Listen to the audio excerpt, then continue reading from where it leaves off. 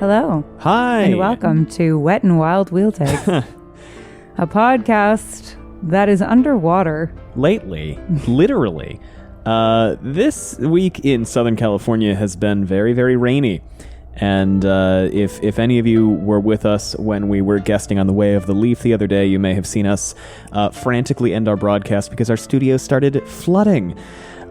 We have dried it out, and we managed to save all of our equipment. We did manage to run all of the electronics out of the studio, as well as the books. There are a lot in here. Our couch may be fucked. Our couch might be, yes. Now, did we have a foot of water in here? No, we had about 3 inches of water in here, but that's enough. That some of the furniture may have been destroyed. We probably would have had more if you had not thought ahead and gotten us those sandbags. I did get sandbags, which was pretty clutch of you. They did not fully work, and I destroyed our carpet a little bit, but that's okay. It was a rug, really. So Anyway, hey, all that to say, it's been a week and we're fine. And I also destroyed our Instant Pot. You did do that. I wasn't gonna bring that up. I brought it up. It all happened in the same day. It did. I think I'm still mentally recovering from that. It was a big day. It's just like... It was Instant Pot. Really weird day. Then the flood. Then the olive oil. Yeah, I broke the olive oil. It was a good, fun day for all involved. It was really... And we laughed all the way through it. Quite a day. Which is actually the thing I'm proudest of, is that we managed to laugh all the way through it. We were really good sports about everything, and everything that needed to get saved got saved. So Welcome that's good. Back, anyway, to Wheel Takes, a podcast that today is, in fact, about the Wheel of Time show on Amazon Prime Video. This episode in particular is breaking down episode 7 of the Wheel of Time. And I'm going to try to make it not too long. That will make them sad to hear. No, I'm going to try. They always get sad when it's short. And they do tend to get longer as we continue in my opinion. Yeah. In my memory. But I'm trying. Let me see. What is this episode called? I actually don't know. I forgot to look it up. So I just rewatched it yesterday. It is called Dae'mar. Oh, shoot. I also forgot to watch Rafe's commentary about it. Well, that's all right. That's all right. We are going to remind folks for whom this may be your first show episode a little bit about ourselves. I'm Gus. I've read the entire Wheel of Time. And I'm Allie, and I am on book 11, chapter 9. Yes, and this podcast contains spoilers for various different numbers and levels of things, depending on where we are on the podcast. First thing that's going to happen is the longest section, the non-spoilers for anybody who is just watching the show section. We do recommend that people who are spoiled still listen to that section, because most of the meat and potatoes is going to get covered in that section. Yes, and one other thing, by the way, we are recording using a different program because I finally upgraded Audacity from the 4-year-old version that I was clinging on to. So if the levels are a little weird, that's why. Thanks for bearing with us. The first section, non-spoilers if you are just watching the show. Again, you should listen to that part regardless if you want to listen to any of this, because it is arguably the most important part. But I can't tell you what to do. After a while, you're going to hear a siren. You're going to know it when you hear it. After the siren, we move into part 2, which is spoilers for everything Allie has read, which again, today, is going to be everything up to and including Knife of Dreams, Chapter 9. It doesn't mean we will talk about Knife of Dreams, Chapter 9, but, we might. And then, last but not least, is the third section, where another guest joins me, and we talk about full spoiler ramifications, which may or may not happen. I'm still not entirely sure how much I have to discuss there. I believe I will be doing that. But my brain is a little bit foggy right now on account of all of I spent like 2 hours mopping the studio and drying the floor and reconnecting all of the computer stuff, so I'm a little out of it right now. But yeah, we'll see. I think probably there will be a part 3. Anyway, yeah, that's that whole thing, Allie. Yeah. I'm kicking it over to you. All right. We're ready to get started. Let's get started. So this is, Gus, episode 7, the climax episode of the season. Yes. Yeah. We've been tracking 2 major plot questions for the season, and this is the episode where those get answered in some kind of way.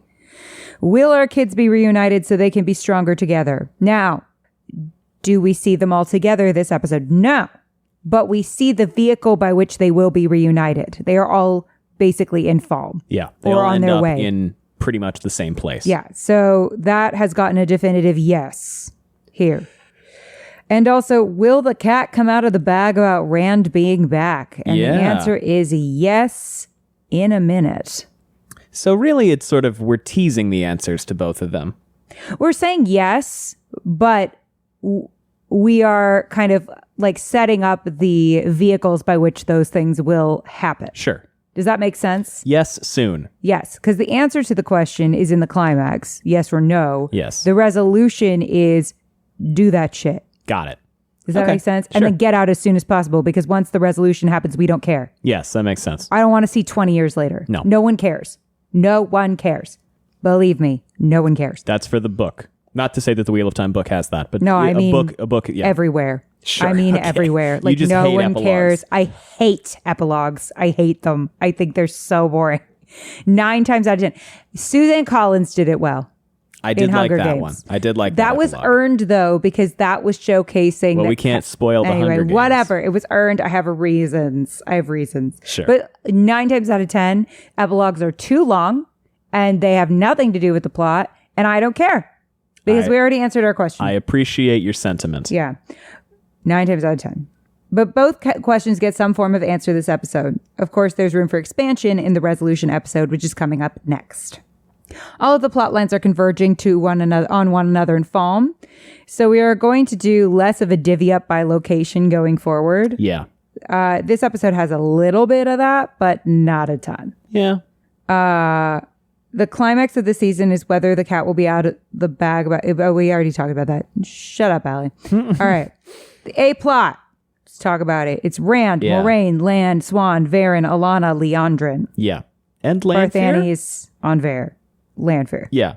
All so it of is. that. It's Well, Kyrie. Lanfear kind of bops back and forth. That's true. Between Matt's and Rand's. But yeah, so A plot consists of all of those characters. But obviously the main characters of that plot are Rand, Moiraine, Swan, with some assists by the others. Sure. So we're going to say for that one, it is just Kyrian. Yeah. With the exception of Matt. Matt's only in Kyrian for one scene. Yeah, And but it's one I'm of just clarifying that his one scene does not count as A plot. And it's one of my favorite scenes. I laughed so much. We'll get so into why. B plot, Elaine, Nynaeve, Egwene, Rhenna. Yeah. Okay. Yeah. Yeah, because that plot all circumnavigates around Egwene. Falme, also not Matt. Yeah, Falme, not Matt. So Kyrian, not Matt. Falme, not Matt. I'm going to go out on a limb and say C plot is Matt. Matt. Yeah. Yes. And D plot, the D plot king The man himself. is Perrin. Perrin. Yeah. Ibara. Yeah. We got King of a the couple runners. check-ins with him. The this show episode. loves to give Perrin a runner. See, but here's the thing. It makes sense to me because you can do a lot with him with very little. Absolutely. And that makes sense for his character to me. Absolutely. That like, he's not going to go on these like grand soliloquies No. about, the nature of violence. It's all going to be very internal. So those scenes can be very brief. Absolutely. And to be very vague about what to expect, Perrin's exciting things are yet to come. Not to say that we haven't had any yet, but a lot of the things that people think Wow. of Perrin's going to do something exciting. with Perrin Fucking is yet to come. spoilers. Oh my God. All right. None of them do anything exciting. Never again. Don't listen to him. This is actually the high point of the entire series. That's a joke. Please continue watching. We're having fun with it. Cold open. Let's talk about it. Woo! We get a look at 20 years ago. A young Moiraine and Swan talking about a traditional early step in the relationship. Meeting the family. Though, because they have been in the tower for enough time that they're talking about becoming Aes Sedai, it seems as though, they've known each other a while. It seems to me, if I'm going to guess, we assumed that Moiraine is probably 70, 80, right? somewhere in there. in there, ballparking. So I'm assuming that at this point she's maybe 50-ish. And generally, I'll talk about a little bit of lore stuff here. We have mentioned before that Moiraine is older in the show from what she is in the books. In the books, she's 40. And my guess on what they've done here is they've made it so that Moiraine and Siuan spent more time in study. In the books, essentially, Moiraine and Siuan are wunderkinds, basically. They speed ran through their time as novices. Nice, I think like 2 or 3 years as each. I don't remember the exact number, but it was a short amount of time. My argument for why they might have done that, because then it seems less special that Nynaeve speed runs her way through being a novice. Yeah, and honestly, the show even slowed down Nynaeve's time. Nynaeve basically gets to the tower and is immediately made accepted in the books.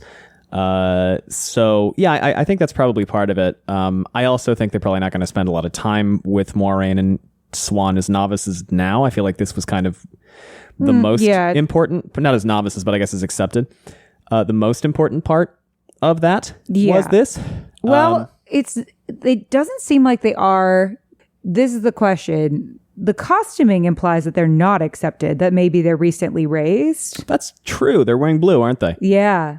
So I think that they are recently raised, which is why they can leave the tower. Sure. I mean, I guess they could have gotten special permission, but it seems like they're planning a trip, a celebratory trip. Mm-hmm. Oh, probably then they have just been raised, right? Yeah. And the fact that they're wearing blue, I think, is a clue. I believe, if I'm remembering correctly, in New Spring, the prequel, they have the moment with Guitarra before either of them is raised. Yeah. However, it doesn't really matter to me the exact timings of. Guitarra calls them my sisters, which definitely suggests that they are full sisters at this point. Yeah. I'll look up whether or not they were raised in the books. Also, their costuming specifically, I thought that they were raised like basically at this around the time that they found out the Guitarra stuff. It's very close. It's really close. So because it all happens within the bounds of New Spring. I don't mind if they fudged it a bit. No. Because I think the emotional impact of having them been recently raised and planning their future.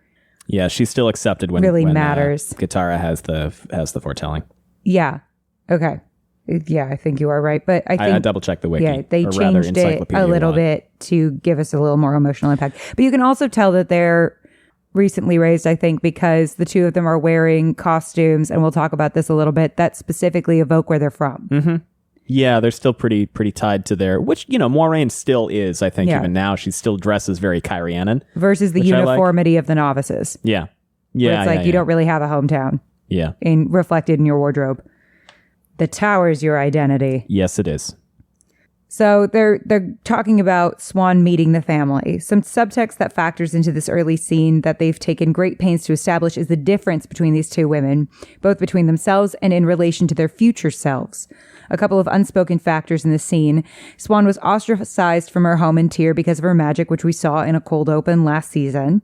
It's likely that while Moiraine is at this point free to give her a hometown tour, Siuan does not have that same luxury. And it's likely that it would be difficult for her father, if he's still around, we don't know definitively, who it seemed in that cold open was a single father with few means, would not be financially able to visit like Moraine's family would. Mm-hmm. And they wouldn't necessarily be able to visit him.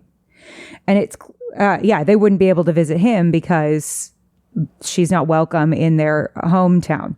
Yeah, well, we're getting into that was in national the cold open politics last year. of as a reminder, last season. Tyrans don't like channelers. Yeah.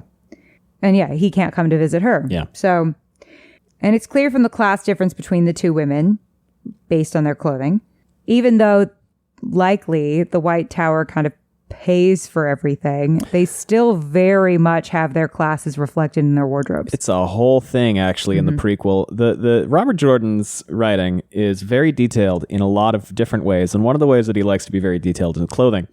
And there is actually a lengthy scene in New Spring, the prequel novel, where after, and again, I this is backstory, so if you don't want to know specific details about New Spring, I understand, but I don't. This is not a plot spoiler. After Moiraine and Siuan are raised to the shawl, they get a bunch of money from the tower, and then they go and buy dresses for several pages. Yeah. They go shopping for quite a while. Yeah. It's a very fun little scene. But it's also clear that the class difference between the two women is something that Swan is concerned about, considering the opening of this scene is Swan worrying whether Moraine's family will like her. This scene gives us some context as well as to the deeper meaning of the fish fuck hut. The fact that Moiraine, privileged as she is... You gotta say fish just like that. Isn't that what we're calling it collectively yes, as a fandom? Yes. The fact that Moiraine, privileged as she is, fully accepts and thrives in a location that is likely outside of her comfort zone, but has deep meaning for Swan in terms of comfort, is so important. Mm-hmm. Moiraine is willing to meet Swan where Swan is most comfortable and never makes any kind of allusions to her discomfort in that environment or derides it in any way. For Swan, seeing her lover of vastly different means fully accept where she comes from without judgment is likely a big source of comfort and potential connection between the two.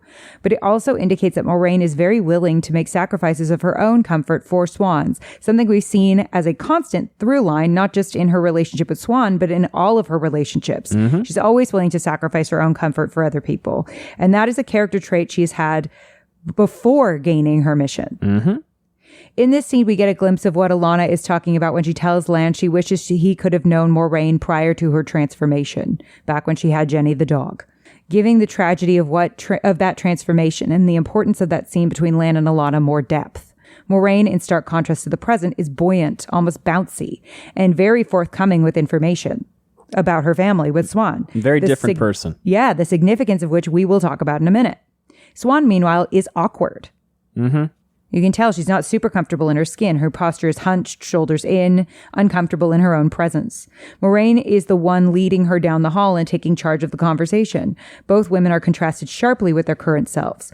Both of them are about to have lives that will not go the way they thought, like Moiraine told the kids in the Two Rivers after Beltane. The life of burying a deep secret and sleeping on the road has given Moiraine a laconic stoicism and has her pushing away the people she loves. Meanwhile, Swan looks like she may have been thrust into leadership. Because of that moment, she doesn't appear to be a woman who craves that kind of power and luxury. Laconic stoic. That's fun. Nice. I like the word choice. Thank you. We also see them walking down the hall together, talking about the future and kissing in public. Unlike the present, they are free to express their love to one another in the open. Seeing where they started down this path and the sharp contrast to what happens this episode is meant to deepen the blow that by providing us with that additional context of seeing the journey from its beginning. It has a similar effect to watching an old friendship develop and change into something so different from what they once were, which might, as a result, make us more sympathetic to someone like Alanna, who has proven to be a real friend to Moiraine time and time again, and for a long time, decades, has had no context to the change that has occurred, and also, especially to Anver. Mm-hmm. Their outfits look like they're intentionally aligned. 2 awesome pantsuits in blue. Yep. Love. Yep. Obviously, partially a nod to the fact that they are blue Aja, but the pantsuit choice, rather than having one in a dress and one in pantsuit, is also pretty significant in terms of the cut being similar. It's also possible that these were meant to be indicative of skirts divided for riding, which means they could have been preparing to leave that day. True. I'm wondering if in part... Oh, yep. I already said that. Of course, they both have to be in blue because of their Ajas. I already said that, Allie. Don't even worry about it. However, the cuts also reflect their different backgrounds. Moraine's fabric looks more expensive. The hem is longer and more flowy, giving her a more dynamic and eye-catching walk. Her neckline is more plunging, and the sleeves have a puffy detailing, indicating the preference for wasting fabric for more elaborate cuts. Yeah, she'll splurge where Swan will be more utilitarian. Yep, Swan's is a much simpler cut, looking reminiscent of her clothing and tier. And showing off her tattoos. I clocked so hard this episode and in the past. I went back and I watched all of Swan's scenes from like this end last season. She never, except for that one tattoo on her chest that they have a hard time covering up, right? But I think that's purposeful. She always covers up her tattoos, except for this scene. I have a theory about why they're doing that. But yeah, her clothing looks very reminiscent of Tyr. The cut is shorter and without very elaborate detail except for a knotted look at the top. Both women have their hair down and loose, which is typically a way of showing a woman's youth or innocence. Swan and Moraine's outfits also look vaguely reminiscent to what they wear in the fish fuck hut. I went back and I looked specifically, and more like they both kind of have outfits that it feels like they kind of match almost. Yeah. Like Moiraine's got this long flowy thing on and Swan's got this like much more tearish look. Anyway, thought it was interesting. I'm sure you also clocked that they literally talk about a hut by the river. Yes. Yeah. I'm getting there. Swan and Moiraine's outfits also look vaguely... Oh, no, I already said that. Swan's tattoos are also showing here, which they are often not as much when she's Amyrlin. I think because she doesn't want to show particular allegiance to a region as Amyrlin. I feel like it's also... Because her tattoos are also out in the fish fuck hut. It does seem like the tattoos are a little bit coded for, like, does she have her hair up? You know, is she armored or is she being vulnerable? Yeah, but I think the part of the reason for that is because as Amyrlin, she's a figurehead representative of every nation. Yeah, well, of the White Tower. Yeah, and so she doesn't necessarily get to be Tyran. Yeah. Except we always see a little glimpse of the tattoo on her chest, like where her heart is. Oh, yeah, I like that. Yeah. Swan's earrings also look like lily pads, almost connecting her to the water she comes from. I like that. When Moiraine reassures Swan that she's worried Swan may not like her family, so Swan goes, I'm worried they're not going to like me or whatever. Do you think they'll like me? And Moiraine says, I'm more worried about you not liking them. Yeah, I like that. So Moiraine then goes on this like kind of roast of her family. She describes her father as brilliant but absent-minded and a bit vague, and starts to describe Anver, seemingly potentially in a little bit of a negative way, before seeing Swan's ducked head and saying they don't have to go to Cairhien if Swan doesn't want to. Again, we see Moiraine putting the needs of others before herself without hesitation, because she's clearly excited about this trip. But the minute that Swan looks even remotely uncomfortable, she reneges on it entirely. This is not an environment that a fisherman's daughter is going to be comfortable in, Cairhien. The nobility of Cairhien, not much less. Much like Rand wasn't comfortable in that environment. Lan later says that Rand and Swan have a lot more in common than he thinks, and we're seeing that here. But we will see both Swan and Rand in situations far outside their comfort zone in Cairhien for the good of the world. Moraine's sensitivity to the needs of others also contrasts with her more commanding manner over the Two Rivers kids in season 1, leaving one to wonder if Moiraine had approached them with a little more of this, if her relationships with them might be a bit different. But the realities of the situation have forced Moiraine to become more domineering. Let's also not forget to discuss Moraine's assessment of her family. It's not exactly the kindest assessment ever, especially considering how Anver said Moiraine was her father's shining star. Now, this could be Moiraine trying to comfort her girlfriend by belittling her family, but she is not in a situation in which she can exaggerate these qualities for comfort. She's an Aes Sedai. She can't lie. She can't exaggerate. She has to believe what she's saying. So while Moiraine definitely had to sacrifice her relationships with her family and her mission, it seems as though she did have some issues with them prior to what she's about to discover, not to mention Anver's comment about Moiraine being just like her mother in a negative way. Kind of implies that all was not well in the House Damodred. Yes. And also especially considering the direct omission of her mother in this little listicle of her family. Yes. Because the normal kind of like sequence of events is you talk about your father, you talk about your mother by extension, because that's like the next segue. But she goes father, sister. In the most, stereotypical family dynamic, yes. Right? I mean, yeah, in a very stereotypical family dynamic. But it just struck me for a moment because we know that she has a stereotypical family dynamic that she did not mention her mother at all. Seemed interesting. It seems like perhaps Moiraine is not an individual who is attracted to the politicking of Cairhien and what that likely does to a family dynamic, especially considering that the war going on is because of that family. Yeah. The war is also said to be over, meaning that the fall of the house has begun.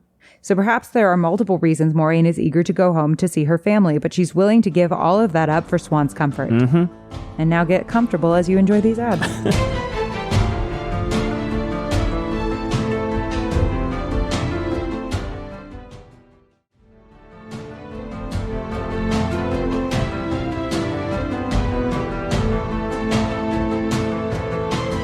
All right, we're back. Swan says that the war has that with the war, it's been hard to think about any future beyond these walls, which hurts because she really doesn't have one outside of these walls. These walls become her future. And she confesses that when she thinks about where they'll end up, it's not in this tower with these gowns and the ring. It's in a bamboo hut on the river like my father and I had. This is why Swan has been so awkward, because she fears that the future she envisions for herself will be rejected by her partner. Nah. It also is sweet to imagine that they meet at the fish fuck hut because it's their chance to see the future they envisioned for themselves as a reality. It is quite heartbreaking when you think about it that way. Moiraine looks mildly surprised and says, "And I'll be your fishwife?" The two share a laugh at the idea of Moiraine being a bloody awful fishwife, and Swan refers to her as Lady Damodred, again emphasizing the class differences between the two. Moiraine says the two of them will serve out their time, then advise the daughter heir of Andor or the king of Altara, and then they'll retire. At least one term that we already know. Yes. Altara is not a nation we've heard of yet, either, which I like too.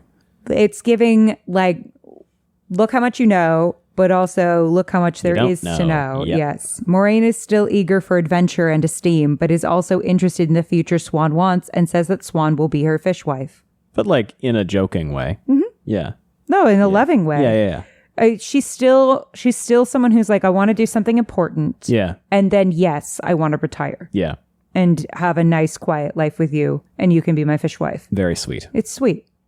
And unfortunately, neither of them really immediately doesn't happen. She kind of has to do this like very anonymous, very extremely thankless work. Extremely thankless job. Thankless, high risk, high stakes. Yeah, dangerous, dirty, on the road, constantly afraid for your life. Unpleasant work. Yeah, versus I'm sure that being the daughter heir of Andor's advisor, consultant, yeah, probably not the worst job in the world. Well, she's a princess, so like how high stakes could that job be? That Aes Sedai is probably having a wonderful time. Yeah, I bet that's a pretty cushy role. Yeah. So the two knock on Guitara's door, whose eyes are whitish blue. I sometimes get a little nervous about blind woman seer trope. Yeah, it's in the books, so I think that not. Is she not? She's not blind in the books? No. Why did I think she was? Because it's a trope.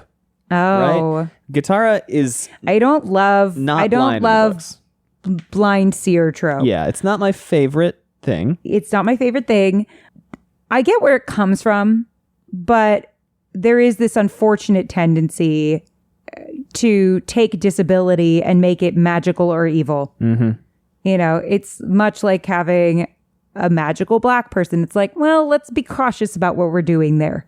You know what I mean? Because it does play into these tropes that get pretty exhausting.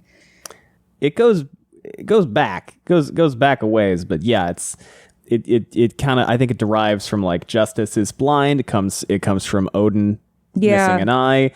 But yeah, I agree with you. It's kind of like, it's not my favorite trope. Well, it's partially that I think the disability community, the blind community has come out and said, we don't love it. Yeah. And so I don't love it on that behalf. Yeah.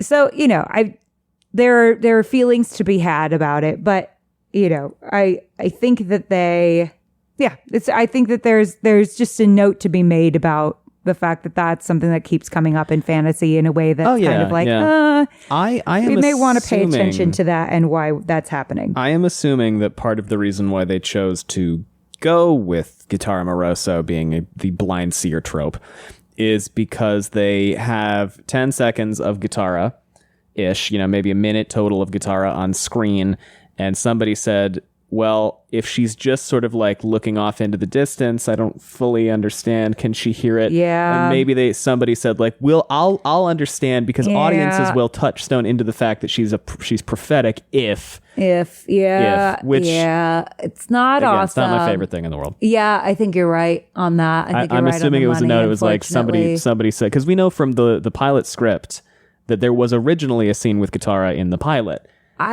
And she also could not see. I think I would have liked, because I'm trying to figure out a solve, you know, because my thing is I'm always like, when there's something that I feel like might not be my favorite choice, and I understand why they did it, I'm like, is there a way that maybe we could have solved it differently? And I'm positive that they talked about it 400 ways. You know, like a lot of the time when you're like, what about this solve? They probably have talked about it and it didn't work. But I'm wondering, could there be like an eye rolling back into that? I was gonna, or like you do something with a contact lens or some kind of special effect when she has the vision where like something is clearly happening to her eyes. And I think they made her eyes look supernatural that way, like made them look so unrealistic, like so not unrealistic, but like otherworldly almost, in order to try and like sidestep the blind thing. Sure. But I mean, it's definitely what was happening. Yeah. So none of this, by the way, is say that Haley Mills didn't do a great job she did a great job. It's really just a discussion of sort of they chose to do this trope and we're going to look at it. And it's like, well, I get that, you know, the tropes exist as a shorthand, right? And that is useful a lot of the time in storytelling to, like Gus said, get information across very quickly so that you don't have to do a bunch of awful, sloggy exposition that is awkward and clunky. Unfortunately, due to, you know, all of our history and all of its beautiful problems, not so beautiful in a lot of ways, some of those tropes can be not awesome for lots of different groups of people. So yeah, the only thing I could think of is that like there's an eye roll back in the head and her eyes change. But yeah, I'm sure that they thought of that and it didn't work for some reason. Yeah. I do know that I think Rafe had specifically had her as blind in the original pilot script. Yeah. Yeah. There's a whole thing in the original older version, which is clearly from before Rosamund was attached, because they talk about how Moiraine is short. But there's the whole thing where like she's standing out on the battlements of, I know they're not battlements, of Tar Valon with Moiraine she's describing the vista to her, and then she has this full vision. Yeah. It was originally the first scene of the show. Yeah. Yeah. And it was here's the thing I want to talk about actually. It's very different tonally to how this one plays out, and this one is very different tonally to how this scene happens in the book. And this is something that quite a few people, because it's Katara having this prophetic vision, is a really cool scene, and it's something that people remember because in the book she like surges up and starts screaming, "The dragon is reborn! Oh my god!" and like clawing at herself, and then she just passes over dead, which Haley Mills totally could have done. And instead, what we have in the show is a very like kind of not sedate. Sedate's the wrong word, but like a crumpling almost under the weight of what this news means. Yeah. And under sort of what the ramifications of this are and what this means for the world. And what I appreciate, and let me put it this way. The reason I think they did that instead of bombast visions followed by like dramatic death, and in the comic version of this, it's quite funny, honestly, because like Robert Jordan loves to describe cleavage, and she's got half her breasts out. She's boobs akimbo. You know, chest heaving as she has this vision and all this stuff. But I digress. The purpose of the scene in the books is not focused on what it means for Swan and Moiraine. It's not focused on sort of the individual human ramifications. It's specifically focused on this is a hugely dramatic event, and this will mean doom for all and apocalypse for everybody and all this other stuff. That's cool. That's very cool. The show wanted to use this moment in this particular instance of it because we already had Rand's dramatic birth. Right? We don't actually in the books see Rand's dramatic birth. So we already have this very exciting thing happening that is bringing the Dragon Reborn into the world. Rather, what we are doing with Guitar Moroso's prophecy is establishing like the stakes are high as hell. It is so important that this go right that we need to make sure nobody else knows. So listen, you two happen to be here. Congratulations. This is your responsibility. This is urgent. This is your rest of your life. And rather than, oh my God, it's overwhelming, it's huge, it's explosive, it's the biggest news of the year, of the millennium, of the decade, et cetera, it's like, hey, Your life is now over. Congratulations. Yeah, well, I mean, it's two things. It's devastating. Right?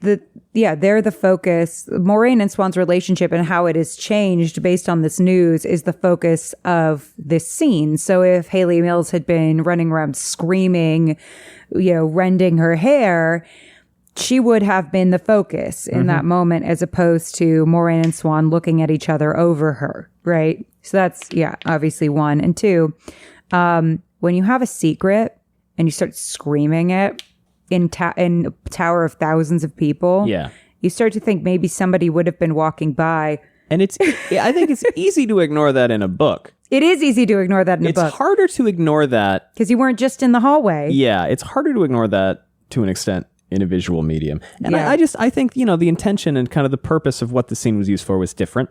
And I don't know, I like this. Yeah. I think it's a heartbreaking scene, especially after you just spent 25, 30 minutes talking about sort of the ins and outs of Swan and Moiraine's lives and their relationship and everything that has been building up to this moment. And all that's kaput now. Every single piece of what they were and who they were future no longer matters. It's all up in smoke because guess what? You two, this is your job now. Yeah. This is your whole job. This is your responsibility. You walked in at the wrong time. Yeah. Or the right time for the world. Yeah. Maybe it was the right time. They informed Guattara, so back to right before this happened. Yes. They informed Guattara that the war is over and the Aiel are retreating. So we start to maybe get an idea of why the Aiel are so hated. Yeah, we got a hint of that last episode 7. But yes. Guattara then has a vision that echoes and is juxtaposed with Rand's birth and his mother's death. Mm-hmm. I like that both of them, it's episode 7. Yeah, and Guattara dies at the same time as Tigraine. Oh, yeah. That's nice. I like that. And that's the end of the cold open. Good cold open. So then we get Swan and Moiraine together. Swan tells Lyanna to leave them, and Lyanna looks surprised. But Swan says that Moiraine is no threat to her. We get here an idea of what Lyanna is for Swan, a second in command, also potentially meant to protect her. Mm-hmm. Lyanna still seems to regard Moiraine as a threat, though, to Swan by emphasizing that she'll be right outside. Mm-hmm. I want us to clock, this is interesting, because so it's clear that Lyanna does not know about their relationship, even though it seems like she and Swan work closely together, like Moiraine and Lan do, but Lan does know about the relationship. Yes. So, well, different relationship, right? Right. I mean, Keeper Amyrlin versus Warder Aes Sedai. Yeah. But it is interesting. Absolutely. Just to clock. And to clock also throughout this episode that Lyanna is very suspicious of Moiraine all the time. Mm-hmm. Like the whole episode, she's like, do not trust her. I just think it's kind of interesting. Well, last we saw Moiraine, she was banished from the tower. Yeah. Right? But, I mean, Lyanna takes her super seriously, even though I'm not sure if Lyanna knows that she's been stilled, but since Swan says... Unlikely, yeah. But since Swan says she's no threat to me now... Yeah. It seems like she does. I don't think she told anybody. I don't think Swan shared that out. Okay. Unclear. Yeah. Well, shielded. We can say that now. Yeah. By the way, everybody, the entire Moiraine losing her powers thing is not in the books. One of the things we talk about where we said plot lines that were in the show but on the books, that is one of them. And the reason why we can get into a much broader conversation about why they did that, but essentially Moiraine's plot in book 2 is focused very much around sort of a minor crises of, maybe not even crisis of faith, but sort of like shaking of the responsibilities that they have and contingencies for if things were to go wrong. And she and Lan kind of have a bit of a tiff. And it seems that they took that tiff and they expanded it outward to give Roz Pike and Daniel Henney something to do, because Moiraine is barely in the second book. I do want to say I liked it. That for those of you who were freaking out that she was stilled, that we did say at the time that we thought she was shielded. That we did say at the time yes. that we thought she was shielded. And listen, I'm not being a smug asshole, but there are a lot of things this episode that I did say that I feel really proud I was right about, because I could have been wrong, but I was like pretty sure. So I'm just, this will be the smug-isode is what I'm saying. No, I'm just kidding. I'm going to rub it in all of your fucking faces. No, I will not. But I just wanted to point out that we did mention it just to get a little credit. Okay. Not that we were the only ones. It was We were the only ones. Widely discussed. We were the only ones. We were wrong. You were right. Nana, nana, boo, boo. I'm just kidding. You just said we were wrong. You were right. Correct. I said what I said. Well done, everybody. Can't go back on it now. No. Yeah, but I think this is an interesting dynamic to track because similarly to Lan, there are secrets Swan keeps from Lyanna. Lan actually seems to be more in the know about what's going on, both in Moraine's relationship with Swan and the overall mission than Lyanna does. An interesting thing to track. Swan looks at Moiraine, clearly hurt, and asks why Moiraine didn't tell her she'd been stilled. For all the secrets and everything the two have shared, Swan is hurt by what's perceived to be a lack of trust on Moraine's part, when really it was Moiraine being unable to verbalize what she perceives as her failure. Yeah. Shame has caused their miscommunication. And distrust. Well, not even distrust, but sort of unwillingness to trust. Well, it's a distrust that Swan would let her continue with the mission. Yeah. Based on what it seems the Aes Sedai general attitude is toward women who can't channel anymore. Yes.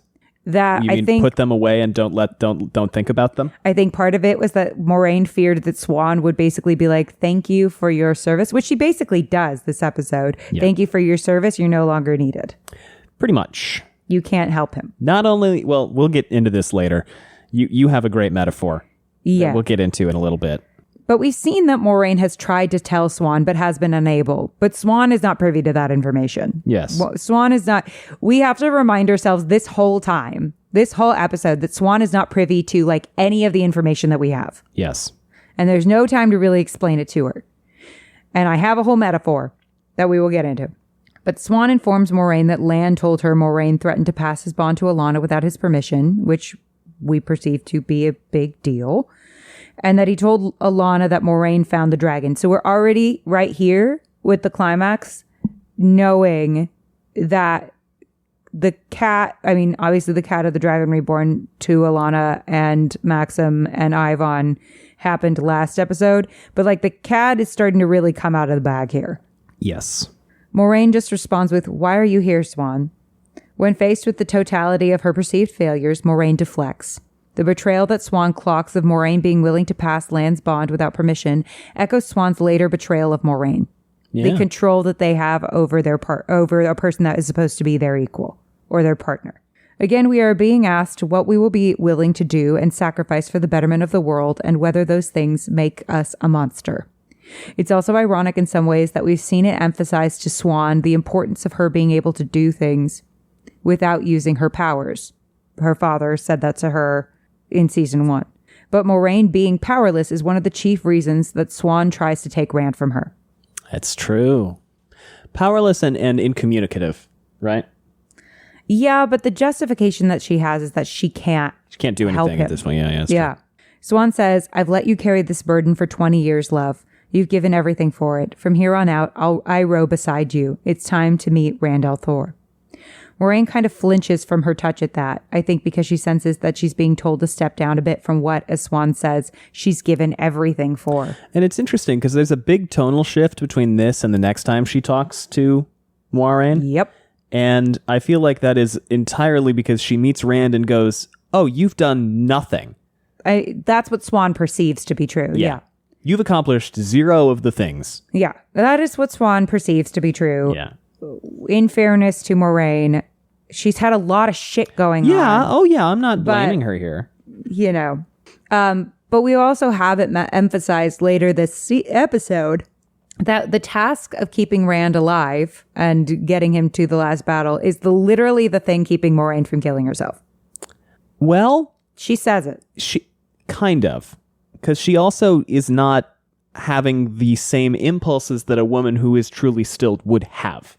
Yeah, we'll talk about that a little bit more in that. But in her mind, that is what is keeping her from doing it. Yes, yeah, that is the explanation that she has come up with. Yes, okay. So Swan potentially taking this task away from her, especially near the finish line, is painful because it's possible that this could be the thing that causes Moiraine to snap. Not to mention, this is what Moiraine has feared all along, being perceived by the person she loves most as incapable and therefore having the one thing she later says is keeping her alive taken away from her. Though to Swan, this is her trying to free a burden from a loved one. To Moiraine, that caress might as well have been a slap. I also want to track that they're using fishing metaphors for Swan once again.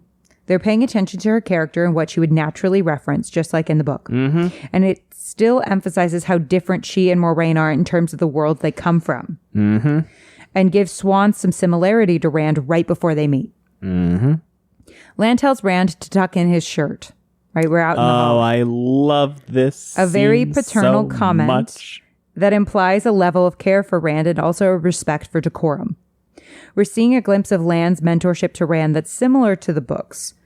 This scene is almost verbatim out of the books. Mm-hmm. The tone is a little bit different, and the attitude is a little bit different, and the timing is different, and the location is different. However, the scene itself, specifically Lan giving Rand a pep talk before Rand goes and talks to the Amyrlin seat, exact same thing. Yeah. This happens. Now, again, it's important to know, and I'm sure I've said this a million times before, the entire structure of season 2 was completely changed when Barney Harris left the show, because the arc and journey that they had wanted to follow no longer worked. So they had to completely rewrite absolutely everything. So the fact that this scene is happening here now in a different place, as opposed to where it would have happened, which has been very, very early, probably. Yeah. In season 2, in the Borderlands, that is a function of the universe happening, as it tends to do. But oh god, I loved this. This was so fun. Oh, me too. Rand demands to know if this is a trial and that he's seen what they did to Logain. And Lan asks if that's why he ran from the Eye of the World. This has been one of Rand's fears for the entire time, ending up like Logain. Mm-hmm. Rand responds to the insinuation that him running and hiding might have been cowardly with, "I left to protect the people I love." Oh, first of all, that makes Logain's presence throughout this season even more loaded. Yes. That this is what Rand fears. Mm-hmm. But yeah, so he left to protect the people he loves. That's something that's going to bond him to their shared sense of duty. But not like this. Not so much. Because Lan responds with, "Don't be so selfish." Distancing himself from the people he loves is something out of Luce Theron's playbook, as Lanfear points out. And as we circle around this stronger together thesis, we get a sense that Rand's repeating his mistakes, and it's going to backfire. Lan is the perfect person to give him a talk about how to shoulder the burden of duty without letting that cross into selfishness. The selfishness being that he has to protect everyone, not individual people. And sometimes protecting everyone means the sacrifice or hardship for individuals. And this is interesting because I think this comes into play almost immediately. Right. This comes into play 20 minutes from now when Rand is locked up and he goes, well, if I need to be in Falme, kind of both ways, right? So if I need to be in Falme, one way or the other, I need to be there, right? Yep. Therefore, I have to call Lanfear. I need to call the Forsaken. Yeah. And innocent people will probably be hurt.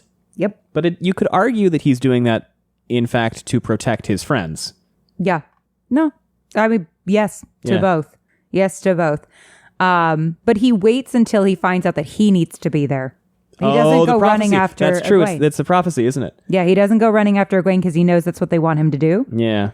But he's like, but he's torn about it. He's like, the whole time he's like, I don't know what to do. Does he know about the prophecy at that point? Wait, he is okay, here's what the order of operations is. He's about to go to Falme to rescue Egwene. Yes. And then he gets taken. Yes. Right? But he doesn't rush off being like, I'm going to go get her. He says to Matt, like, I know that that's what they want me to do and that this is probably a trap and I'm not sure what to do. And Matt's like, well, then we'll both go.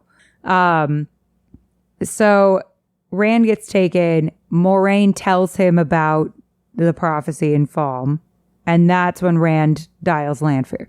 Got it. Okay. Yeah, I believe. But yeah, so who, though, would know better than anyone what it's like to be like, I have this enormous burden than Lan with the Malkir shit. Yeah. You know, like this is the perfect person to be talking to Rand about this at this time. And again, we see Rand's continuous looking for mentors and people to guide him through these impossible circumstances. And now, here are some impossible abs.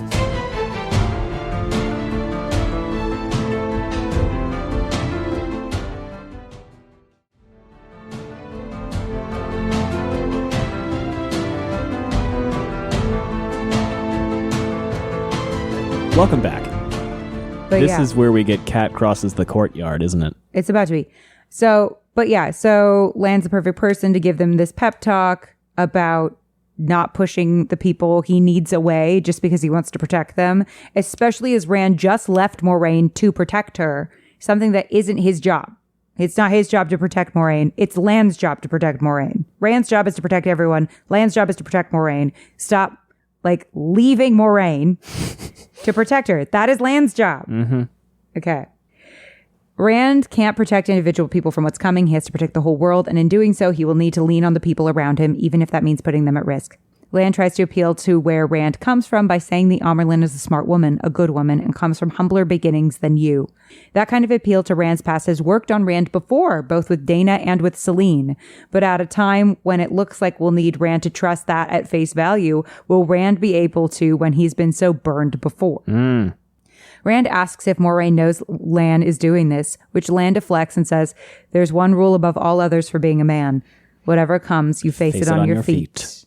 We've seen this kind of masculinity personified by people like Uno, who when the time came to protect the people of a village, he refused to bow to threats and face things on his feet. While it was heroic, it also got him killed. Yes.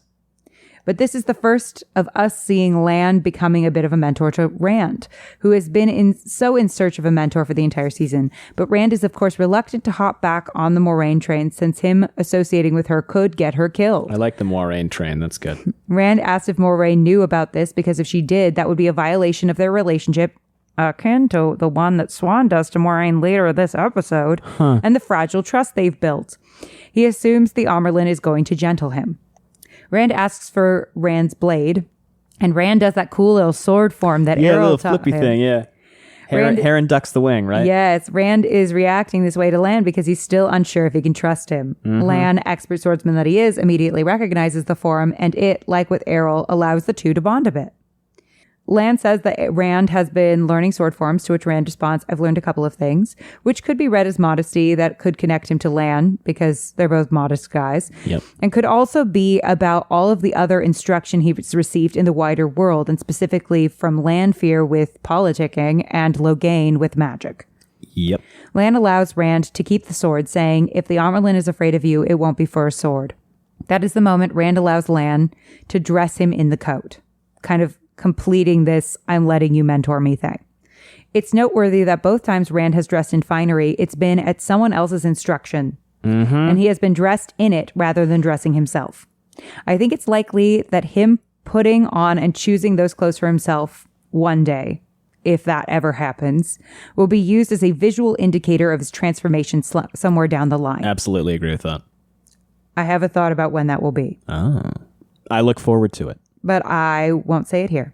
Lan then instructs him in something straight out of what Rand first encounters straight out of when Rand first encounters the Amyrlin in Book 2, telling him to do cat crosses the courtyard.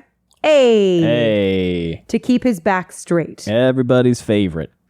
I think they moved Rand meeting the Amyrlin to the climax moment because they wanted to give their meeting more depth and significance than it has in the books from a narrative perspective. In the books, the moment is a little played for laughs and happens more toward the beginning, if I remember correctly. I very strongly disagree that it's played for laughs. Really? I thought it was supposed to... Maybe I just found it funny. It's played for laughs. There are funny moments in it. Because doesn't he fall? No. What am I thinking of? I'm thinking of him meeting Elaine. Yeah. Oh, that's a completely different thing. Yeah. No. Okay. So let me refresh. In the book, Rand is tense as hell because he has just channeled for the first time a couple months previously. He's been hanging out with Lan a lot more because he and Lan have been doing sword fighting training off page for about 2 months. And the Amyrlin comes in. Rand tries to leave. He tries to run away for several chapters before finally realizing that he can't do that. He has this meeting with Lan, and then he is sent in to have the conversation. And the conversation is with Swan, Moiraine, and Varen. And it is very similar to how it plays out in... I thought he walked over a wall and they watched him go. That also happens. Okay, when he's trying that part is what I remember being funny. When he's trying, but you don't learn that is a thing that's happening until later because he's trying to run away and he's up on the walls of the city when Swan comes into town and she looks at him, and then he like runs away. And you learn later that she could tell that it was him for a magical reason that has not really been established in the show. It may or may not be. It's not super duper critical. I think it will be. Probably. I mean, they mentioned the word. Yeah. Yeah. But Rand goes in, he has the meeting with them. He does the same thing. He goes, "As you have called for me, mother, so I come." And then she says, "Okay, sit down." And he goes, "By your leave, mother. The watch is not yet done," or something. And Swan rubs her forehead and turns to Moiraine and goes, "Have you let Lan at him, daughter?" She basically does the same thing here. Just the same thing here. Which is funny. But no, I mean, I think you're conflating this with him meeting a different person than book one. Because it is played very seriously, and the outcome is different because it's at the beginning of the book rather than the end of the book. They grill him for a minute and then say, "Yeah, okay, do whatever you want. Okay, bye-bye." And then he leaves, and then they debrief, and they're like, "That's the scariest fucking thing I've ever done." But it does happen closer to the beginning of the book. Yeah, it happens like 10-15% of the way into the book. So what I'm saying is they put it in the climax of the season in order to give it more narrative weight. It has broader plot ramifications here. Yes, I think in the book it matters a lot for everybody's individual characters. Let me rephrase. By weight I don't mean importance. By weight I mean gravity. Sure. Does that make sense? Well, it's certainly a bigger hinge, if that's what you're getting at. I mean, it's a much darker here than in the book. Much darker. It's not played for laughs in the books, but there are funny moments, and the outcome of it is, well, okay, keep doing what you're doing. Yeah. Well, yeah. What I'm saying is by putting it at a climactic point, they're able to give it a lot more weight in terms of making it darker and making it have a lot more depth. Sure. And gravity and longer lasting ramifications. Yeah. I mean, it's like, if that makes sense. Yeah. And there's none of this to say that the book version is bad or not an iconic scene. It is. No, I'm just saying that they structurally shifted Yes, absolutely. I just want to make sure that we were... I know. Yes. I'm saying that we structurally shifted it absolutely. in order to give it more narrative weight than it had in the books. Sure. Because something that happens at the climax is going to have more narrative weight than something that happens at the beginning. That's true. Lan is giving Rand these lessons as both a contrast to the tutelage Rand has received from his other male mentors, Aiel and Logain. Aiel was too soft and Logain too hard, but Lan falls, mentorship-wise, in the middle. Having a keen sense of justice and kindness and a love of poetry, while also being steadfast against the cruelty of the world. A hard balance to strike that we get to see in a series that has us questioning all... A hard balance to strike that we get to see in a series that has us questioning all series, whether that balance exists for men or people in general, and then shows us that it does in Lan. As Moiraine and Lanfear are in ways being set up as mentor foils for Rand, it's possible we're also seeing that a bit in Lan and Logain. Logain as a mentor for Rand the dragon, flawed though he may be, and Lan as a mentor for Rand the man. I like that. And that brings us to the inciting incident. Yay. We have Swan bedecked in finery. I think it's meant to look a little awkward on her in terms of frou-frou to give us the impression that, much like Rand, this is something thrust upon her, not something she's necessarily comfortable in. Yes. We see barely a peek of the tattoos of her homeland when in the flashback they were very visible, and notably, the part that's over her heart. Even though Tyr is such a part of Swan that it's tattooed on her skin and over her heart, it has to be covered up, sequestered. This scene is a stark contrast to the similar one with Logain that Rand fears. They are alone in a darkened room rather than in a bright palatial palace surrounded by people. Palatial place is what I wrote because palatial palace is redundant. A little bit. But Rand, as Lan puts it, faces the Amyrlin on his feet with a humble bow of the head, but a straight spine, in finery and with his sword still on him, told to stand tall. Logain is in chains, stripped of his powers. I specifically went back and looked. Disheveled, flanked by guards, and thrown to the ground where he remains knelt and undignified. Important considering that Swan declared at the tower that Logain would serve as an example to all men who dare to channel. This scene is one of those moments that we're allowed to now have a lot going on visually because there is so much built up tension surrounding this interaction. Oh, we're allowed to not have a lot going on visually because there's so much built up tension surrounding this interaction that we're allowed to breathe in the simplicity of the moment. Mm-hmm. Yeah, because we talk a lot about like how film and television has to be super, super visual and that talky scenes can be really death, but they can be tough. They can exist. They just have to be really earned. And this is a moment where that works. Or you're Aaron Sorkin. Even still, the scenes that he does where they're like, where there's not a lot happening visually, because usually if they're having a talky scene, they're like walking down a hallway at the walk very and talk, least. I believe is what he calls it. Literally, he calls it the walk and talk so that there's enough going on visually that it's interesting. But we have them in a like dimly lit room where it's just the two of them facing off against each other and not a lot going on visually otherwise. Mm-hmm. That has to be earned. Mm-hmm. Got to be tense.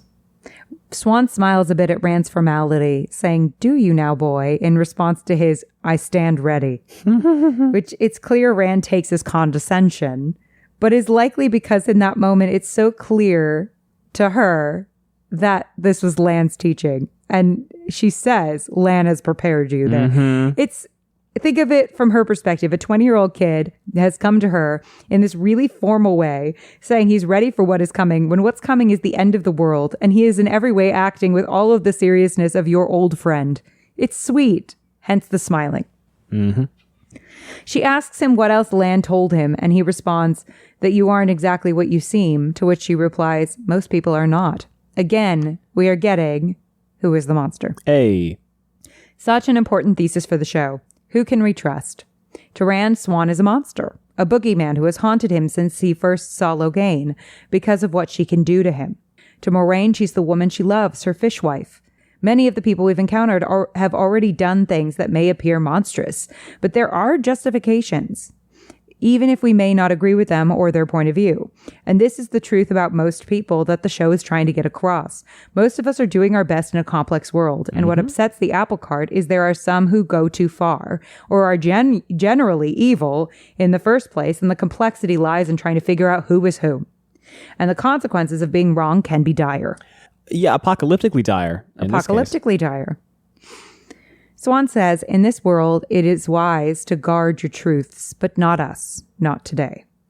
This is a person who has literally had to cover up parts of who she is. Mm-hmm. And now she has the opportunity to have an open chat with someone who isn't Lan or Moiraine. Mm-hmm. She's asking Rand to have a frank discussion with her about the fate of the world. But while she's expecting trust and honesty from Rand, will she show that it is earned? Will she be vulnerable with someone she's expecting vulnerability from? Typically, that's a two-way street. She says, I have questions for you. Answer truthfully. And he says, and then what? And we get a bell tolling, an ominous sound effect indicative of funerals, but also weddings. So will this be Rand's doom, or is this a budding partnership? Rand's whole thing has been about searching for a mentor, but also being someone who pushes people away to keep them safe. So would he even be able to fully connect with Swan, even if they come from similar backgrounds? Good question. Sorry. I would be contributing more, but I feel like you're on a great roll here, and all I can kind of do is nod along. Am I not being inclusive God, of you were in you your kidding me? thoughts? Okay. No, I'm enraptured. Oh, good. Just in case people are like, did Gus go make a sandwich? No, Gus is just sort of sitting here nodding. Gus thinks his wife is smart, maybe? Very. Yay! Always have, yes. Duh. This makes me happy. Okay. So then we don't see Rand for a hot sec. Yes. Well, he's kind of in lockup. Yeah. But the inciting incident is them meeting. Yeah. So we've got everybody in the courtyard chilling out. That's a plot. Yep. Yeah, all the Aes Sedai are out there waiting for whatever they were called there to do, including the bald Aes Sedai. Who? Oh, yeah. Do we know who that is? No, but... Well, I do, and we'll talk about it in the spoiler section, but I just think it's interesting because she keeps getting featured really prominently in shots. I see.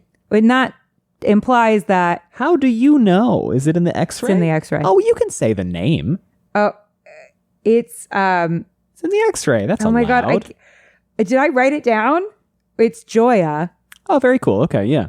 That's a name I've heard at least once. She's Joya. Okay. We've seen her enough times now that regardless of whether she is good or bad or what have you, they're making us pay attention to her for a reason. We recognize her, yes. And she has a distinct enough appearance, and she's wearing some fly-ass clothes. Yeah, and she's shown enough in both this season and last season that I'm like, oh, we're meant to pay attention to her regardless of what that means. Mm-hmm. Yasuka, your friend and mine. Love. Goes to Varen and says, go on then, what's the big secret? Why do you need an Ogier map of the city? People who are paying attention will have noticed that Loyal, also an Ogier, has been called Builder in multiple episodes, which may be a clue. Yeah.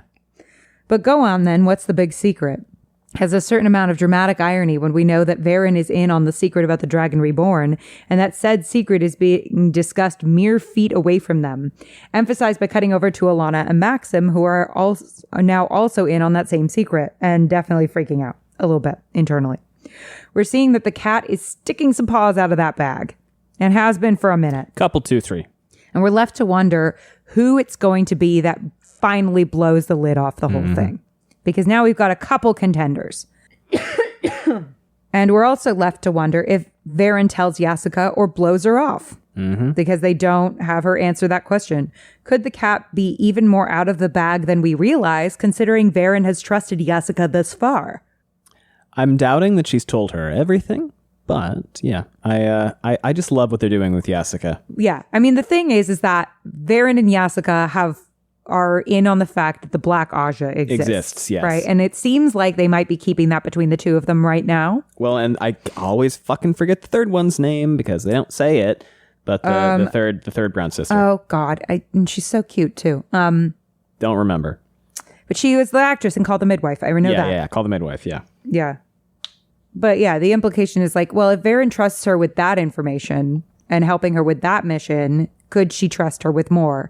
And that's kind of the trouble about secrets, is the more people who know, the more people who know. Do you know what I mean? Yep. Because like, if someone tells me a secret, unless they explicitly tell me not to tell you, and if it seems like a sensitive secret, I ask, I'm like, can I tell Gus, or is that a Allie knows secret? But like, otherwise, you know everything I know. Yeah, pretty much. I'm like hard pressed to even think of something you don't know, because usually everyone who knows me and you is like, yes, you can tell Gus.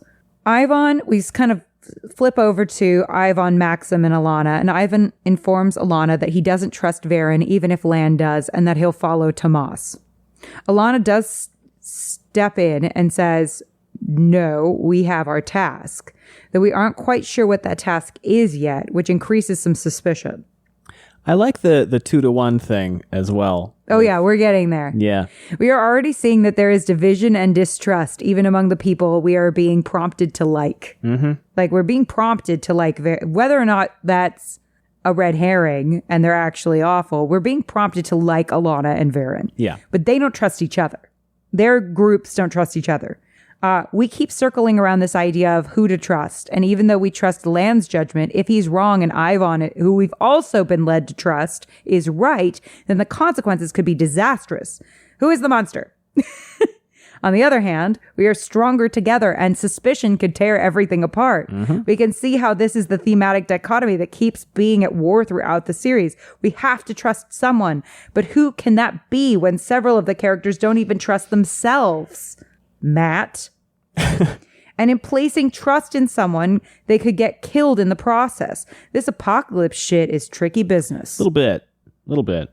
Maxim knows immediately why Alana wants to keep Ivan close, indicating their closeness and also the possibility that the bond is active between them. Meaning, based on what we know from the scene between Maxim and Lan several episodes ago, that Alana thinks it's likely a fight could be coming since it doesn't look like they're in bed. And they only have the mask on when they're in bed or fighting other people. That's what he says. They only have the mask in on? battle. Yes. Or no, they only have the mask off in bed or in battle. Yes. Okay. Yes. Got it. And yes. so if the mask is off and they're not actively fucking right now, which we can see they're not. We're pretty sure they're not. Alana's convinced that there's going to be some kind of battle. Yeah. High stakes thing happening. Yeah. Confirmed when she says she doesn't want them separated if there's a Forsaken in the city. As much as the warders are there to protect the Aes Sedai, Alanna is just as protective of her boys here. Yeah. I like that this, and I know what you're going to say next, so you go ahead and then we'll... No, please. I've been talking for so long. You're good. I really like that the relationship between Warder Aes Sedai is being painted as closer to a reciprocal, I guess, relationship of mutual respect.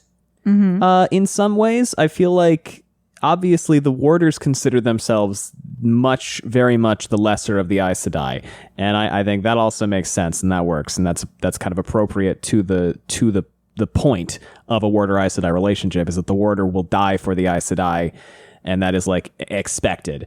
However, Lan and Moiraine this entire season are very much sort of navigating their relationship as warder Aes Sedai and people in on a secret, and then we get this vote thing where Ivan and Maxim want to do something and Alanna does not, and they go, wait, 2-1, and they do it. Yeah. Which would not expect, but I like. And that is the thing in that group's dynamic, right? Yes. And even though Ivan says to Lan, of course we're not their equals, right? It's clear that they have some kind of equity going in this group. And I think that's important to note that, like, they say that all of those relationships are different, just like every marriage is different, right? And this is one of those things where it's like, I mean, people keep saying like, oh, you're their dog, you're their this, you're their that. But I mean, in this particular instance, it's a pretty equitable relationship that's going on for all of Ivan saying that it's not an equitable relationship. And you guys just lost the vote on whether or not there were going to be ads.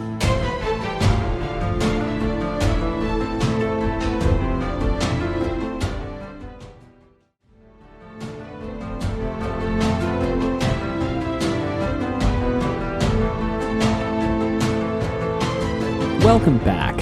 So, they reached a consensus. Well, a vote. And Ivan goes after Tomas. But that kind of, egalitarian relationship gives us hope that perhaps Moiraine and Lan can reach a similar place, too. Yeah, something more appropriate or akin to the equality they had. Yes.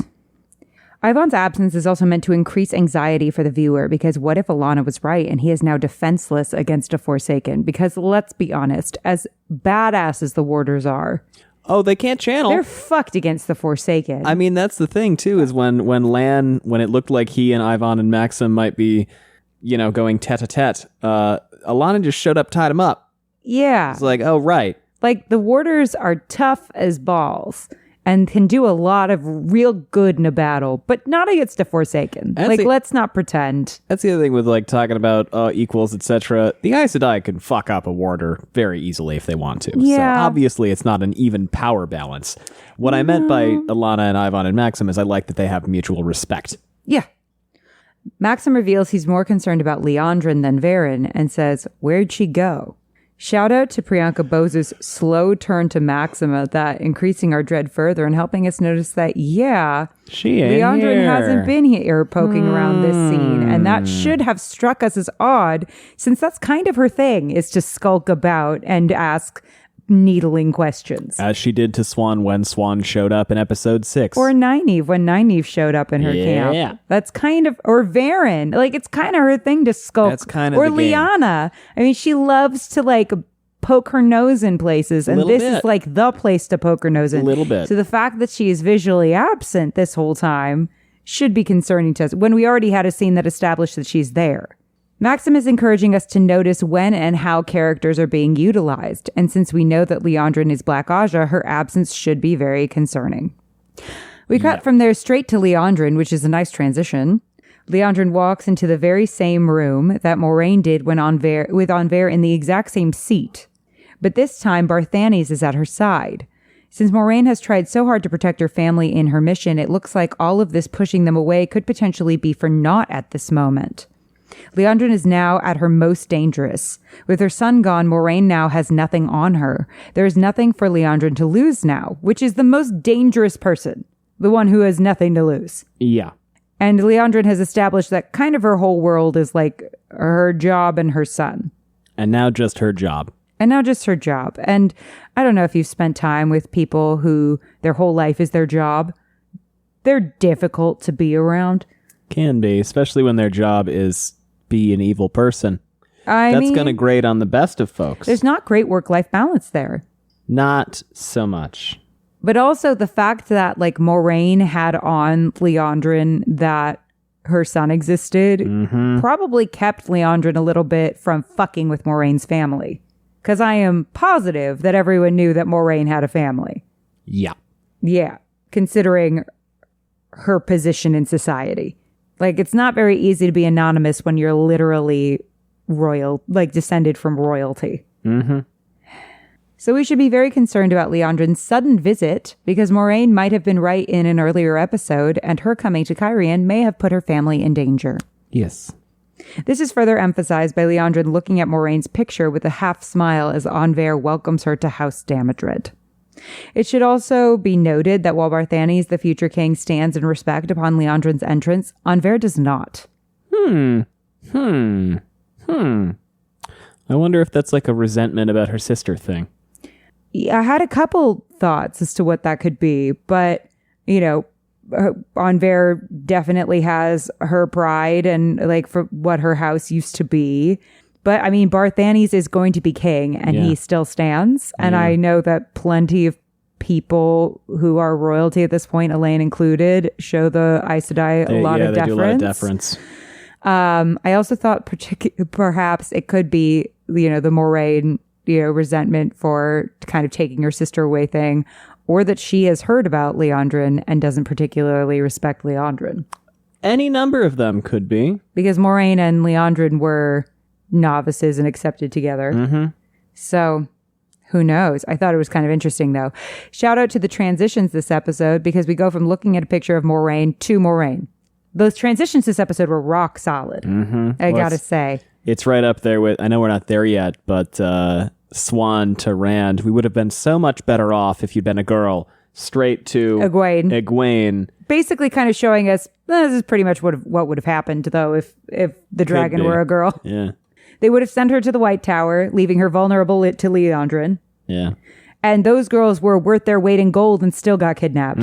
So I don't think the White Tower is as much of a bastion of safety for the dragon as Swan seems to think it is. Not so much, considering what's just happened. They had the daughter heir of Andor. Like, I know the dragon is more important than that, but like, by how much? She's a princess. Like, by how much? Like, she's a princess. I she mean, snuck out. She got got. She got got. That ain't great. It's not great. Bad optics for the tower. Bad optics for the tower. I mean, you'd think that they would have put their best people on making sure that didn't happen. Yeah. I'm assuming that being the daughter heir comes with a decent risk of kidnapping. Yeah, probably. It's not a good look. No.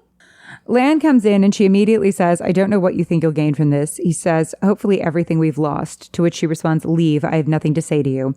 It's so interesting that she and Rand have the same strategy when faced with a crisis. Yeah. They push people away so they don't get hurt. Yep. Yeah.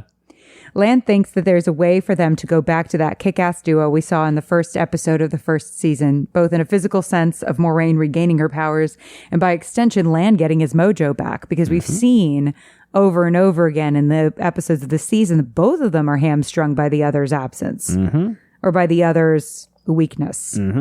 But also in the sense that Lan and Moiraine have some broken trust to repair between them, which I kept screaming would be Moiraine saying, they're not equals. We're not equals. You're better. But we will see if I'm right. Waffo. Lan asks for Moraine's forgiveness someday for his next question. He understands that Moiraine, like him, turtles away the things that are painful, and that him forcing her to talk about it is a violation of that, right? Like the unspoken things, when you actually speak about them, it's a little bit of a violation of this like mutual understanding and trust that like you're not going to talk about Bruno. You know, speaking of violations of trust, a lot of that this episode. Nice that Lan and Moiraine are trying not to violate one another's trust, except when they think they really, really have to. Yeah. I feel like, you know, I'm getting ahead of myself here, but I feel like one of the big thematic questions of this episode is how is it Anver puts it? The right thing or the easy thing? Well, I think that's honestly a big thematic question for the whole series. Yes. You know, that it's that double-sided coin of like, who is the monster, right? And like the right thing versus the easy thing. Mm-hmm. And those lines are all super blurry in the Wheel of Time. All right. Like the things that we do from an outsider's perspective could look monstrous. I mean, Moiraine ghosting her whole family and not being there for her father's death seems like a monstrous thing to do. Seems shitty. But with the context, we understand that it was the right thing. Right. Versus Barthanes' betrayal of his family. He justifies as being the right thing, but Anver understands that what he was doing was selfishly motivated. And we'll talk about the moments in which I think she realizes it. Yeah, she's astute because she gets, I mean, and she intimates several times that like she gets that what Moiraine is doing somehow is for their good. She does say it a couple times in those sisterly scenes. But it's and she kind of seems to reconcile it a little bit. But then it's the treatment of Barthanes that re-triggers her wounds. Oh yeah, because she's that's her baby boy. Yeah, how dare you? Who she turns over essentially to the headsman at the end of this episode. Which I mean, talk about the right thing versus the easy thing. Yeah. Though I kind of wonder a little bit about Galdrian. And we can talk about it a little bit this episode. I also wonder about Galdrian. We'll see what, if anything, happens with Galdrian. I have some curiosities about Galdrian for sure. I think also we need to clock the parallels between Liandrin potentially turning to the dark to extend her son's life versus Anver steering clear of the dark at the expense, possibly, of her son's... I'm not saying that Barthanes is guaranteed to get his head chopped off. But versus the easy thing, because we think as...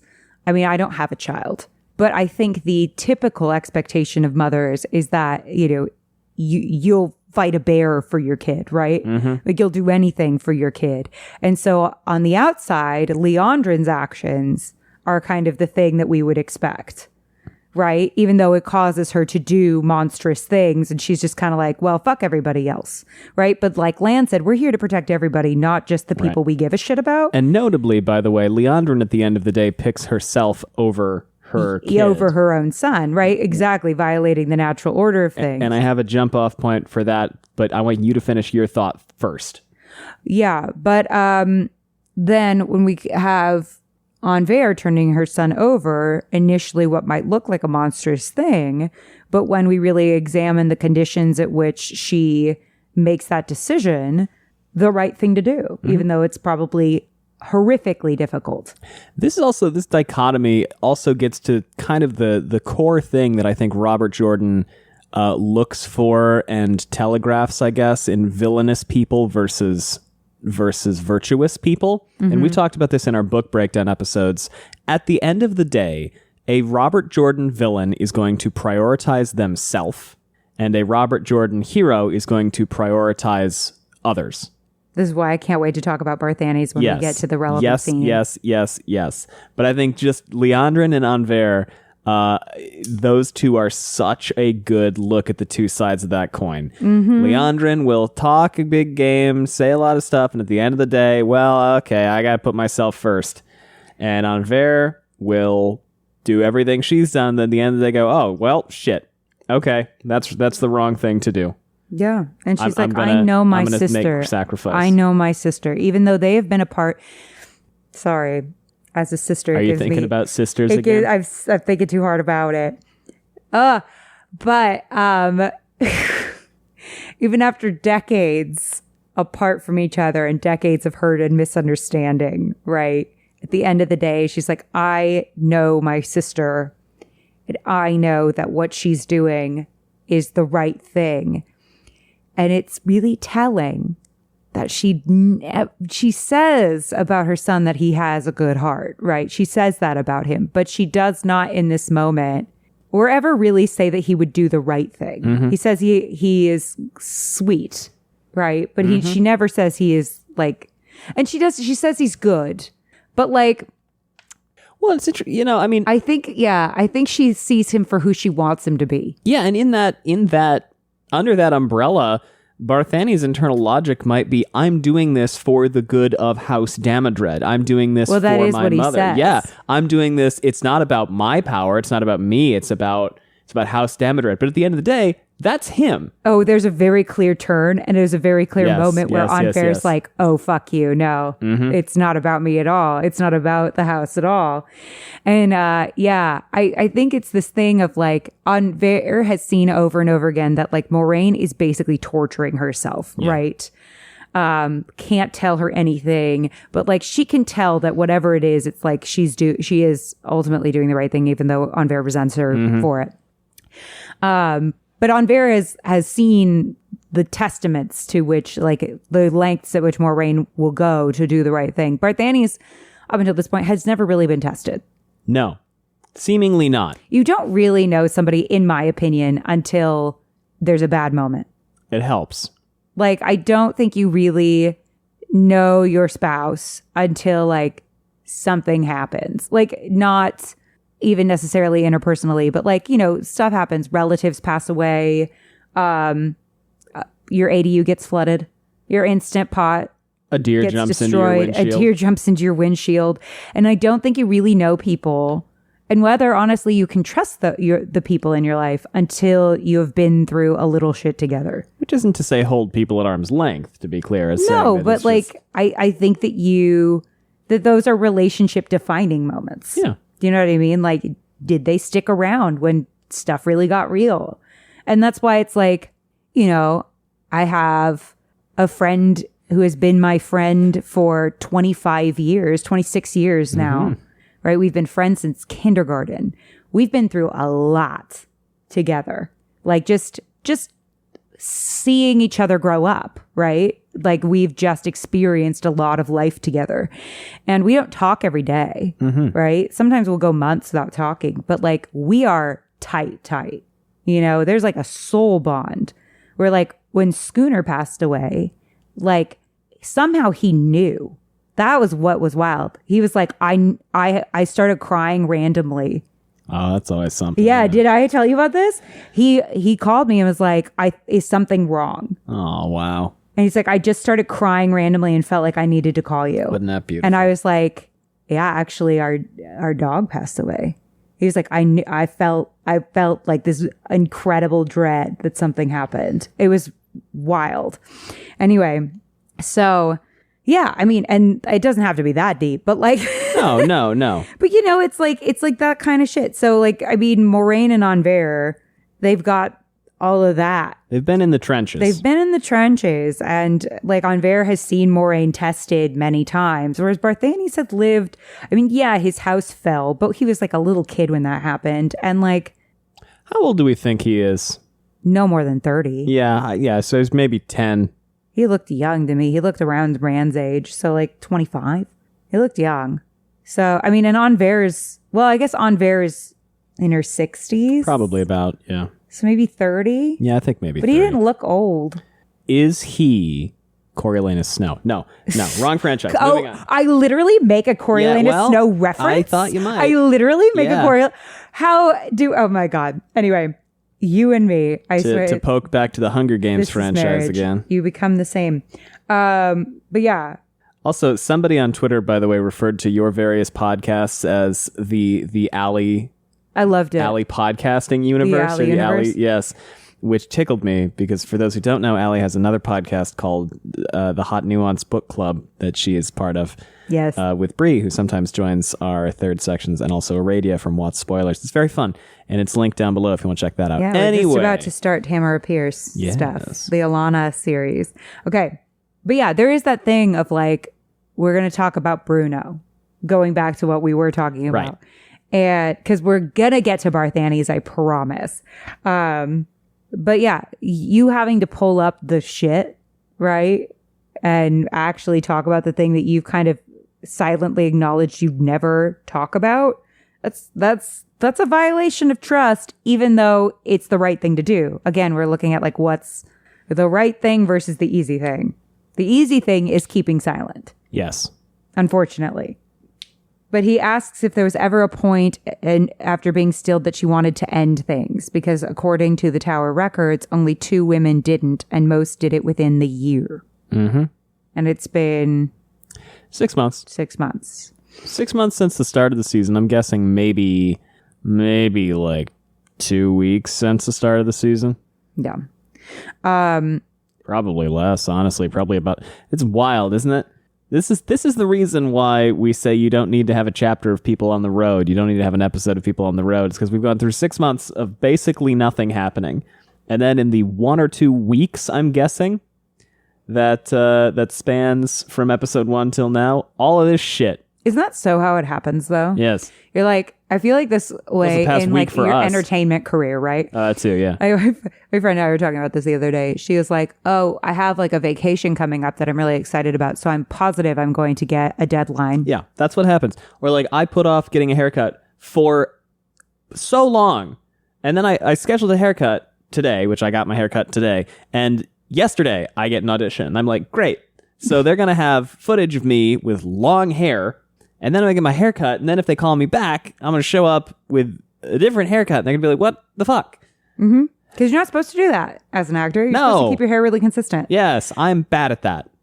I need to be better. I need to get my haircut more often than, I don't know, when did I get? It was like 4 months ago. I just trimmed the sides because I start looking like a mushroom after a while. But yeah, it's not good practice. Moiraine takes offense. Specifically in my career path. Moiraine takes offense to your haircut. No, she would. To Lan saying this, because that's her way of dealing when someone brings up things that imply she's weak in some way. Mm-hmm. Which, to be clear, suicidal ideation does not make someone weak. Oh, God, no. But society has a big chip on its shoulder about that, which likely makes it worse because it's even harder to talk about and therefore address. But I digress. Talk to people if you are feeling this way. Anyway. Yes. But it's not even fully about the ideation, as it is that she still has not dealt with the loss of her powers in any substantial way. She also says the quiet part out loud by revealing that protecting Rand, guiding him, is the only thing that matters. More than me, more than you, more than anything. Her mission gave her the purpose she needed to push her situation aside. And yeah, also, she's not stilled. But in her mind, it's her mission that's keeping her alive. Mm-hmm. And we saw some of that with the taupe outfits that she was wearing. And then all of a sudden she had a lead on the Lanfear thing. And all of a sudden she's rocking midnight blue again. Fun. But in going whole hog into her mission, she hasn't allowed herself to process anything because she's kept herself busy, evinced by her immediate defensiveness. It's also given more clarity. Yeah, because if she had processed this stuff, big hint, if you have processed something, you don't get defensive about it anymore. Not usually. Not usually. Like if someone comes up to you and goes like, hey, here's one. I, for the longest time, feared that I was a bad writer, right? For the longest time, that was like a thing for me, was worrying about, and sometimes I still do, but not to the extent that I do. You're looking at me funny. No. But sometimes I still do. But like, it was accepting that, like, maybe I am. And what does it matter? That made me all of a sudden, like, if somebody says to me, like, this isn't good, this part of your writing's not good, whatever, you don't feel as defensive about it because you're like, maybe. When you get notes, you don't feel like this anger or hurt over it because you're like, oh, maybe it is something that needs to be fixed. And maybe that's not a condemnation of me as a person. That's just something to acknowledge, right? So similar things. But yeah, if you've processed something, you're probably not going to be this outbursty about it. It's also given more clarity for, again, why she's pushing her family away. She tells him that the whole thing he's doing with Swan puts the fate of the world in jeopardy. But does it? Moiraine is lashing out at Lan because there's a real possibility her mission, the thing she's sacrificed everything for, and the thing she's basically said has been keeping her alive, may be taken away from her. And granted, we know later that Swan's going to make the absolute wrong decisions, but like Moiraine doesn't know that in this moment. Right? Well, I think the whole thing going on with Moiraine and with Rand and with a lot of people is like, you can't do it on your own. And I don't think Lan was misguided in reaching out to the person who she was doing this with. But yes, it is unfortunate that Swan then does. Well, actually, Swan makes the same damn mistake. Swan makes the same damn mistake where she goes, oh, yeah, shouldn't trust other people. Got to do it by myself. Yeah. Moiraine has had no work-life balance and has pushed away everything else in her life that matters, including Lan, despite what parents said about being stronger together. It's almost like it's the other thematic thing of the season. Yes, it is. So it's this thing that interplays with itself, right? We've got, and I know we have to break for ads in a second, but we've got who do we trust, right? Who can we trust? We're stronger together, but we can't trust everyone. Mm-hmm. But that suspicion could tear everything apart. So we've got all of that happening. With who is a monster, how do we recognize it? That plays into the suspicion part. Mm-hmm. And are we monsters for the decisions we ultimately create? And how do our actions out of context look monstrous to other people? And that all feeds into itself. So it's one big chunky thematic dichotomy. Like a snake eating its own tail, it feeds into itself. Oh my God. And on that note, we're going to take a really quick ad break.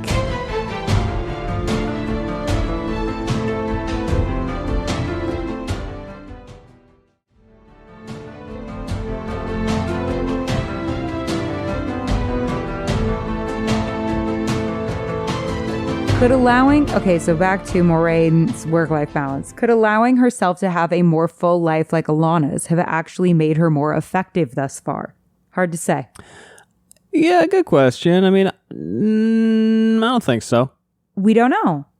I think it's tricky because, I'm not going to get too into the books, but like, Moiraine has the feeling of a time clock going constantly. Since Guaras spoke. Yeah. There has been a crushing time clock bearing down on her. Yeah. Right?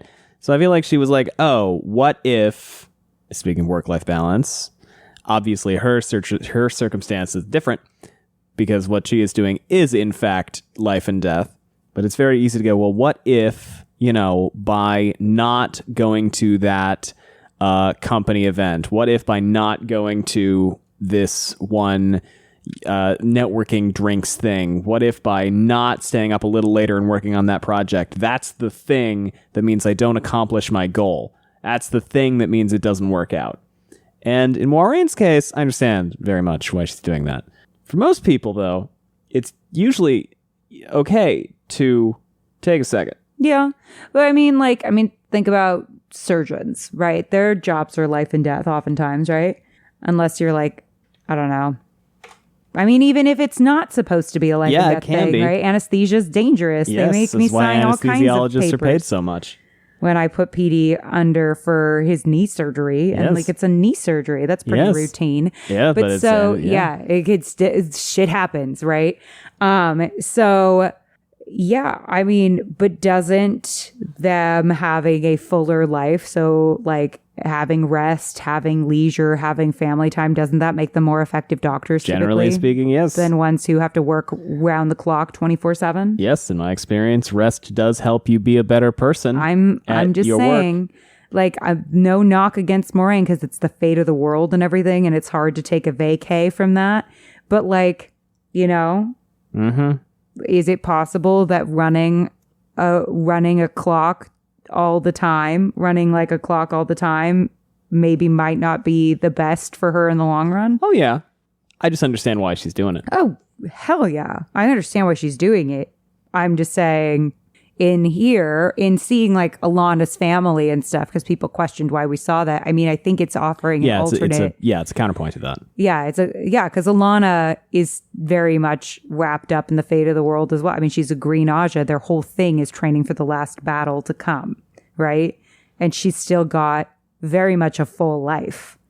And it's kind of getting at this tragedy of like what Moiraine could have had if she just had kept walking down the hallway. Granted, maybe the world would have exploded, but it's interesting to kind of think about. She asks Lan what Swan isn't telling her, and Lan approaches her for the first time in that whole argument. I think I didn't make a note, but I'm pretty sure I wrote approaches because that was significant. Saying that she has to trust someone. She can't do it alone, and if it's not going to be me, then I thought it might at least be her. Unfortunately, it's not. But I understand where he's coming from in this. I mean, theoretically, it could have been. It should have been. It should have been. And Lan did make the right call. He did, yeah. But the reaction from Swan did not go well. Moiraine, when faced with potentially having to step aside in her mission, has, in a way, stopped trusting the people she's supposed to trust the most. Swan and Lan. As Perrin said in the beginning of the season, they're stronger together, and both Moiraine and Rand are learning what that means and who that includes. Unfortunately, Moiraine gets a little bit of that trust broken by the end of this episode. A lot of it. But hopefully, the takeaway is not, I was wrong, trust no one ever again. Doesn't seem like it's going to be, because it seems like there's a lot of hope for her trusting relationship that's being built with Rand. And Lan. Yeah, I think the takeaway for her is trust Lan, trust Rand, trust people. Just don't trust all the people. And by the way, if she had been open with Swan before, I don't think this would have happened. 100%. It wouldn't have. Yeah. If she had been keeping Swan up to date along the whole path and they'd actually been communicating. And she probably would have had more support. Yeah, a little bit. Being a lone agent in the apocalypse is dangerous. Yeah, a little bit. You're a target. And it's that whole thing, too, of Perrin dealing with these questions of, like, who is my pack, who is not. Yeah. Moraine's trying to figure out who her pack is. But you have to keep the pack informed. Otherwise, people make stupid decisions because they don't have all the context. But it's hard because it's like, how do you know until you've tested it? And that testing could be the difference between life and death. And the more people that know a secret, the less secret that secret is. Yeah, Moiraine and Rand are learning about what that means and who that includes, the stronger together, and whether what's best for the world means what's best for them and the people they immediately love or not. Because Lan ultimately did do the right thing here in opening up the sphere of trust, but Moiraine has gone too singularly focused to see that. He's not allowed to be selfish as he accused Rand of being, and put the fates of a few loved ones, that being Moiraine in this case, over the fate of the world. And we see Lan make that choice here. Now, if Swan had been brought in earlier, perhaps the following scene might not have been avoided, perhaps not. So you and I are aligned in that. And that brings us to the story turn. Also, for the record, I haven't read Allie's notes going into this. We talk about a little bit of the stuff sometimes. We didn't even talk about this episode. No, we really didn't. We've both been very, very busy with other things. And like, I rewatched this last night. And yeah. I've been rewatching it for several weeks because every frame takes me like 45 minutes for some reason. So it takes us to the story. If we say the same thing in different times, it's not because we planned it out badly. It's because we simply didn't plan anything out at all. I cannot tell you how little preparation goes in. No, just kidding. That's actually no. Not true. Actually, it's like it's so much preparation that we don't often have time to prep each other on our preparation. Yeah. So Swan asks Rand how many times he's channeled, and he responds, "Not many, not deliberately." Now, here's the thing. She's like, "Well, that's the wrong fucking answer." This starts to piss her off. He's saying that because he's trying to assure her that he's not channeling enough to go crazy. Yep. But she takes from that, you're not fucking prepared. Yep. And this is the other thing about moving this scene to be later from earlier, especially after 6 months of no news, is the context is so different. Yeah, because their shared contexts are completely unshared. So she is looking at this like, you've had 6 months and you have channeled a few times, which we know is not true. He's channeled more than that. And he has channeled deliberately. That's a lie that he tells her, because he has channeled deliberately. We've seen it with Logain. Yes. He has channeled accidentally more often, I think. Well, yeah. I mean, that's just being new to a skill. Yeah. But he is still seeing channeling as something to avoid because of the context of him being a man who can channel. Right, who will eventually go mad and blow up. Who's talking to the Amyrlin seat. But she's looking at it like, you're going to have to fight the last battle and you're telling me you're not channeling deliberately? So he's not being forthcoming with her, even though she earlier said, like, we can't be keeping secrets here. Because it was like the she first thing they hasn't said in the earned his conversation, trust. Like Moiraine has. If Moiraine asked him this question, he would be more honest with her. I think so. She hasn't earned it. But Swan's like, I've earned honesty. I'm part of the club. Well, Rand also doesn't know. Exactly. Yeah. He doesn't know that she's part of the club. Which is also true in the book, by the way. The context that Rand approaches this conversation with, almost exactly the same. The context Swan approaches the conversation with, dramatically different. Yeah. Oh, but he also deliberately left out the time that he channeled with Loghain, probably also assessing that this might put him in a bad light. Yeah, well, you know. And trying to minimize his threat level by making it sound like his powers are still in a more nascent phase. Thinking probably that if they are in a more nascent phase, they'll be more inclined to leave him alone. Yeah, well, you know. Yeah. I mean, he's not wrong. It's just he doesn't have the context. Again, just like with Swan in a minute, he doesn't have the context he needs to have a successful interaction with Swan here. Yeah, well, you know. Because he doesn't know that she's part of the club. Yeah, well, and she does tell him this section. She says, policy is basically, I just pack you up, ship you to Tarval, and put you on a shelf. Yeah, but he doesn't have the context to know that that she's the reason why that hasn't happened. Yeah. Like to him, she's just telling him what the policy is and what she's going to do. Yeah. And then, of course, understandably, he gets pissed off and tries to channel, and she's like, sit down, sir. Yeah. Yes, and you're then very she's strong. mad that she was able to shield him so easily. Yeah. It's good. It's a good conversation. It goes poorly, but it's a good conversation. But you can see like the growth for him in terms of his like politicking, in that he's being very careful about what he's going to say and what he should be leaving out.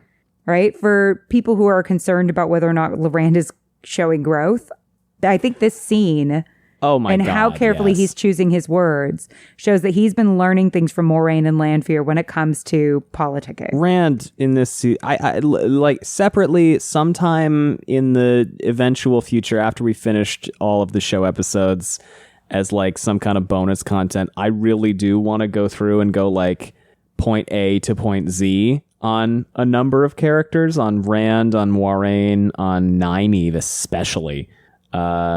For this season, for their arcs, because I think there's a lot to talk about. There's a lot happening. Do we want to start from season 1 and go through?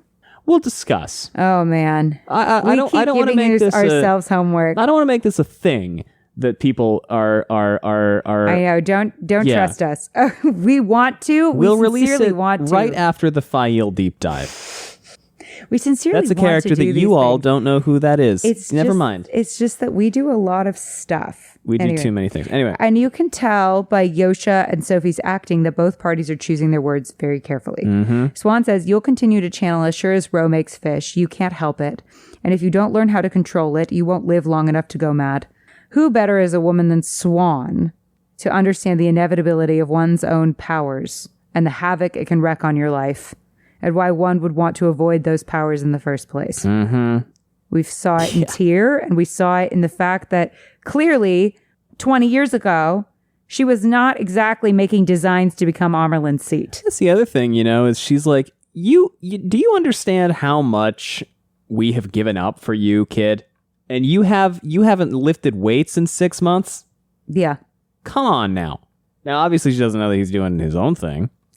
Well, yeah, because again, she thinks that she's earned her place in the circle of trust, and she has, but Rand doesn't know any of that. Yes. Because again, we're keeping information from people that they need to have. Lack of communication. In my Wheel of Time. In my Wheel of Time? Rand asks, what kind of choice is that? Dying or going mad and killing everyone I love? What if I'm tired of being a spoke in the wheel? And Swan says the line. The thing from the trailer. You're not a spoke, boy. You're the water that turns the wheel itself or dashes it to pieces. Now, of anyone, you finish. Rand is actually kind of the only one that ultimately gets any real choice here. Let me finish. Most people, Swan included, don't actually have much control in the turning of the wheel itself, right? They are the spokes that are turned. Rand, in getting to choose whether he saves the world or destroys it, yes, he doesn't get a say in whether or not he's the Dragon Reborn, but in being the Dragon Reborn has the ultimate say around which direction this story ultimately goes. Rand has... I do not even, really? Yeah, because... hold on, I gotta pause real quick and take this offline. This is weirdly more complicated. We talked about this because it's got some spoiler stuff. Yes and no. We're going to address more of this in the spoiler section, but for now, we'll go with what Allie's saying. here's the thing. That is what she is saying. Yes. Whether or not that is true, again, consistently in the show and in the books itself, things get contradicted all the time. That's true. And I think in the show that is often very purposeful, because it's like, we're missing contexts. Look at what happens when we're missing contexts. Look at what happens when we don't have all the information. Unreliable narrators in my Wheel of Time. I've never heard of such a thing. I think also some people took issue with the specific imagery of being the water instead of it's a visual metaphor. We're not gonna worry about that too much. She's talking about a water wheel. I know. People were upset because technically it's the power that is the thing that turns the wheel in the metaphysical metaphor. Okay, but if you think about it from Swan's perspective, Swan, who is the fisher girl would think about a water wheel. Yes. It's using the metaphors that she always uses. Yeah, I'm not. I just had to. I love the visual metaphor. I don't care. She's talking about a water wheel. Yes. My goodness. All right. And he gets everything swept up with him. Swan asks Rand if he knows what the Amyrlin is supposed to do if she finds the dragon. So we're finally here. Mm-hmm. Rand responds with his worst fear up to this point. Gentle him. And she responds with, no, how do you fight the Dark One without the one power? You dunce. She reveals they're meant to cage him and shield him. Well, and then the fact that Moiraine hasn't told him any of this also is like, you haven't prepared him for shit, have you? No. She reveals they're meant to cage him and shield him, only letting him channel when they want.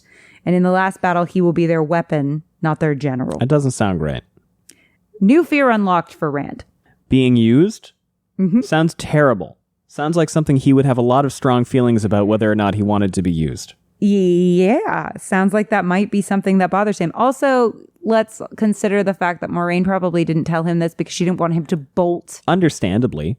But Swan doesn't know that. No. Rand then understands that she has already made her decision before she even met him and immediately summons the source while saying, I won't live in your cage. What's happened is Rand has now gained a new worst-case scenario. Well, an additional worst-case scenario. He's got a few of those. As he said at the start of this exchange, his choices before were to be gentled and likely kill himself. The stakes of that have been emphasized with both Moiraine and Logain this season, and Tom telling the story about his nephew last season, and killing everyone he loves, Logain also being a potential showcase for that as well, not to mention Lews Therin himself. Swan rebuffs Rand with a flick of her wrist, because we have to remember that, just like with Egwene and Liandrin, or Nynaeve and Liandrin, a lot of people in Liandrin apparently, just because someone is more powerful than someone else doesn't mean they will body them. Skill is a factor. Yeah, and I appreciate, this is something that the books kind of play at, but don't always do a lot with, is dexterity versus strength. The books kind of talk a lot about how you can be more dexterous and in the power and kind of have better control. But a lot of time at the end of the day, it's more like a slugfest and whoever's stronger kind of wins. So I appreciate that they're doing this thing where it's like, you can be as strong as you want, but if I know how to sneak in the chink in your armor, yeah, you're screwed. Swan has years of experience on Rand. So while Rand is very, very, very powerful, he's going to need more than one session with Logain to best her. Mm-hmm. And that's partially because it just wouldn't necessarily be believable that he'd be better than the best of the best. I mean, if that's what the Amyrlin is, but the best of the best of the channelers. Yeah. Then there's too much of like, oh, well, then there's no stakes. He's going to win. Yeah, look at him. He can wipe the floor with everybody. Yeah. It's only season 2, y'all. That's the thing, too, by the way, with respect to power creep. It has to creep. It has to creep. It cannot, if it vaults, as it did with Nynaeve, you have to go down after that. Yep. The reason why Nynaeve is going through all the shit that she's going through right now is because she was buff as fuck last season. Yeah. And if she continued to just be buff as fuck, then you kind of end up with the issue of, well, then why don't we just point her at the problem? Yeah. And the thing is that her backsliding comes from a very realistic place of trauma.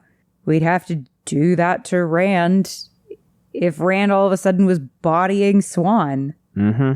Yeah, but we'd be like, oh, well, then he's going to win. And that takes all of the tension out of the hopefully many seasons to come. So we got to keep the tension strong. I'll leave my thoughts on how Rand will get the training he needs for the spoiler section. Yes. But the point is that we have to build to that. And now I'm scrolling past a fuckload of spoilers. Quite a few. I really love how they're working to give the miscommunication device that's present in the books more depth. You mean the fact that people constantly fail to communicate in the books? Yeah, but I feel like this is coming from by giving these characters a little bit more of like a grounded place where that miscommunication comes from. I feel like they're making it even more interesting. Yeah, it's springing from nested distrust. Yeah, but we're getting to see like why that distrust exists. Piece by piece. Whereas like in the books, we're told that there's distrust and like we buy that, you know, because that's realistic. But like getting to see, you know, okay, this distrust comes from here. Yeah. Makes me go like, oh yeah, okay, that makes sense to a point where I don't have to be told over and over again, there's distrust. Sure. Because I'm like, I saw the distrust. Yeah. I'm like, your distrust comes from X and your distrust comes from Y. And I don't even need to hear about it anymore and I can see why X and Y would clash. Well, and notably, when one does introduce trust or when you overcome distrust, it's really, really notable. Like with the fact that Alana's in on it and is doing, you know, cool shit.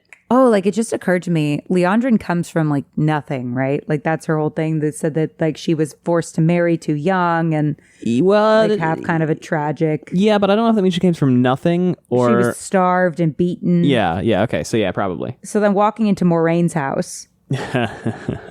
Yeah, she's gonna have feelings about that, isn't she? Yeah, I wonder if there were any feelings about that. I wonder Probably if Kate Fleetwood thought about any of that. I bet she did. I bet she did.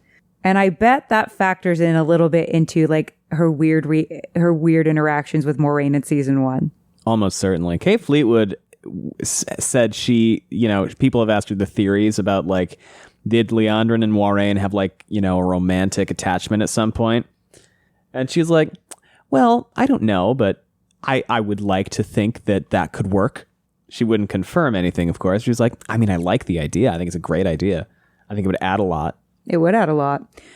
A lot of time when everyday people make bad decisions, it can be due to heightened emotion, unresolved trauma, or lack of communication/information. And a lot of the time, lack of communication can come from the aforementioned heightened emotion, unresolved trauma, or lack of communication/information. Almost like it's cyclical, like a wheel. We see Swan starting to feel really angry that she let Moiraine handle Rand on a looser leash than she says that after 6 months, when she says that after 6 months, she's taught him nothing. This may seem harsh, but while Swan was kind to Moiraine when she came to her, there's very much a hurt that when Moiraine was, for all intents and purposes, downed, she didn't alert anyone. To Swan's point of view, based on a lack of communication, like we've talked about above, how those kinds of things can lead to other people making bad decisions, Moiraine put her pride over the fate of the world in Swan's mind. Obviously, it was emotionally way more complicated than that, but Swan wasn't there. Swan doesn't seem to realize that Moiraine didn't exactly have the ability to teach him, because she then says, we would have been so much better off if you were a girl, which isn't exactly kind, right? And it's not like Rand can help it. But Swan is in a heightened emotional place, and she's obviously not lying. Swan is a far cry from the woman afraid if her girlfriend's family would like her. She's behaving in an unlikable way because which I love when women get to be unlikable on screen. Isn't that great? For a moment. And listen, that doesn't mean Swan as a character is unlikable. She is behaving unlikably in a moment. But the unlikability makes sense. It comes from a grounded place. And that's what's important about unlikable women. It's that it comes, or unlikable moments in female characters, is that it comes from a place that makes sense. It's not that they suddenly took fucking stupid pills or are on their period or some shit. Like, none of that makes sense. Or another woman with larger breasts appeared. My least favorite thing. Okay. Yes. My least favorite thing is when, like, people are like, oh, well, another woman showed up, so that's going to mean that they're going to hate each other. No, women can be assholes to each other, but not have it be about boobs. All right. But she's behaving in an unlikable way because she's been left out of the loop and now has to play catch up and course correct a massive problem when she thought she could trust Moiraine to handle things. It's like and this is my metaphor, Ah, yes. It's like if you think your coworker is working on a big client presentation that you're staking your entire career on, and they hid from you that actually they lost the password to their computer and were too embarrassed to say anything. So instead of creating an impressive PowerPoint presentation, they did their best with a poster board and some crayons, but didn't alert anyone to the problem. And the client's presentation is tomorrow, and it's also a secret client presentation, so no one can know about it. Oh, and the person who screwed up the presentation is secretly your girlfriend, so it's also an HR nightmare. Except in this case, we're talking the end of the world as the stakes. So of course she's behaving this way. She thinks she basically has 24 hours to turn around a massive project basically on her MacBook Air and a tankard of coffee. She doesn't have time to care about Rand's feelings. Does it suck, and is it a bad look? Yeah. And we're going to see the consequences of that decision making. But are her actions understandable when put that way? Also, yeah. I'll go even further. Not only is this person your secret girlfriend, they are also employed by you. You are their boss, and they've been put on administrative leave and a performance improvement plan by HR. So, like, not only all of that, this person is also on thin ice and shouldn't even be working on the project in the first place. Yeah, so you might get fired. Yes. We're going to take a real quick ad break, and then we're going to keep talking about this.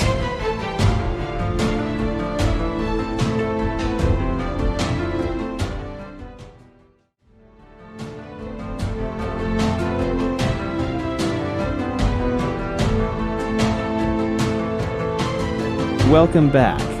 Now, there is a theory, Allie, that this entire thing is an act. I think it would cheapen it. I agree with you. I fully support everybody. Make your own theories, have your own fun, do your own things. I do not. It would basically make this entire episode a bait and switch dupe. Yeah. And that's a lot of time spent doing a prank. I also think that my longer thing about that is that Moiraine and Swan are the most clearly rock solid couple in this entire thing. Like beyond like romantic couple, like duo. Yeah. And if their relationship can be shaken by the end of the world, that presents massive stakes for all of the other relationships that we see. Yes. So Rand and Egwene, who we've seen not be super rock solid, but they deeply care for each other, but obviously are like in a bit of a like, we're not really dating anymore. What are we You to said each you other? were dead. We have different ideas about, yeah, she thinks he's dead. Rand and Perrin, Rand and Matt, Rand and Nynaeve, all of them with each other. I mean, that Lan and Moiraine, I mean, every relationship now has this element of it takes a miscommunication, a misstep for everything to fall apart. Yeah. And for these two allies that have been together in the game for 20 years of work has just been undone. 20 years of trust by a couple bad decisions. Mm-hmm. On both of their bad parts. decisions. Bad decisions. Very bad decisions. But a few bad decisions in the span of a couple weeks. Yeah. Undid 20 years of work. And the other thing, go ahead. Oh, my thing is, though, I think that some people fear that this is a breach of trust. And I think this is why the theory exists, that this is a breach of trust so extreme, right? And it is an extreme breach of trust. Yeah, effectively Both of them. force compelling your girlfriend to do something against her will is real bad. Massively bad. Both of them have really broken each other's trust in pretty extreme ways over the course of the past few months. That being said, I think that the question is not, this means they cannot come back from this, right? I think that if anything, and I can't get too into this because spoilers, but my theory is that we will find them going on a journey. Their existence as a couple that is strong and united right now gives us too much hope that they all can get their shit together in season 2, right? Their existence as a couple makes us go, okay, everything though is going to be fine because the mommies have this. Yeah. Them falling Moms apart, is solid. The parents being on a break, right? And maybe having some irreconcilable differences that I do actually think, because both of their hearts were in the right place when they made terrible decisions and did terrible things to each other, because I think that both of them at this point in time, after 20 years, have had to make really awful decisions. I don't think that they have reached a point of no return. No. I do think they've reached a major hurdle. It's a pretty colossal violation. Yeah. Yes. I do think, though, that there are very real things that can happen that can make them come back from this. I think it will take work. Absolutely do I think it will take work. I think the writers will have to work hard, but I do not think it's as impossible as you all think, as some people are concerned it is. Yeah. Yeah. There's a lot of book left. Yeah, we're looking at the shelf. There's a lot of moments left to play with. There's a lot of book left. That I think are paradigm shifting, perspective shifting moments. Mm-hmm. I don't think that is getting it at all spoilery. No. So things happen in this 15 book series. And when big shit happens, so do big transformations. Yes. So do things that we once thought were impossible happen. So I don't think it's impossible. I think it has to be earned, but I think that the writers are up to the challenge. Yeah. Assuming that's a thing that happens, and assuming that's the direction it goes in. And if you're sitting there going, there's no way they can justify this to me, wait and see what they do with it. Yeah. Before making that conclusion. You don't know. Maybe there is. We'll find out. And maybe, you know what? Ultimately, there isn't. And that's also okay. All right. Speaking of awesome transitions. Yes. So Matt's screaming on the floor. We'll get to that later when we get to the C plot. In 4 obviously. or 5 hours, yes. But that screaming then overlaps into a scene with Rand staring in shock on the floor as he's been shielded. Oh, yeah, that's good. Nice transition. Nice transition. Moiraine, the person who could empathize with this more than anyone, enters with Lan, and both of them look at Rand on the floor in immediate concern. Uh-oh, that went bad. Well, Lan was like, what happened to face it on your feet? That didn't that's work. Not good. What did you do to my boy? I sent him in here cat crossing the courtyard. That didn't go so good. Yeah. Moiraine immediately tells Swan to release him now. Yeah. She says now. She's ordering the Amyrlin seat in front of Rand and Lan. Now, Lan knows about the relationship, but Rand certainly doesn't. She's giving an order to her girlfriend and her boss. That's a big deal in the sense of their typical paradigm. And Swan refuses, saying, we tried our way and nearly lost everything. Lan reveals that this is not what they agreed to, and Moiraine also protests that the Reds will gentle him. Both Lan and Moiraine standing up for Rand against Swan is a big deal, especially when we consider what Yvonne told Lan about them not being equal to Aes Sedai, not to mention the Amyrlin seats. But both of them have come to care for Rand and know that Swan is wrong in this, and are willing to do the right thing, even though it's not the easy thing, in standing up to Swan. And the fact that both of them are willing to break not only protocol, but risk their relationship with her to stand up for him is significant. Yep. Moiraine says that while she found the Dragon Reborn, Swan was supposed to be getting the tower ready to support him, or have you forgotten that day? While Moiraine knows that she didn't exactly fulfill her role perfectly, Swan has not exactly held up her end of the deal either. No.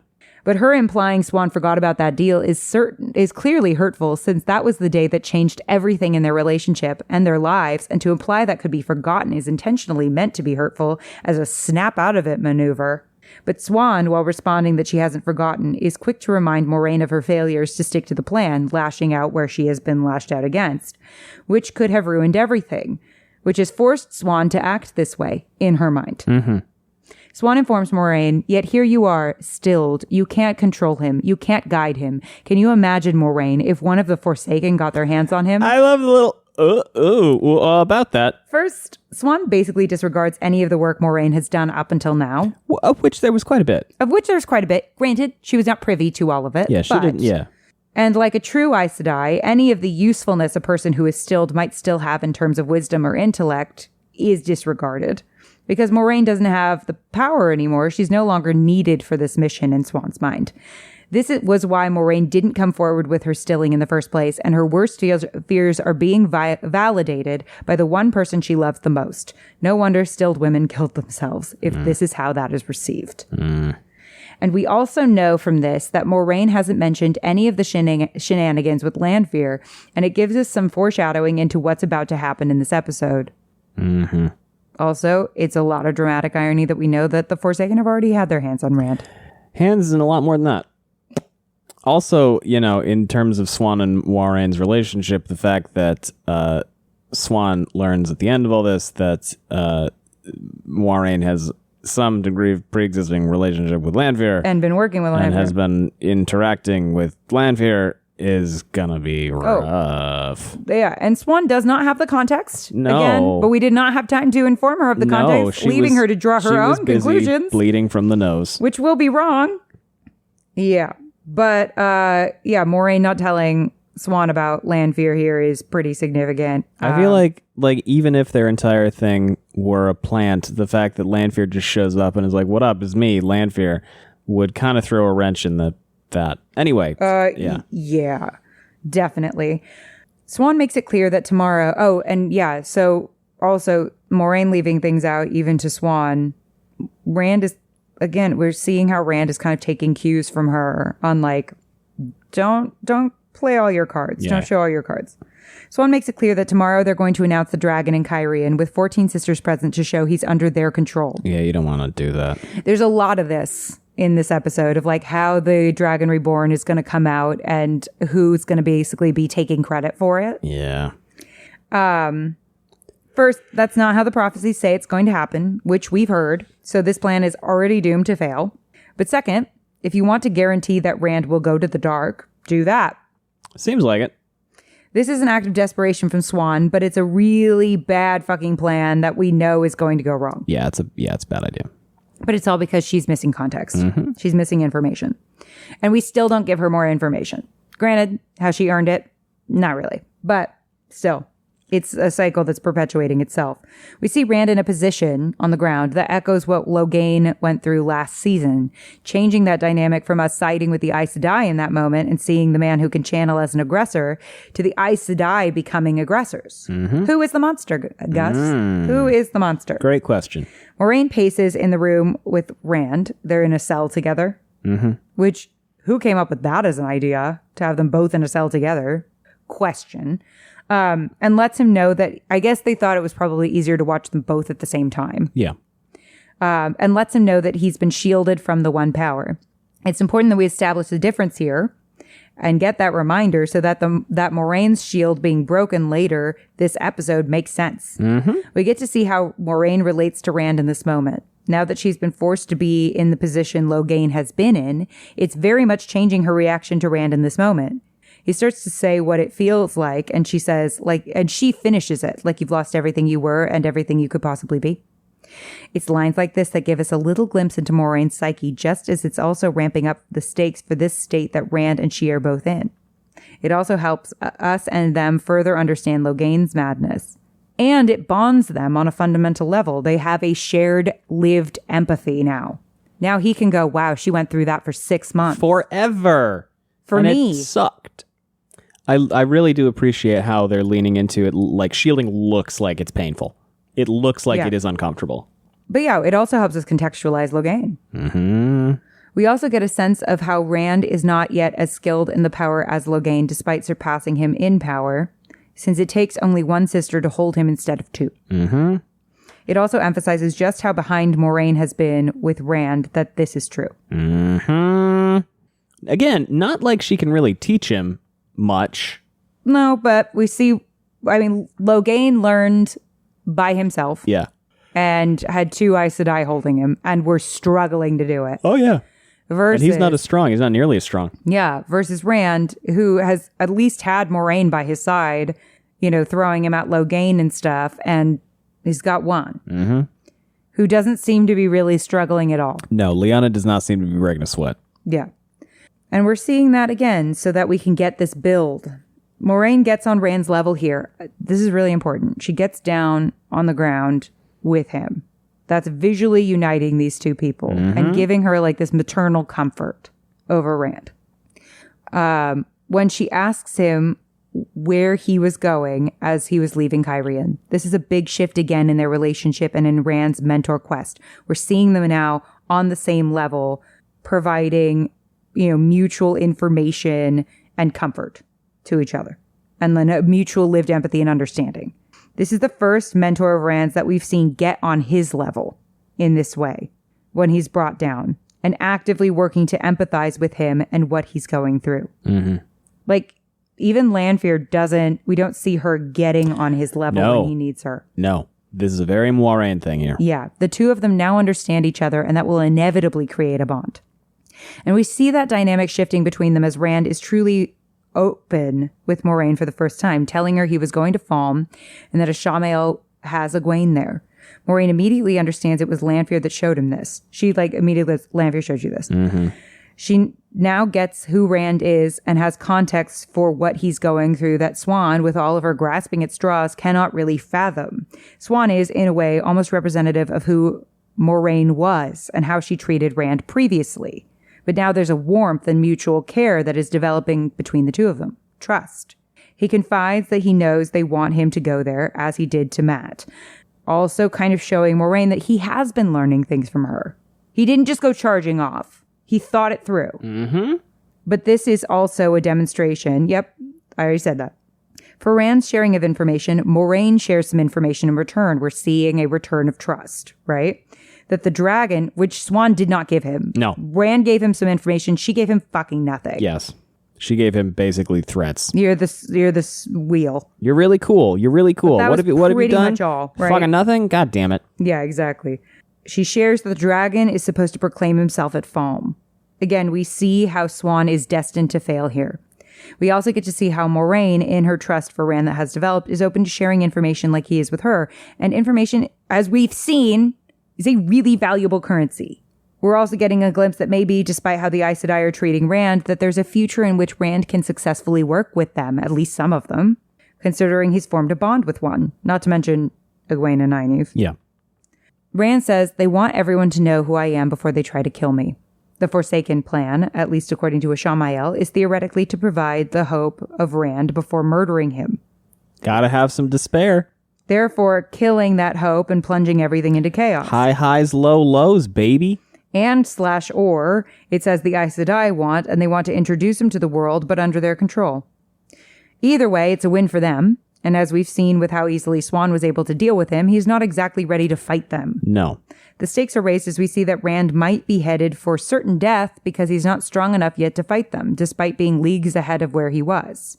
Rand then assesses that it's likely that the Forsaken will not want him held by the Amyrlin seat, leaving us to fear for the safety of everyone we know who is in Cairhien, as we know they're all screwed if they try to face off against a Forsaken. Yeah. Which is kind of how that pans out. She just starts blowing shit up. Mm-hmm. And it's goddamn is it cool. Yeah. Goddamn is it cool. She's really cool. Then we get to Liandrin at tea with Moraine's family, and she says, I'm not here for Moiraine to die. I'm not waiting. Very dramatic. And I mean, I the whole time was expecting her to just start blasting. You know what I mean? Yeah. Sure. I was like, she's got nothing to lose. And here it's very clear that she is there on behalf of Lanfear, yes. Not Ashamael. Now, we can reveal this. In the books, Barthanes is also a dark friend. However, as the show was going on, we kept going back and forth on which of the two of them do we think is a dark friend, and I'm very glad that it was this way. We ended up landing on Barthanes because he was so likable. Yes. We were like, the show wants us to like him so bad. He's such a cinnamon roll boy. That there's no way he's good. Such a softie. Yeah. It would be tragic either way, but this is a strong It's much choice. more of a surprise coming from Barthanes than it is from Anver. Yes. And so I was like, I think they're going Barthanes, and that was my last minute buzzer decision. And they did, and we went, ha. But I was like, House Damodred was way too fast. And he did say that. They recovered from that way too fast. Yep. We were like, somebody's up to fuckery. Yeah, I was like, oh, the house rose really quickly, remarkably quickly. Oh, I don't know if that was just on Bear's abilities. Yeah, but I thought to me that sounded like the last thing you would say before you start blasting. I'm not here for Moiraine to die, and I'm not waiting. Mm-hmm. I was like, oh, fuck. And then Barthany's is like, okay, all right, I'll lean in. It's meant to give us that fear, but instead Barthany's dismisses Anver, which is meant for us to realize that he's actually in the power position in this circumstance, and that he is indeed working in some way with Liandrin. It might also explain why he stood when she walked in. Mm-hmm. Because he knows that she is higher on the Dark Friend ladder than him. The Dark Friend ladder, by the way, is something that is talked about in the books a little bit and is very explicitly not clear. There, you can be a king and you can report to a beggar. It does not make sense, and it is not supposed to. Yeah, but I think it's interesting. Since we've seen up until this point just how much power Anver wields, to the point where she doesn't even get up when Liandrin walks in, this sudden shift in the dynamic between them is exactly what makes Barthany suddenly sinister. We've never seen him try to wield influence over his mother before in any real way. No. Compounded with his sudden intensity, and saying, this is royal business. It's spooky. I was spooked. Since his mother has been involved in the wedding planning and Barthany's isn't yet technically royal, we know that this is him explicitly pulling rank on her to get rid of her. I was spooked. Because we're like, what royal business could you, the fiancé, possibly be up to that isn't wedding planning, which your mother would be involved in? Mm-hmm. With Liandrin Sedai. All right? It's like, I'm getting rid of you. He then orders her, as Liandrin is smiling, to go upstairs. If that hasn't convinced us they're working together, then I don't know what will, because that level of sudden dynamic shifts should feel like something is really wrong. Yeah.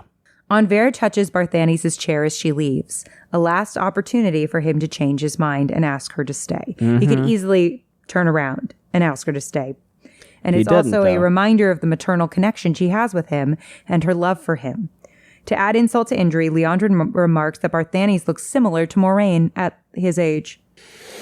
A reminder of his familial bond to Moiraine before she orders Barthany's to kill her. It's unclear at this point if she's operating on her own accord as Aiel's, or if she took up Lanfear's offer to work together, but considering that her goals are suddenly aligning with Lanfear's... I'm pretty sure that when Lanfear murdered her son, she was like, great, and now listen to me. Because, well, she even said, why are you working with the Aiel? You hate men. You could work with me. We will talk about Lanfear and Aiel and their relative approaches to things in a minute. In a little bit. Yeah. When we talk about Matt getting hit on the head and teleported to Falme, my favorite moment in television ever. I laugh every time. It's so funny. But anyway, so Aiel explicitly said to Lanfear, I'm not killing Moiraine because she's worth more to me broken than dead. Yeah. Lanfear has been wanting to kill her this whole time. Which, by the way, is the exact same thing Lanfear says about Swan. Yeah. Oh, yeah. Yeah, I know we clocked that. I'm just mentioning it now because we've mentioned the thing. You mention it whenever you want. I will mention up a storm. I think it's safe to say that this might be an order from Lanfear, considering that they're suddenly thinking alike. Yes. Barthany's asks what their master asks of him. He doesn't say our mistress. Well, now, that could be a gender-neutral thing. I assume he has only been working with Aiel. Yeah. This is also kind of a thing in the books, is that Forsaken, and I'm being vague, will kind of pop in and be like, hello, group of baddies, you work for me now. Yeah. Don't, tell anybody, but just go do these things. But to me, he's clearly assuming that these orders are coming from Aiel and that Liandrin is still working for him. Yeah. Right? And when she tells him that he's got to kill Moiraine, he protests, saying, she's my aunt. But considering Liandrin has just witnessed her son's death, it's likely she's not going to be very sympathetic to someone bemoaning the impending death of an aunt. No. And Liandrin makes it clear that it's this way because it's the last thing she'll expect. Mm-hmm. Which is true. Much like Liandrin with Lanfear, Barthany's is not in a power position to really reject what Liandrin is commanding him to do, even if the orders don't actually even come from his master. And in killing Moiraine when his master doesn't want him to, he might be killed by said master. Not good. It's really a lose-lose Yeah. for him. It's all very clever on Lanfear and Liandrin's part to make someone else do it and be the fall guy if a Shamael gets mad. Yeah. It's also interesting to wonder how long Liandrin has known all of this about Moraine's nephew, considering it's clear that Barthanes has been working for the Dark long enough for House Damodred to advance to the point that he's about to marry the queen. It's clear that Liandrin and Barthanes know they're working for the same master, so how long have they mutually known the other was in bed with the Dark, and does that add additional context to the scenes between Liandrin and Moiraine? Did Liandrin possibly even recruit or target Barthanes in response to Moiraine knowing about her son so she could have something on Moiraine? Possible? It sounds like Liandrin only learned that Moiraine knew about Liandrin in season 1. But I get where you're going from. Just wondering. I've got wonders. I like wonders. Wonders are good. I've got wonders. And now I wonder if you'd listen to some ads.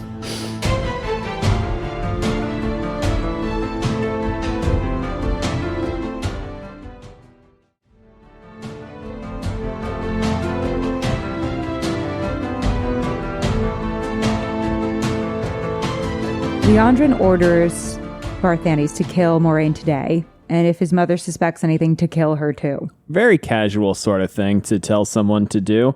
We're getting this interesting feedback between a mother who allowed her son to be killed telling a son to kill his mother. Yeah. It's interesting. It's like a cyclical weirdness. It also raises the stakes for when the camera pans over to a duct and it's revealed that Anver was listening, thereby putting her life immediately in danger. Yeah. And not just in danger, but in danger of being taken by her own son. Yeah. Not what you want. So who will she choose in this instance now that she is forced to choose between the sister who has routinely rebuffed her and the son that she has said reminds her warmly of her father? Her father, who I do question the relationship that she has with her father and how nice of a thing that was when ultimately Moiraine referred to him as feeble-minded. Well, you know, the other thing, I'm thinking back to you talking about her not mentioning her mom at all. There's that scene from earlier this season where she goes, "You are mother through and through." Yeah, I think there's a reason that Moiraine didn't mention her mother. The assumption could also be that her mother's already deceased, but Yeah. I feel like that's still a natural person to talk about after your father, usually in a, more traditional family structure. The stereotype. The stereotypical family structure, yeah. For better or worse.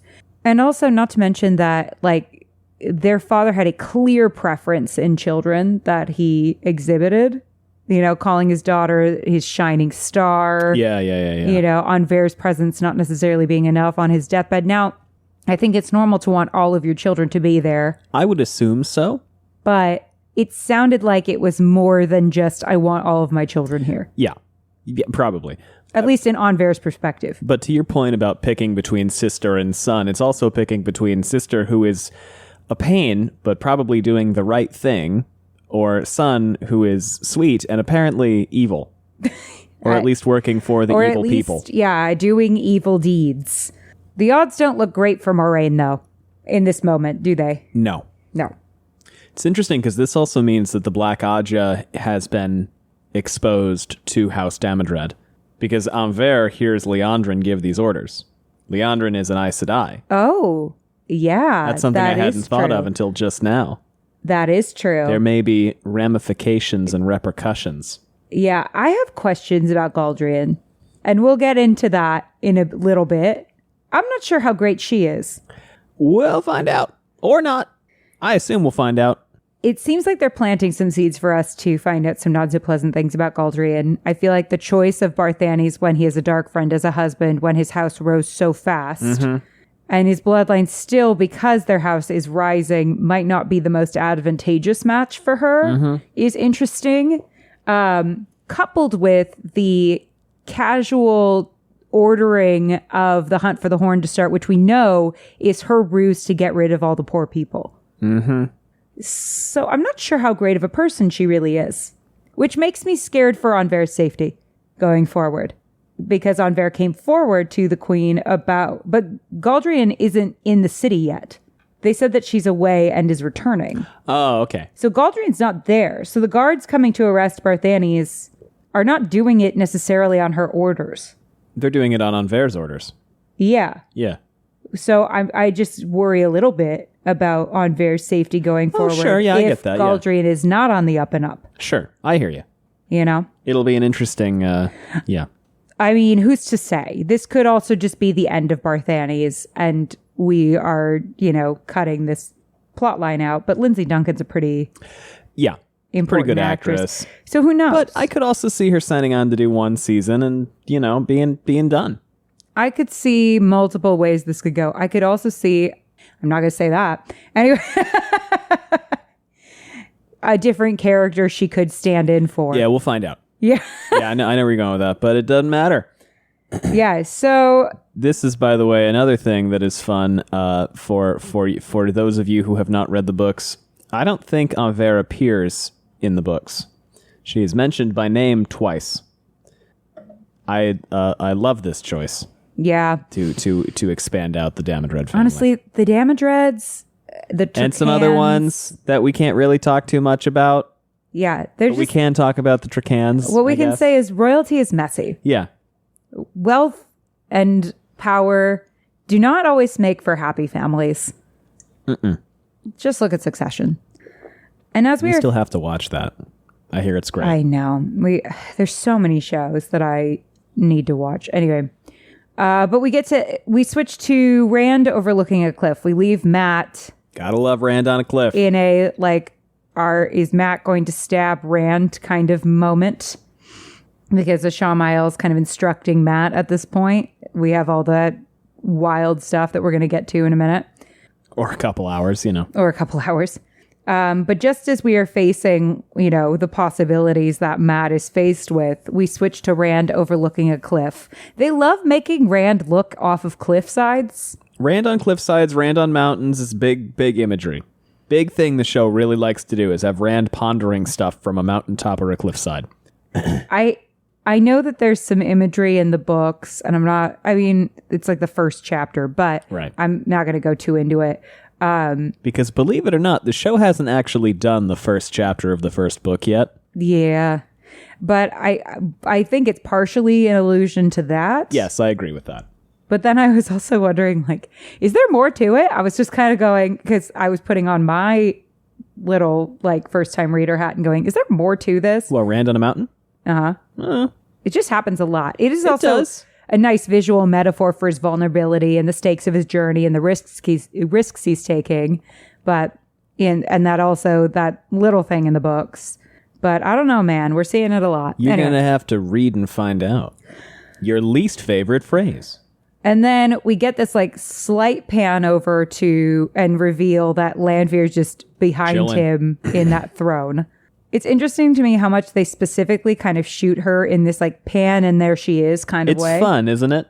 Revealing her. She's almost a jump scare. Yeah.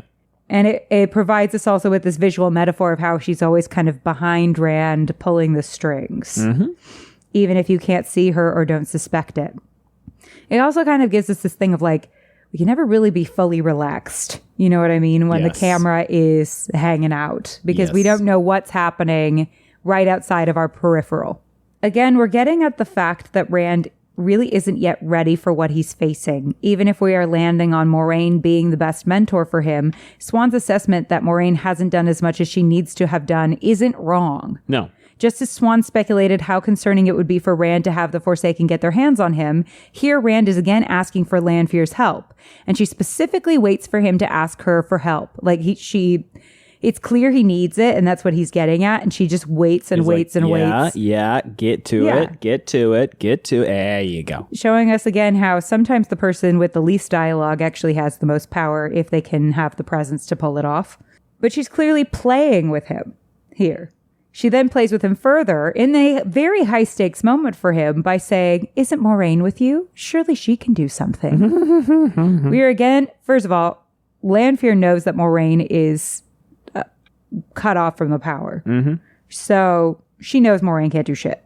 So this is a question purely to be an asshole. A little bit. Yeah.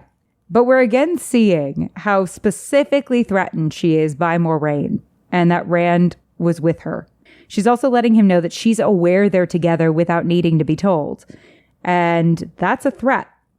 little bit. Because she said last time she was with him, if I see you with her, I will kill her. Mm-hmm. So she's basically going, I know you're with her, without saying, I know you're with her. I'm on to you. And what she's really doing is taunting him with the fact that he thought Moiraine could in any way help him like Lanfear can. Yeah. We should just track Lanfear's jealousy of other women. Mentor wars. Yeah. Well, Moiraine, Egwene. Yes. Specifically women, yes. Lord help anyone who gets too close to Rand. Yes. Who's a woman. She's holding out on helping him as a punishment for rejecting her earlier and for being around Moiraine during this episode, even though it wasn't his choice. The fact that Lanfear is aware Moiraine is with him without needing to be told while the two are held in an Aes Sedai cell should worry us, because it means that Lanfear is watching. And even information the Aes Sedai are actively working to keep quiet is getting back to her. How? We don't know. Probably Liandrin. Probably Liandrin. Probably part But of it. Liandrin doesn't know that they have Rand and Moiraine. No, it's true. Yeah.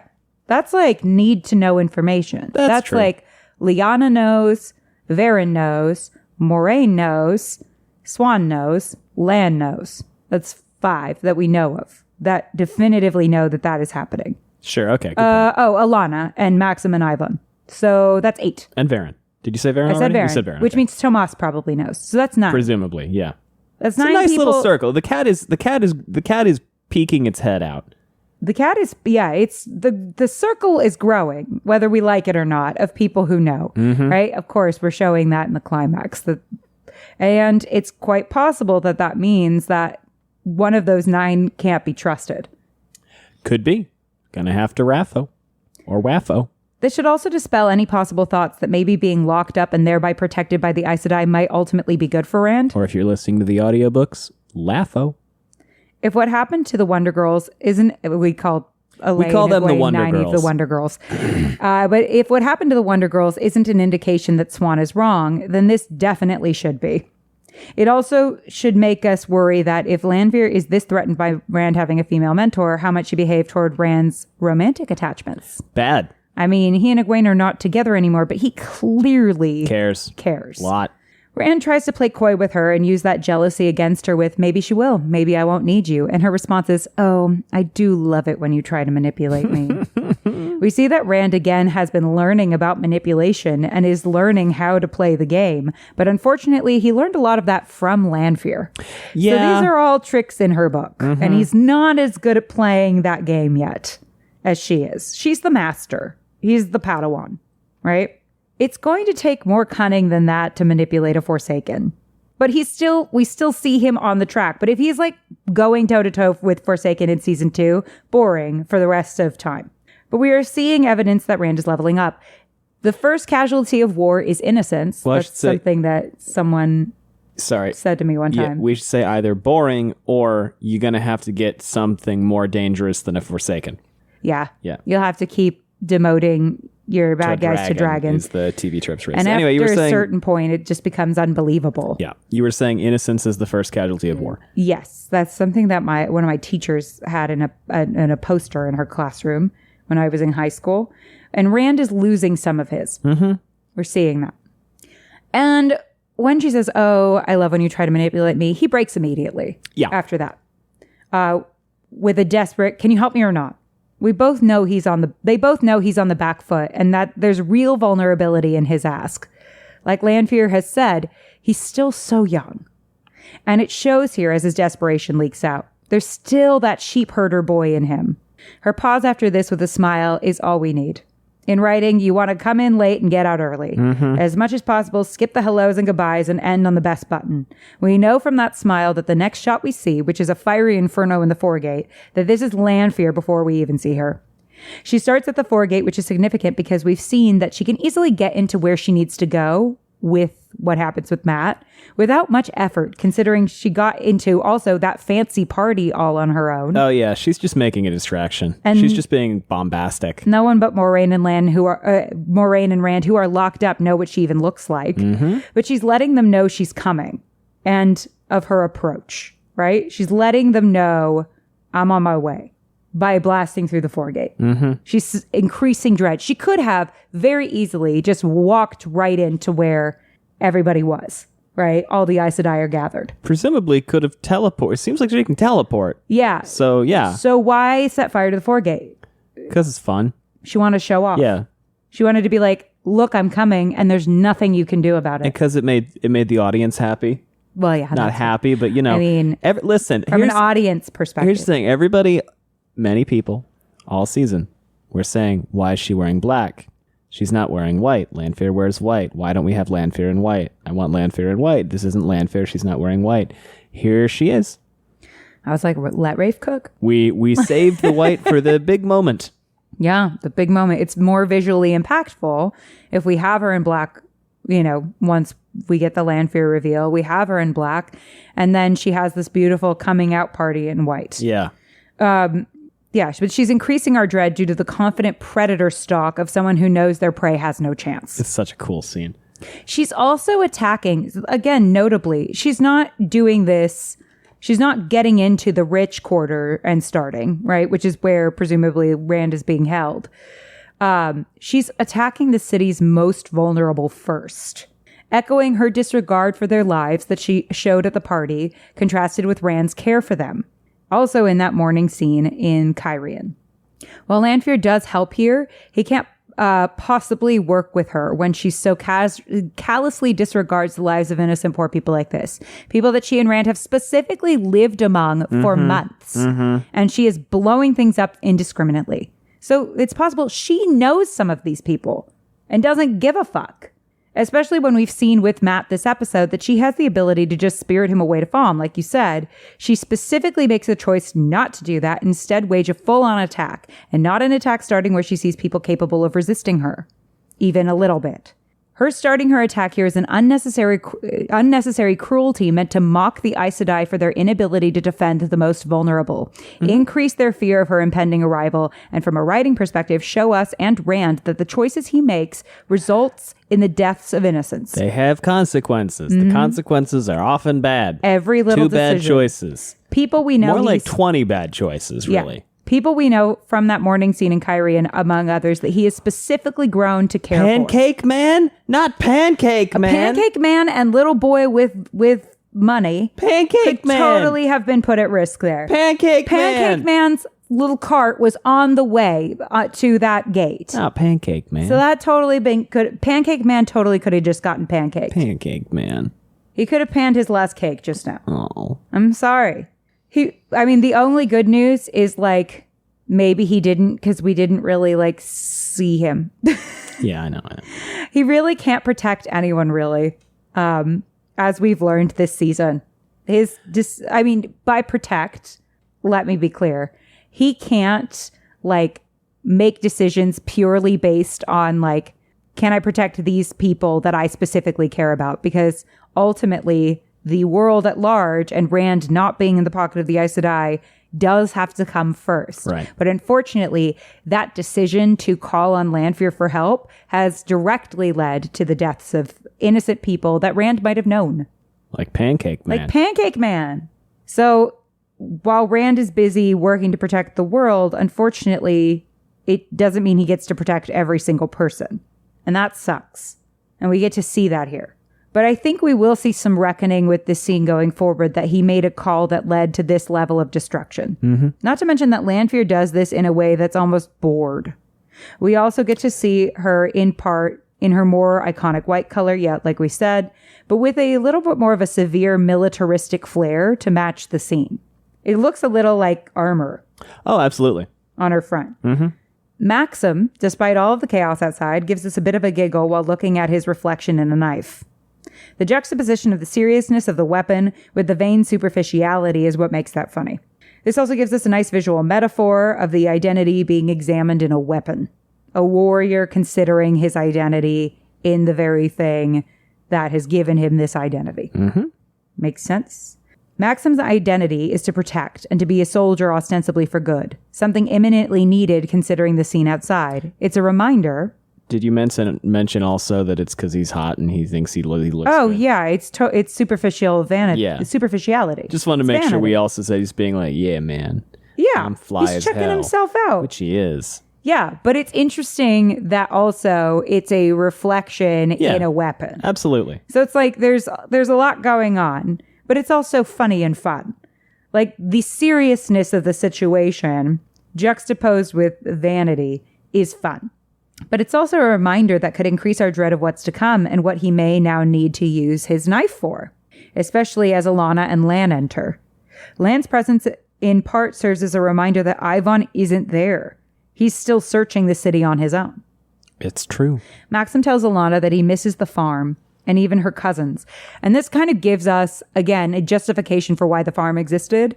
It's this like break that all of them get for a second from the gravity of the world. Yeah. It's what you're fighting for and all that. It's what's worth saving. Exactly. Like life is not all doom and gloom and apocalyptic terror. It's a balance. It's, also old people opening puppies on Christmas. It's pancakes from Pancake, man.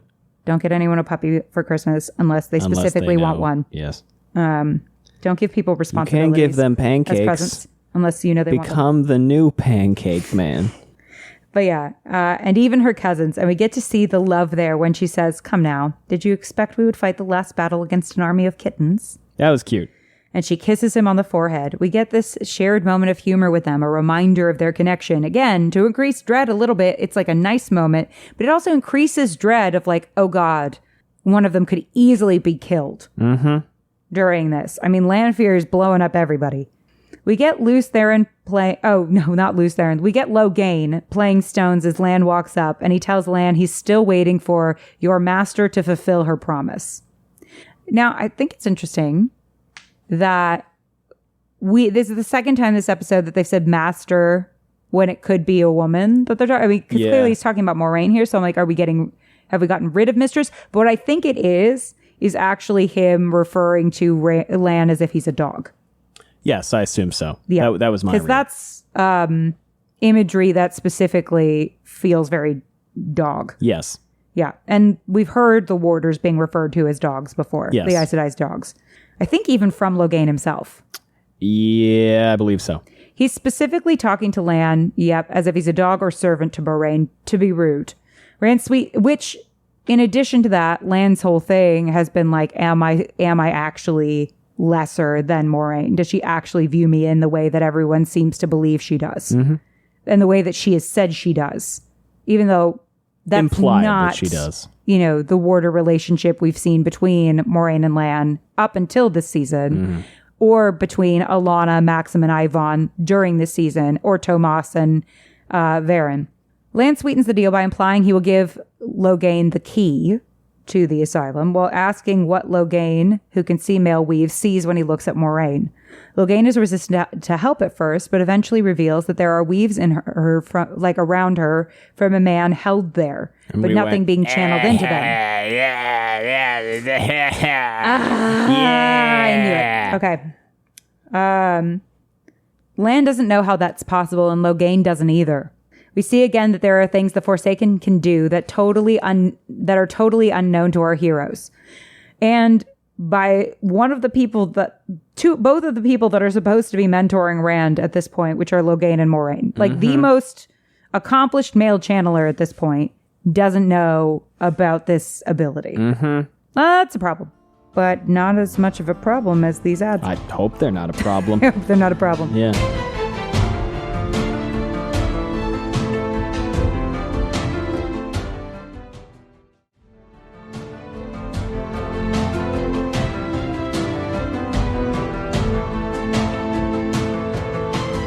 Welcome back. All right, so we got that weave that is around Moiraine that Logain can see, but Lan and Logain don't really understand how it's possible. We see again that there are things the Forsaken can do that are totally unknown to our heroes, raising the stakes as Alanna comes and reveals that there's a fire in the foregate. Bummer. What else do they know that we don't? We're very much on the back foot. Being on the back foot is scary. Yes. Well, that's what happens when you're dealing with a 3,000-year-old murder witch. Right? We're about to see people we care about face someone whose abilities we don't even understand fully. It also provides definitively what Lan has been working toward all season, that Moiraine isn't stilled. She's shielded. As Lan leaves, Logain asks for the key, which Lan denies him by saying You think I've forgotten what you did to Karini and Stepan? You will get this key when they take you back to the White Tower. There are 2 brown sisters who are desperate to study a man who can channel. First, Logain and Lan mutually show the grudges they're holding against one another, keeping the people we need to be working together from doing so. Another example of why miscommunications happen. Logain has known about this from the moment he saw Moiraine and did nothing to help her, hamstringing the very cause he was once passionate about, being the dragon. Lan, meanwhile, has furthered that grudge by prioritizing his hurt over his honor, which is understandable, but not necessarily helpful. No. While Lan is an honorable man, we see here that there might be limits to that honor when, bigger things are at stake. It's also showing that Stepan episode, or the Stepisode, has had continuous lasting ramifications for the storyline. Keeps on coming back. Is Lan probably right not to give Logain that key? Yes. Yeah, but it's not necessarily going to help things moving forward. No. We get a look at the cyclical nature of these kinds of conflicts, inflicting wrongs on one another over and over, like a wheel. Hey. Also, it's like it's thematically relevant. Also, out of curiosity, are those brown sisters the same ones we saw with Varen or someone different? I wonder that myself. Yeah. I assume it's them, because he specified 2 specific ones. Yeah, he said 2, or a couple. So we get to that fire Alana is referring to as Lanfear walks slowly toward people trying to get through the gate to more safety. We get again the indifference of the wealthier class as they do nothing substantial to help them. Right? There's not even like an arrow flung at her. Not really. There's no attempts to help these people. In fact, we've heard that the deaths of people in the Foregate is something they're specifically orchestrating. So this will likely be something that's viewed a little bit as a boon after the fact, which is really unfortunate. And this is where... and especially if she weren't also coming for them. This is where we get one of my other favorite lines this episode, which is something to the effect of 3,000 years later, and we're back to this.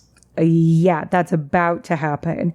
So nothing is really done about Lanfear's arrival until she gets to the inner gates, which is kind of a problem. Well, what are you going to do?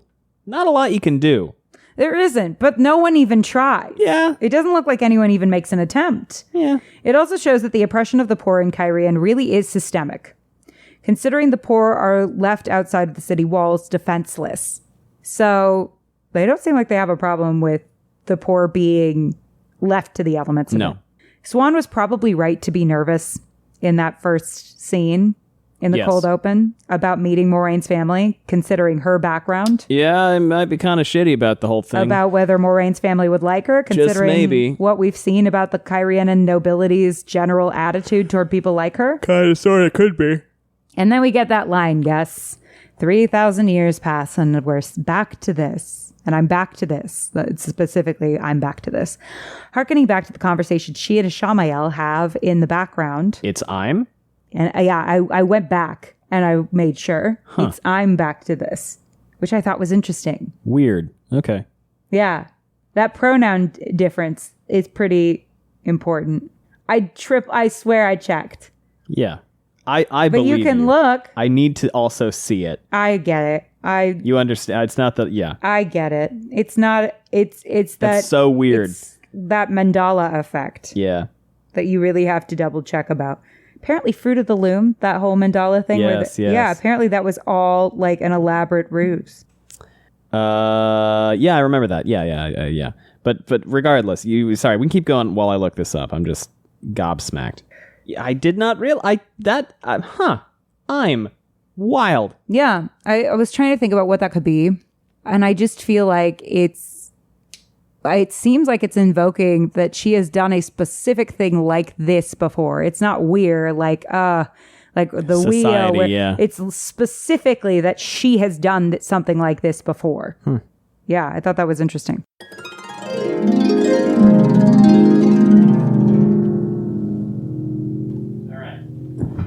All right. Can I start? Yes. It's 11 o'clock. Yeah, we went and had took a life. little break just now. We had a comedy show to go see. I know it may sound incredible that Gus and I do stuff other than podcasting, but it's true. We have friends and everything. It was very exciting. The show was great. It was awesome. And the overall evening took longer than we thought. It is 11 o'clock. And we have to finish this tonight. We have to finish this tonight because we're not going to be in a position to be able to record. We're recording this on Wednesday, and we're not going to be able to record until, I don't know, like Tuesday. So we have to finish this tonight. Might get fucking It's unhinged. going to be something. Something will happen. All right. Let me find my place. Because for some reason, when I get out of stuff, it decides that it needs to go into Skim all the way back up to the top? Not even the top, because that would make sense. That would make sense, Gus. Just in the middle. Just somewhere random. It's funny because Ellie and I were talking as we were getting ready to record, and she said, "Oh, we're nearly done. You know, we're basically done with Rand's plot." And I said, "We have the Moiraine, Swan, Rand, Lanfear scene yet to talk about." You could have let me have hope, but she went, instead, "Oh, we're not sleeping." Yeah, we're not sleeping. Okay, it's gonna be great. So Lanfear says 3,000 years passed, and I'm back to this, hearkening back to the conversation she and Ishamael have in the background that all they've done with 3,000 years after they broke the world is reinvent oppressive, antiquated regimes. It lends credence to everything that Ishamael is saying to Matt in the tea scene. Are we really worth saving, or will we just inflict the same harm on each other over and over? It also demonstrates that all that we've seen of Lanfear, she's done all of this and worse before. Yes, I can't believe it's I'm. I cannot believe that. That is nuts. Pronouns change everything. Barthanes walks down the hall with a servant who informs him that his aunt is alone and has a sedative in her tea, so someone who seems like a co-conspirator. We see here that Anver and Moiraine may not be the only two who have commoner spies in the city. Barthanes is not willing to be the one to give her the sedative or even open the door. He clearly doesn't want to do this and is absolving himself in little ways of the culpability. It's giving Coriolanus Snow. A little bit. Shout out to Suzanne Suzanne Collins. Tell the servant to open the door. The servant goes, "Shall I open the door?" And he says nothing, and the servant just opens the door, and then he walks inside. We also have seen before how the people that Moiraine has used in the city have actually been in Anver's pocket, which is kind of a setup for what this is, which is this person that Barthanes thinks is in his pocket is actually in Anver's. Mm-hmm. It sets us up for someone less adept than Moiraine, Barthanes, making the same miscalculation. But also, that little extra moment on the servant's part could also be one last opportunity for Barthanes to change his mind, which he clearly doesn't, and tragically doesn't. This is confirmed by Anver saying she didn't think he'd actually do it. There are some parallels here with him and Egwene being a captive. But this time, the captive is someone who deserves to be locked up. Yeah, this guy kind of sucks. When Anver questions Barthanes, he says that he does it for her and asks how she thinks they've risen so far so fast. Boom goes the dynamite. Allie was fucking right. I want to say that I'm really happy that stuck out to me right away. Okay, I'm gloating in the notes as well. Let me have this. All right. He then shows that, just like with Rena, while he's justified this stuff to himself in a snowish fashion, again, hearkening back to Ballad of Songbirds and Snakes, no spoilers, just saying, he really did it for himself as he brings up that he's going to be king. Mm-hmm. That's the next line. It's the Robert Jordan villain hero thing. Mm-hmm. Are they selfish? In that moment, it was ultimately revealed to be about his own power, much like it's about Rena's own power with Egwene. And not actually about, the mission that she talks to Egwene about.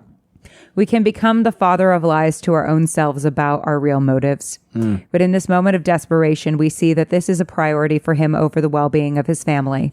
Anver also knows that this is a lie, that he did it for her, because he was very much ordered to kill his mother if she got in the way. Yeah. If he was really doing all of this for her, that wouldn't have been anything he would have entertained. No. But this ultimately didn't come from a place of love in actuality. It's why Anver gasps a little when Barthanes brings up that he's going to be king and then has a little sad smile while he continues to kind of vaguely threaten her with who he's going to be. I think you might be cooked. It was that tactic shift that made her see him for everything he is. So at first he starts being like, I did it for you. I did it for you. And then he's like, I'm going to be king and you're really going to do this to me when we're this close. And she's like, oh, there he is. Well, this sucks. That's who my son actually is. This sucks. This is a huge bummer. Yeah. This is the worst. Remember how we say, like, it's not your first thought, it's your second thought? Yeah. His second thought is worse than his first thought. Exactly. It's like what you do on instinct and then go like, oh, no, that wasn't right. That's who you really are. Right? And he had like a worse version of himself with the second thought. And great. We also get to see how, while Moiraine pushed her family away for good reasons, it wasn't without consequence, because it's Barthany's thinking that she didn't care about him that partially factored into his decision. It also shows that for all his posturing and seeming to care for her, he did actually resent her for her actions. She will leave this place and she will not give us a second thought, is what he says. And Anver replies, I know, but there are two things that my sister understands better than anyone. The difference, and God, we're getting a really good climactic moment for a thesis. The difference between right and wrong, and how much harder it is sometimes to do what is right. Yep. While Anver and Moiraine have their issues, Anver knows deep down that whatever Moraine's mission, she's doing something good for the world. And she holds that with so much certainty that she's willing to turn her only cherished child over to the Queen for likely execution for treason. We are once again also getting to see through Barthany's how generational trauma is passed down and the ways in which it can poison younger generations when not addressed properly. This is also a hugely important statement when we think about the larger implications thematically. For all the nuance we've given right and wrong this season, we do know at the end of the day that there are certain actions that are explicitly wrong. Mm-hmm. You know, being a dark friend. Mm-hmm. For all of your justifications, there are still evil actions to be done. Even though the world is morally gray, there is a line. Mm-hmm. But it's up to us to figure out what that line is. Barthany's is throwing all of the things that Anver thinks and fears about her sister's love, but still she knows her sister so well that she knows that she is in this situation, that she in this situation has to be the one Anver saves. Barthany's begs Anver like a child not to tell on him, not to tell the Queen. Again, we see that it's not about him being trapped, really, or doing this for selfishness. He continuously wants to evade responsibility for his actions. Something, despite Moraine's faults, she would never do. No. Though Swan fears that she has in not telling her about being stilled. But really, that was Moiraine going, I know that I am what's best for Rand. And she's not wrong. We've seen it. She's not wrong. But if I come clean about this, everything might be stripped away from me. But she does not evade responsibility when Swan confronts her about it. Thoughts? No. Okay. No. Good. You good, refer I'm because I'm you're absorbing. Not, You're yeah, absorbing. Yeah, yeah, okay. There's a bit of a parallel to be drawn here to Moraine's imprisonment versus Barthany's. For Moiraine, she's calm, accepting of her circumstances, and still singularly focused on Rand's well-being. Yeah. Barthany's, on the other hand, is only focused on how this will impact him and his ambitions in this moment, very similar to Logain. Admittedly. And begs to be relieved of responsibility. Admittedly, he is locked up for a much more severe infraction. Is it? Being a dark friend? Potentially betraying the Amyrlin seat and putting the fate of the world in jeopardy? Yeah, for what might be pride? Swan can't publicly expose her for that yet. Too much. Oh, sure. But I get what you're saying. Yeah, but there is a contrast. Yeah, there is. And a parallel to be drawn here. Yeah, absolutely.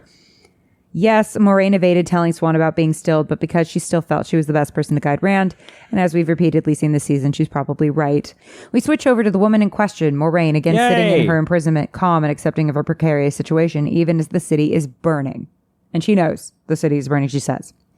Varen enters and has a little clever twisting of words when she tells Lyanna the Amyrlin requires your strength to protect Cairhien.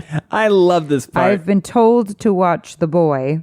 Yeah. This is an order, Lyanna Sedai. Yeah. So the Amyrlin requires your strength to protect Cairhien. Yeah, she sure. never says that she directly asked for Lyanna. Her, no. I've been told to watch the boy. Technically, she could justify that as Moiraine, or she could be on the docket. You could turn to Alana and go, tell me to go watch him. Yeah, but she never says by who. Yeah. This is an order, Lyanna Sedai. The order is coming from her. From her. She never outright says anything that could be a lie. It even seems to surprise Moiraine how good that was. Like, Moraine's got a little like, whoa. Oh, damn. Lyanna again shows a suspicion of Moiraine when she tells Varen not to let her get too close to her. This is Swan's second in command. And she had just shown some suspicion of her in a previous scene, despite being in Moraine's Aja. So that seems like a relationship to watch going forward, potentially. Since Moiraine clearly isn't a physical threat to anyone, especially Varen, it seems like Lyanna would be referring to Moraine's powers of persuasion, which she's too late to warn against since Varen is working with her. Mm-hmm. So, Lyanna thinks Varen's in her pocket, much like Moiraine thought that guard was in her pocket, only for Moiraine to pull an odd Vare on Lyanna. Mm-hmm. There's a shot of Moiraine and Varen opening the door for Rand that looks super reminiscent of doors being opened for a king. Okay. They open up these big doors, and Rand is at like the top of the stairs. That's cool. Descending downward. That's cool. It looks very like make way for the king kind I of like shit. that. I hadn't noticed that, but I like that. Yeah. Go back and watch it. Rand's status is shifting even visually. He's also above them as he's walking down the stairs. It feels like he's being kind of set up in this like shot to make him look super grand as he's exiting this prison. We get to hear that the Ogier steading is there in the city, which explains why Varen needed those Ogier maps from Yasika, and it also builds upon us seeing an Ogier steading last season. We did not see not a Ogier steading, a waygate. season. Oh, okay, yes. Sorry, I meant waygate. It's late. Moiraine reveals she's taking Rand to Falme, and Varen repeats the prophecy back to us to remind us about the dragon and the sky of fire. Just to recap that whole thing. We get here the final piece of the 2 climactic puzzles, how the dragon cat will be let out of the bag and fall. Dragon cat. And how the 2 Rivs kids will reunite in one line. Alana, Lan, and Maxim run up. We have seen that Alana doesn't trust Varen, but she doesn't react negatively to her presence. She's got necessary flexibility in who her allies are in this moment. She also says to Moiraine, "You're not alone in this any longer, sister." This was something that Swan said at the beginning of the episode, but that was in a way that meant she was going to take the task away from Moiraine. This from Alana is that same thought, but with a new lens, one of support for someone who needs it because we are stronger together. We get Swan standing with the other Aes Sedai, and she commands them to link with her. We have context for the scene because of episode 8 of season 1, and also the stakes of doing so. So this becomes inherently more stake-filled. Like a little bit too, where Lyanna shows up and is like, "Hey, I'm here," and she's like, "Why? You are? Hello? Yes, and?" Like, "Well, yeah, you needed me." She just goes like, "All right, okay, great." Yeah. But we get to have a more healing look at the powers of linking. In the midst of this inferno, ameliorating rain is summoned, gently quenching the fires as people look up in wonder. So we get a reminder of the good that channeling can do that Liandrin was so bulldogish about earlier this season, just as we also see its destructive properties. In this, we are getting a balanced look at channeling and at the Aes Sedai. Swan may be doing the wrong thing when it comes to Moiraine and Rand, but in this moment, we get to see her care for the poor suffering in the Foregate and her efforts to help them in a way that is cleansing and gentle and goes back to her watery nature. But the balance remains as Lyanna shows up and Swan asks her who is shielding the boy. Just as we get a look at Swan's gentleness, helpfulness, and humanity, we aren't able to sit in that too long because she's still an antagonistic force in this episode. Just an antagonist that we are being reminded has layers. Moiraine tells Rand to open the waygate, but Lan tells her she's going to do it. Oh yeah, this whole thing. And orders Rand to look at Moiraine with the source. Now, I know some people were hoping that Swan would untie it, and I like that, and that would have been fun. That would have made sense too, but yeah, this works. It doesn't... It would have made sense, and I do like it. It doesn't make sense for what they're doing with Swan right now. Yeah. Like, it wouldn't make sense for her to suddenly change in this episode, but it is a nice thought. I have other thoughts about where Swan and not tying will come up, but can't talk about it yet. Can't talk about it yet. And Rand says it looks like a knot tied together. I've been saying since Moiraine was fake still at the end of last season that we'll likely see that undone in episodes 7 or 8 of this season. Story structure wins again. Nailed that one. Leaning toward that being a conflict resolved at a climactic point in 7 by Rand. I have one again, loose Theron. This is because this episode is the most emotionally impactful story structure-wise because it allows us to see the full breadth of Moraine's journey without her powers. It also gives us this ability to open up the relationship between Rand and Moiraine so that he is getting some level of power in this mentor-mentee relationship, hopefully having them work towards some kind of mutual respect between the two of them moving forward, even if they might not always agree with one another. But when the chips are down... we are also seeing that Moiraine is similarly willing to help Rand in a crisis. In this episode, they've both gotten the other out of a huge bind, with Rand as a huge assist that I think is propelling us toward the thing that I think is going to happen between them, which is we were never equals, you were always my better line. That is what you said at the time. Like, definitely an episode 8 line. Is what you said at the time. Is what I said at the time. It's what I said at the time. Lan reveals that the Forsaken have the ability to tie off weaves and hold them in place, which is the explanation for what has happened to Moiraine. It raises the stakes about the Forsaken once again, And it is what I said last season. Anyway, it raises the stakes about the Forsaken once again because it begs us to wonder what else they might know that we don't. It continuously puts our characters on the back foot as they work to catch up. This is especially important as we've been establishing that the Forsaken all may have different skills or specialties. Yes. More on that next Lanfear episode. is especially adept in the dream world, as Shamael seems particularly adept at planning and recruitment. I called him the recruitment chair of the Forsaken. I like that. He's big on plans. And now these ads are going to recruit you. Or not. You know, you can skip them too. No, you can't. You I'm just can. kidding. It's You okay. can.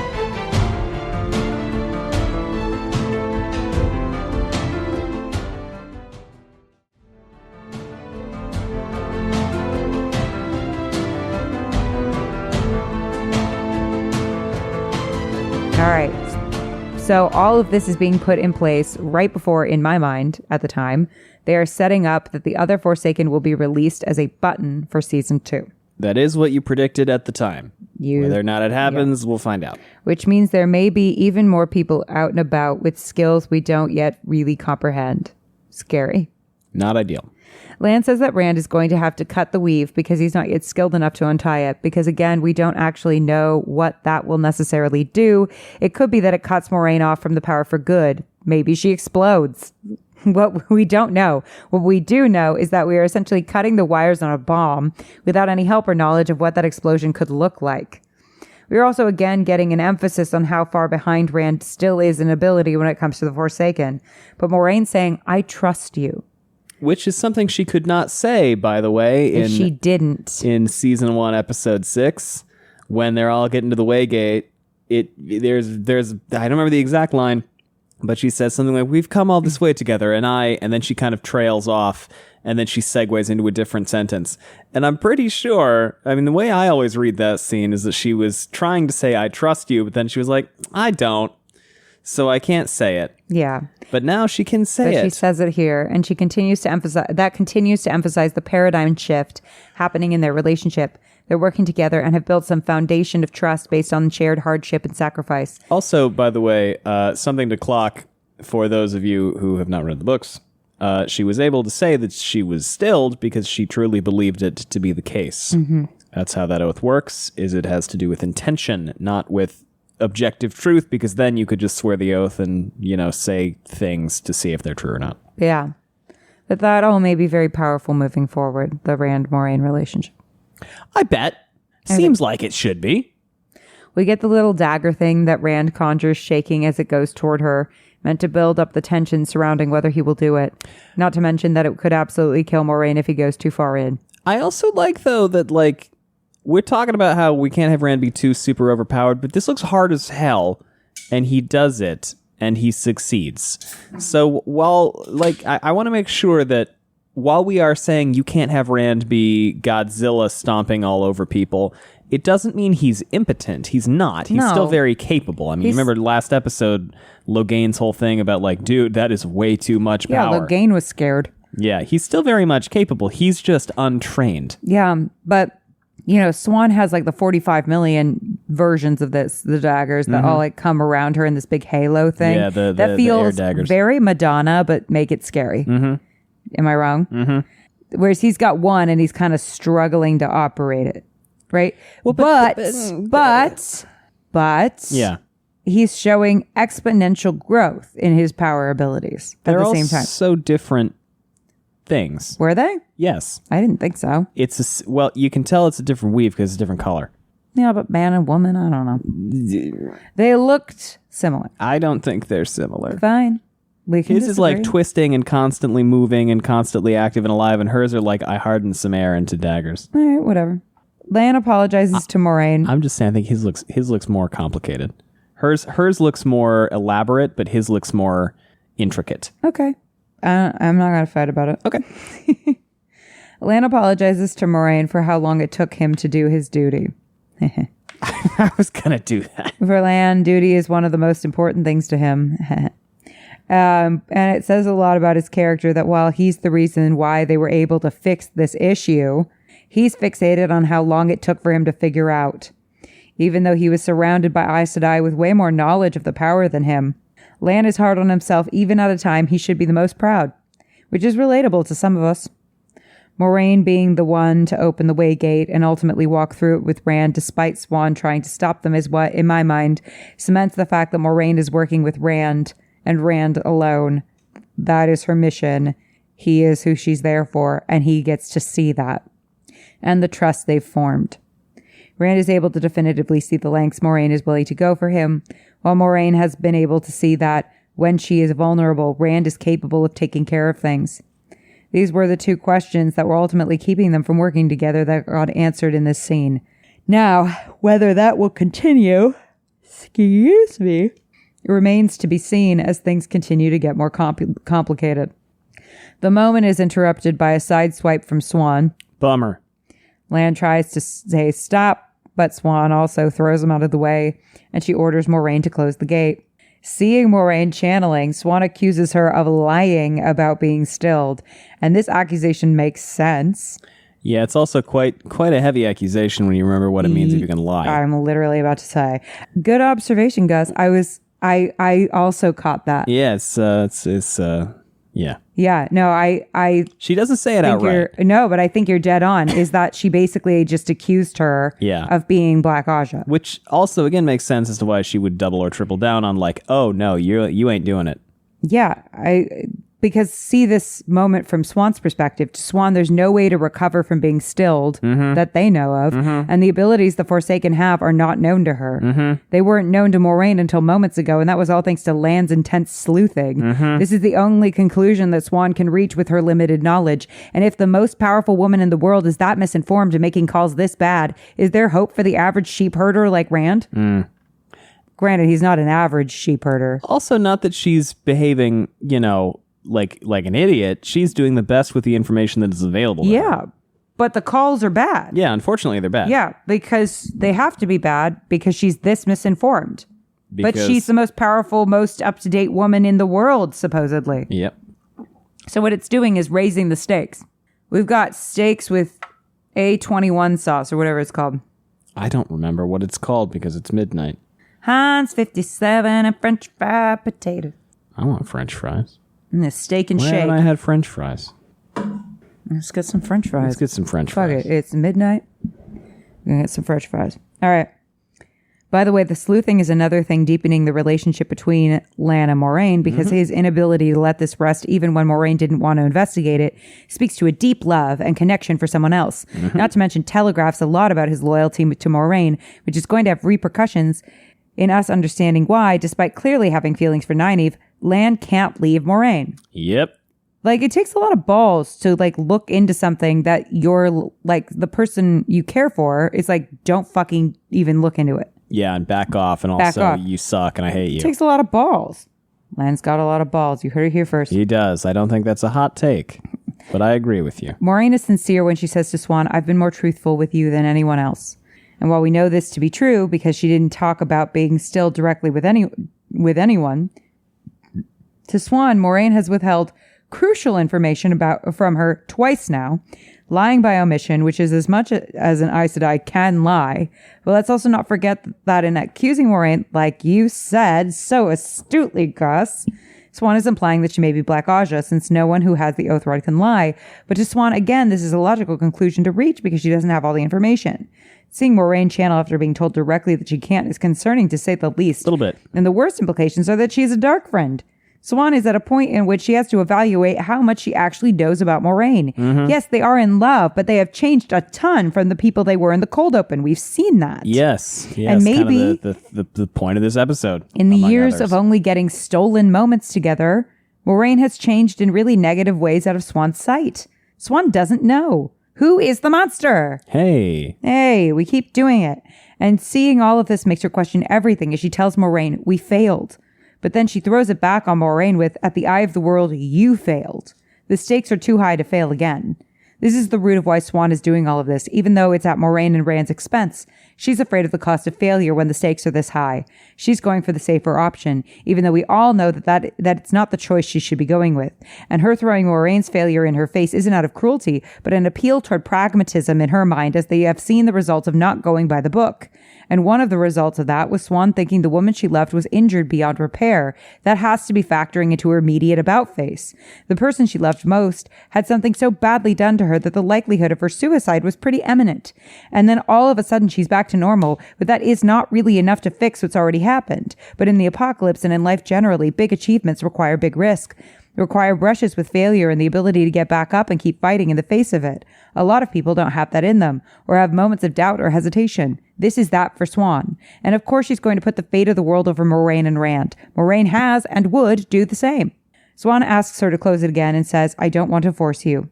That's because she knows that in forcing Moiraine to close the gate, it would be a gigantic breach of the trust between them. Yeah, pretty bad. Just as Rand and Moiraine are building trust, we are seeing two people who are losing some of theirs. Moiraine tells Siuan, if you have ever loved me, please don't do this. The wording of this is important, implying that Moiraine has some doubt here as to the current state of their love, referring to it in the past tense, and knows that if Siuan is to do this, this will be permanently altering in their relationship. I think it's also like, it doesn't matter how you feel about me now, but if you ever have. Yeah, that's what I mean. Yeah. Oh, gotcha. Okay. No. Like, I think you're putting it better than I did. So thank you for that. I mean, like, there is doubt here. Current circumstances about the current circumstances, but it's like, if you have loved me, love me now, whatever it is. Like, out of the goodness of that love, do not do this. But she does. Yeah. Previously, Moiraine hasn't had an occurrence to doubt Siuan's love, even saying essentially wedding vows to Siuan during her banishment and vice versa. But Moraine's failure to communicate and Siuan's defensive reaction to that and what happened to Moiraine here leads them to a crossroads. Yep.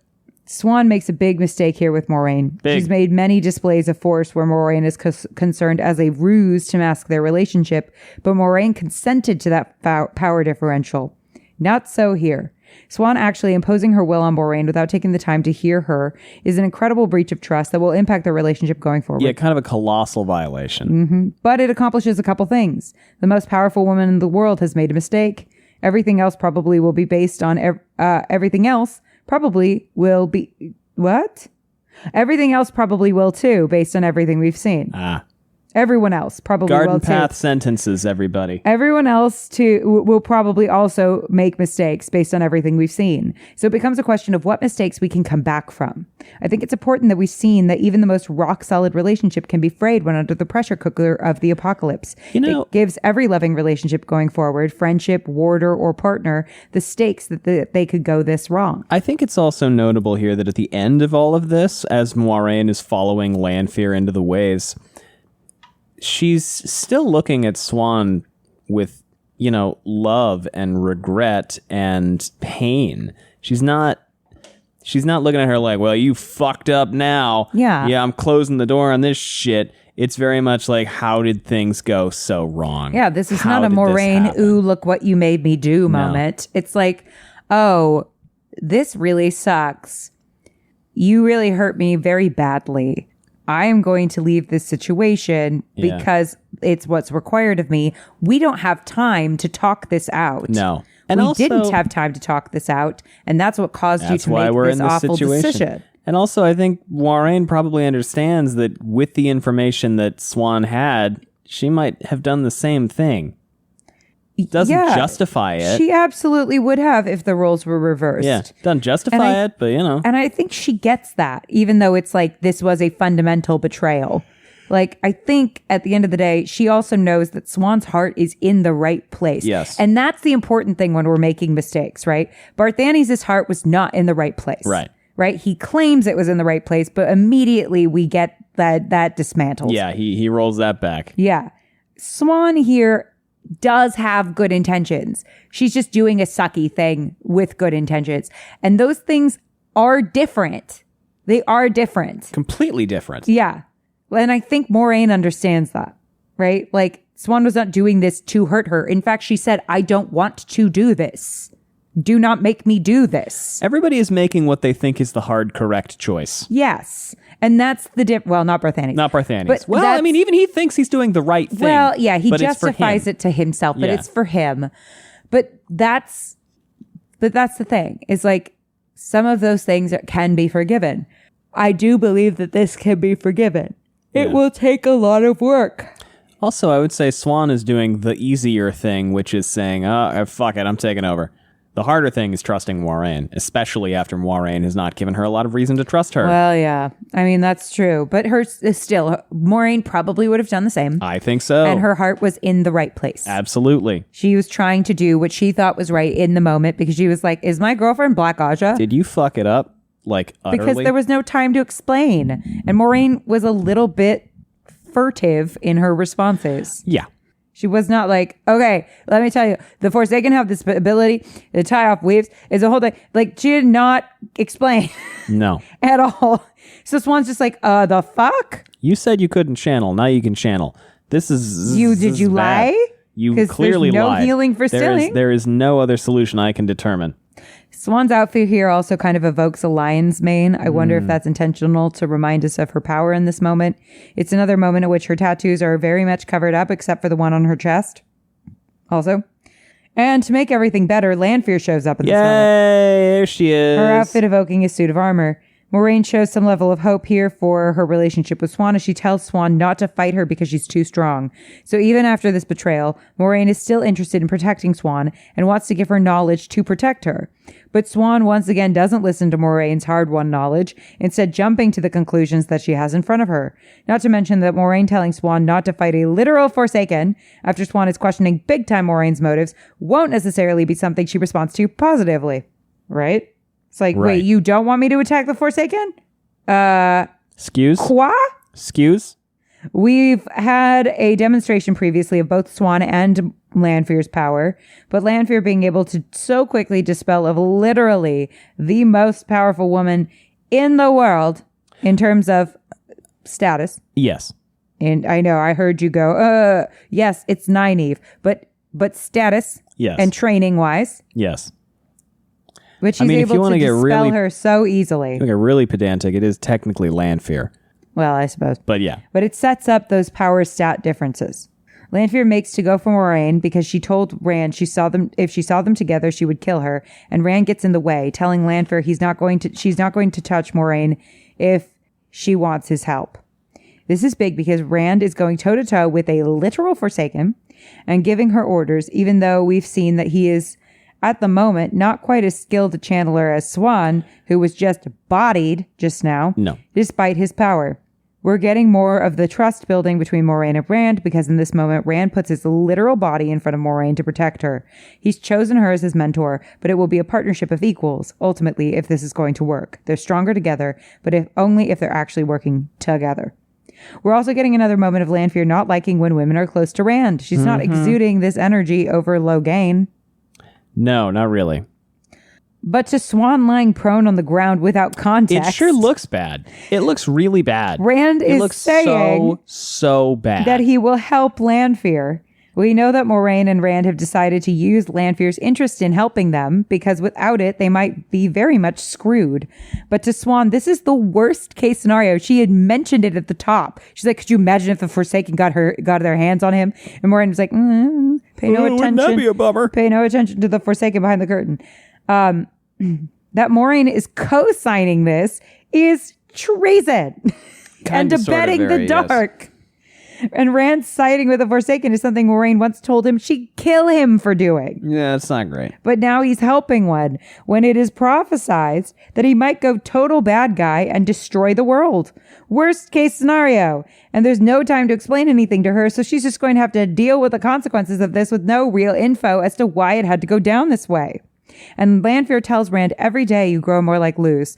That's bad news for a couple of reasons. First, he's the guy who destroyed the world. He kind of did. Along with the Forsaken. Yeah. So that's not great. But second, she's into Luce. So that just means that her interest in him is growing further. Yeah. And I don't think we want to be making developments that are going to increase the Forsaken's interest and make her happy. Probably not. If we're wondering why Lanfear doesn't kill Swan here, she repeats back what Aiel once said about Moiraine. A broken Amyrlin is more useful than a dead one. She's taking on some of Aiel's strategies, which, considering his demonstrated effectiveness at being the Dark Friend recruitment chair, should be concerning. It also means that Swan was literally one chat away from being fried green Amyrlin. Even little decisions and moments can change entire outcomes. Yes. And lives can be saved or destroyed. Swan reaches out for Moiraine as she turns to leave, saying, Moiraine, please. Moiraine now has a choice here. Stay with Swan or continue on her mission. But as Swan has betrayed her, now Moiraine has to betray Swan. Just as images of the people they were when they were younger and free, to quote Adele, are interspliced with Moiraine making the choice to walk away from Swan. But both of them in this scene, they were forced to put the fate of the world before one another. But does that mean that the door is closed on their relationship forever? Not necessarily. God, it's heartbreaking. And that is the end of the A plot. Every time I watch that fucking scene and there's this it hurts. her going Moiraine, please, and Lan going Moiraine, please, and oh my God, it's agonizing. It's beautiful, and it makes me so fucking sad every time I see she it. loves the most in her life, tearing her literally apart. And we love that shit. We have to populate our world with characters that will force our main characters to make horrible decisions. I love a horrible decision. I like the A-plot quite a lot.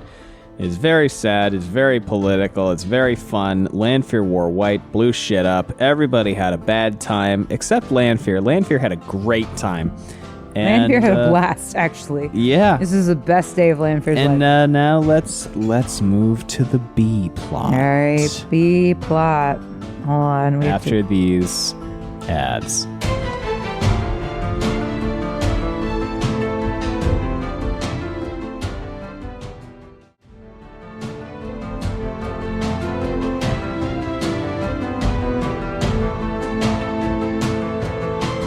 Welcome.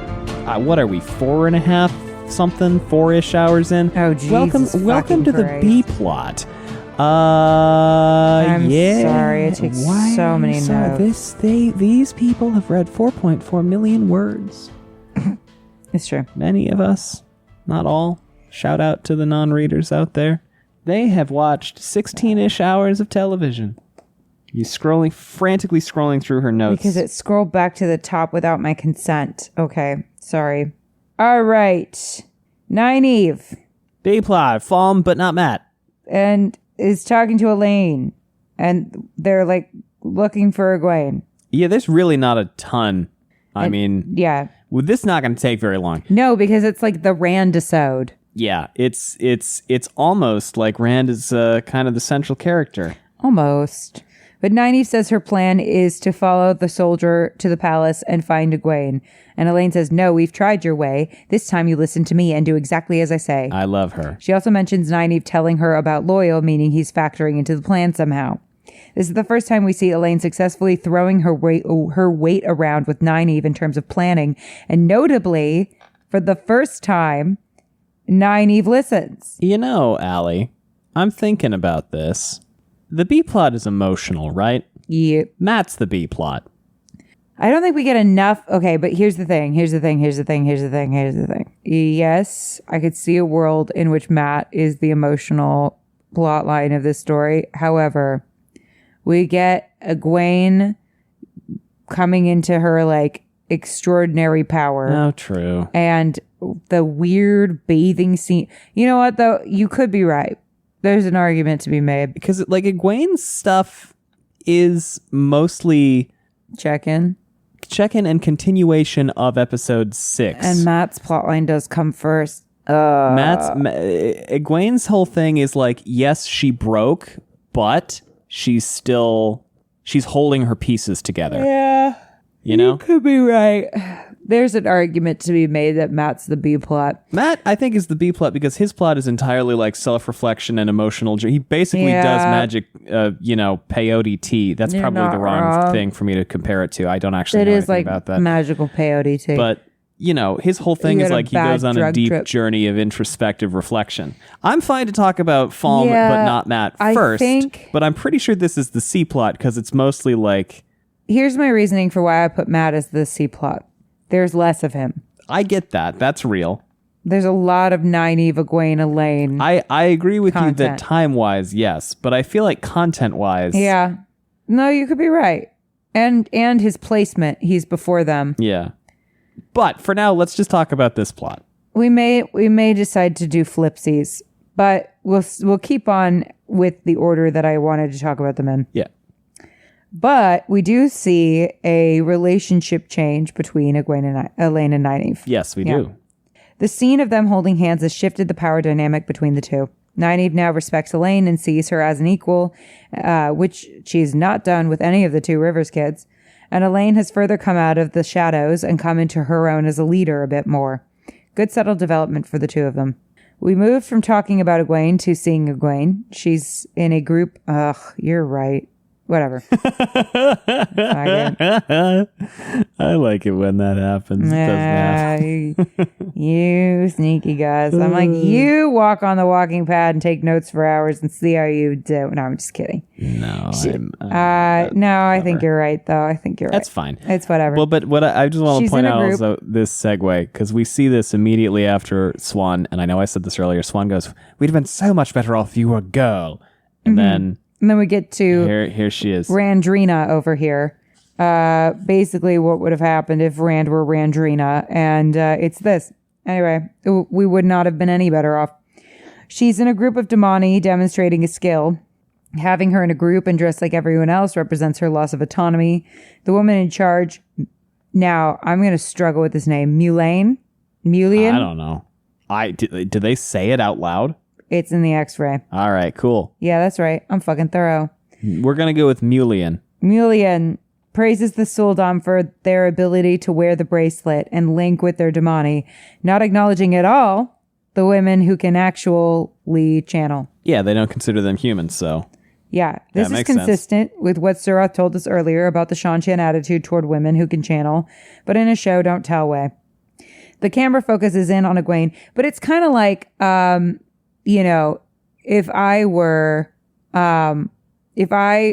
had a concert pianist, but I worked as the bench, he just sat on me while he played, and they were like, "You really made that concert what it is." Okay. Do you know what I mean? I get it. Yeah. Fuck you. You don't have the actual talent. You just supported his weight for a while. Anyway.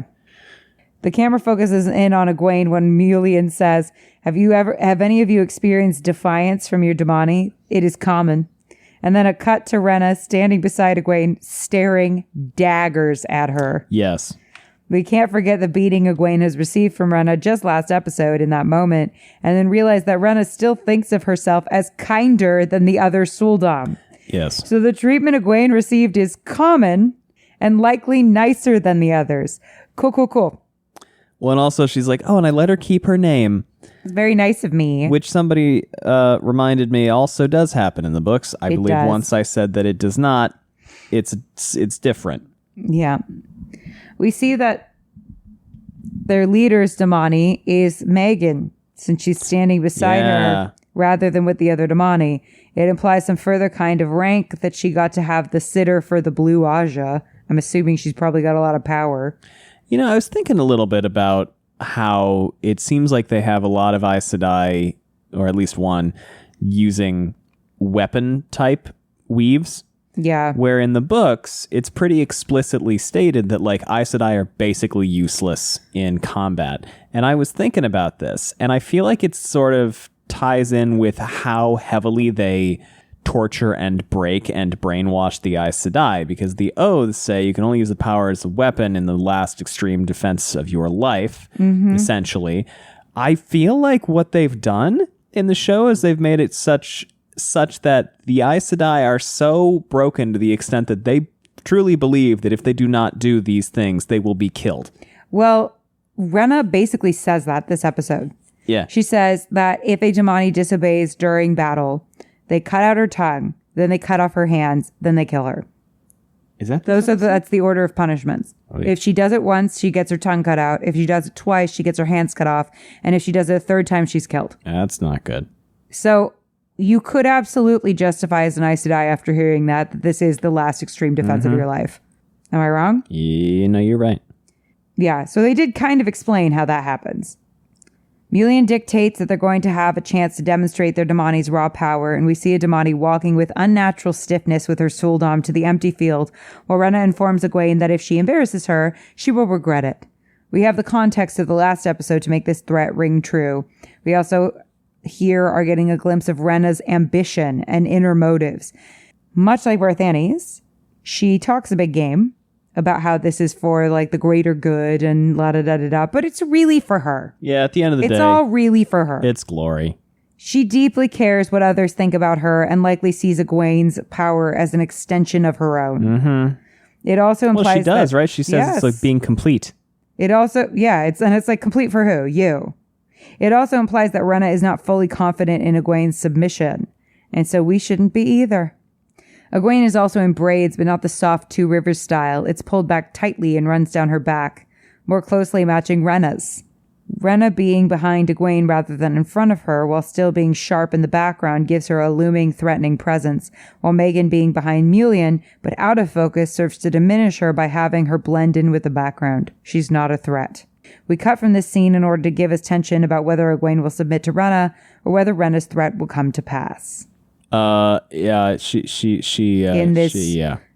in with Egwene. I mean, it is kind of. No, I know I was wrong. It is kind of a check-in. I was wrong. I was tricked with the amount of Egwene. And yeah, there's a lot. Well, there's, what is it? Three Nynaeve scenes, three Egwene scenes. That's it. But here's what we can agree on, okay? Oh my God, it just went back to the top. I will tell this joke while I'm scrolling.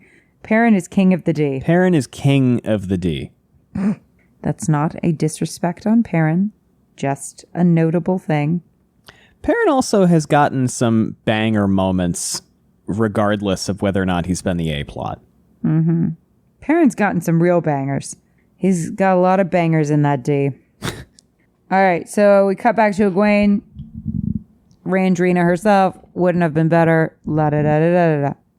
They're in a desert sort of area, which in addition to that being a reference to the general location they're in, serves to further the feelings of desolation and isolation that plague Egwene.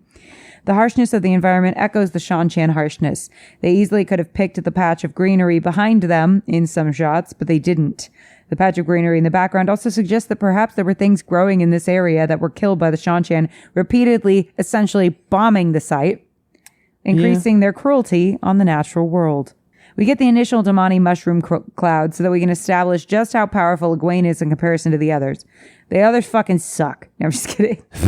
Considering they don't stand far enough back to avoid her blast, likely because from experience with everyone else, that's how far back they need to usually stand. Oh yeah, and she pops off. It also gives us clarity on why it's such a big deal to Rhaena to be linked with Egwene.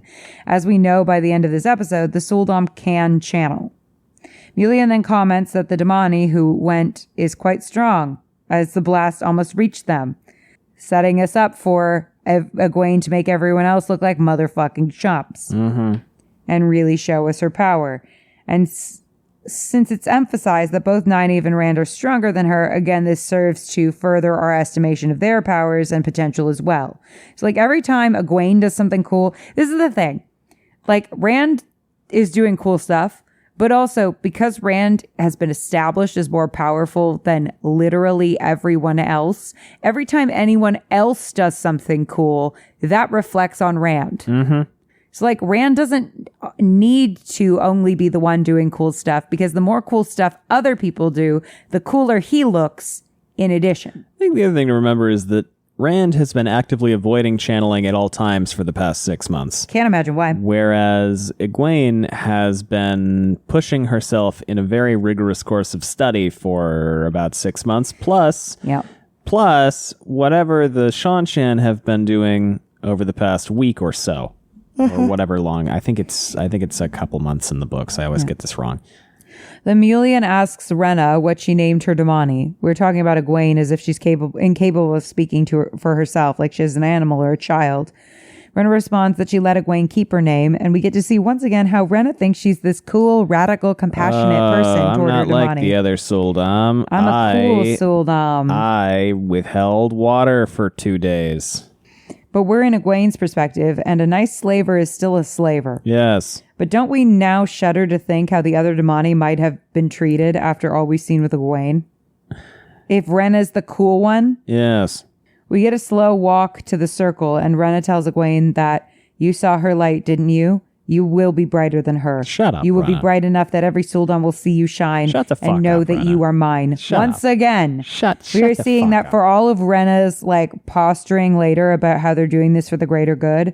Her motives are social advancement. That's this episode, isn't it? And she sees Egwene as her God, a lot ticket there. happens in this episode.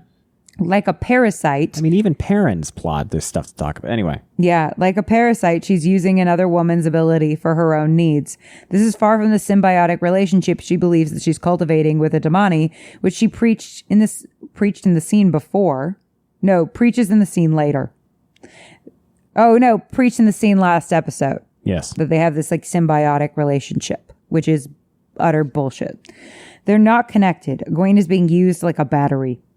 The walk also increases our dread of what may happen if Egwene doesn't perform, either because she doesn't want to or because this is new to her. There's no learning curve with the Seanchan. It's like, be good or be dead. Or get your tongue cut out. When Egwene disappointed Rhaena privately, she was choked out. What could happen if she disappoints Rhaena publicly? We're building our suspense here. Rhaena says that the weave is designed to show off the limits of Egwene's power and not to worry because she doesn't need anything from Egwene after this, even though Egwene later does all the work. So first of all... For this, not after this. What? For this, not after this. I don't need anything from you for this. Not I don't need anything from you after this. For the explosion. Yeah. Is what she's saying. But Egwene does all the work for the explosion. Yeah. So that's not true. Well, I think she's saying you don't have to... I think that line means is you don't have to do anything. I'm going to use you like a tool. Yeah, but then Egwene's the one doing all the hand motions and shit. Sure. So she's still doing the work. Sure. But yeah, no, you're right. That's how she sees it. But Egwene's still doing all the work. So like everything that Rhaena says is constantly contradicted. Yeah. Also, first of all, anytime that Egwene is linking with fucking Rhaena, it's triggering because of what happened with Amalisa. And Rhaena is basically going to draw, and she says, I'm going to draw all of your power. Really without Egwene's consent. Mm-hmm. And even though this literally wouldn't be possible without Egwene, Rhaena completely disregards her contribution and her comfort in this. What do you mean you don't need her? You're literally draining from her, you parasite. So to me, the buggy stuff with the Seanchan now makes a lot of sense because when you think of them like parasites, and what are colonizers and slavers if not parasites? Oh, yeah. Egwene basically atom bombs the area. It's very so cool. Oppenheimer of she her. She just poofs it. Eggenheimer. Any brambles, there were a couple like brambly patches. Flattened. Those are fucking gone. Yeah. Even Loyal and a cat and a goat in the city felt the impact of the blast. So Rhaena got what she wanted, and we again get to see Eggenheimer being special in the worst way. God damn it. Eggenheimer. We also see Loyal as a chance. We also see Loyal as a chance to pepper in the episode that he's going to be a player. This episode, it's used to transition from the blast. It's a sick transition. We transition from the blast, seeing Loyal, but with a quick shot of Rhaena looking pleased with Egwene looking furious and determined.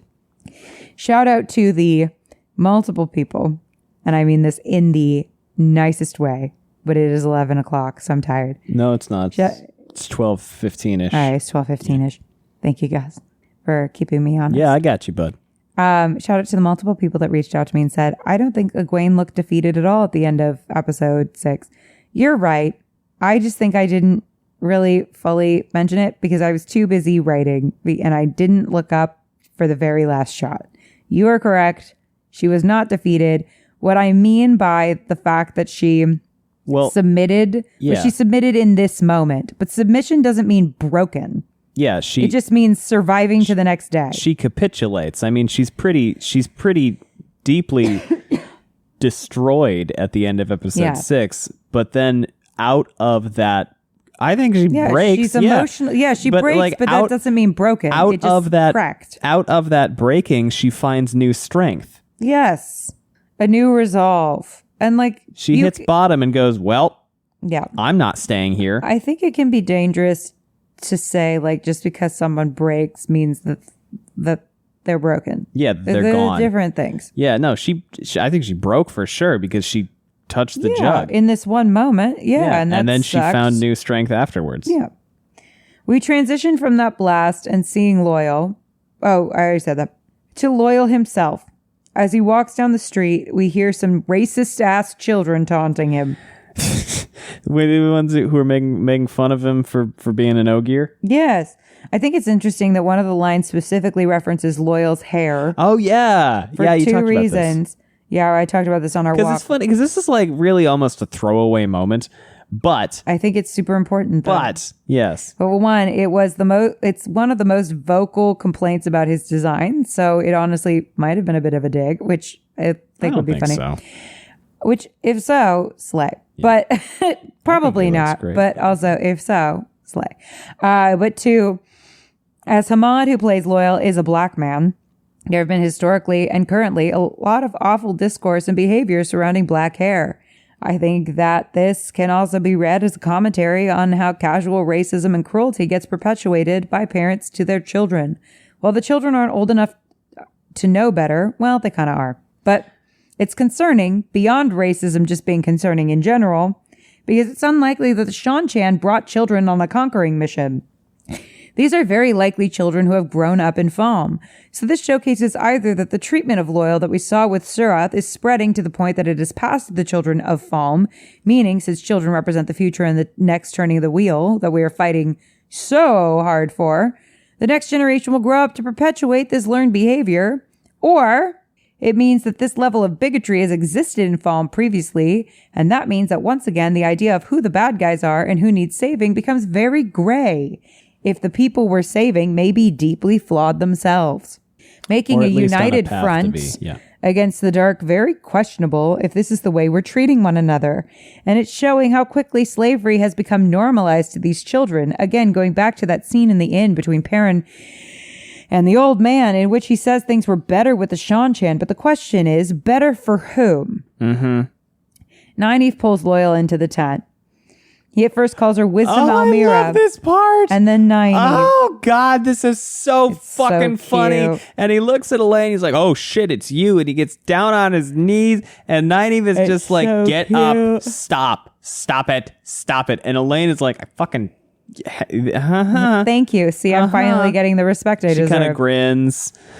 I saw somebody was like, "Oh, Nynaeve see how he's doesn't, not calling me princess sarcastically. Nynaeve doesn't believe that she's a princess." No, she absolutely does. Oh. She just is like, "Don't give her a big head. Don't give her a big head. Don't give her a big head." Yeah, she says, "Don't encourage her." Yeah, which is to say, don't encourage her big ass head. Mm-hmm. Nynaeve. Okay, so, but he calls her Wisdom Almira, and then so Nynaeve. Funny. Loyal always gives respect where it is due. And I'm sure it means a lot to Nynaeve when her whole life has been stripped away to be referred to by her title as if it's still her reality. And notably, he then gives Elaine significantly more respect, even though Elaine is and Nynaeve started to view Elaine as a peer. I feel like it's going to grate on her when she gets like a full bow. But she is good-natured about it, even though... Oh, yeah, it's all very cute. It's now kind of like... It's a joke. It's fun. The quips between friends, as opposed to Nynaeve being like, you're fucking princess and I hate you. You stole my friend. Mm-hmm. You know what I mean? Speaking of stealing, we're going to steal a little bit of your time with a couple of ads. The segues are getting worse.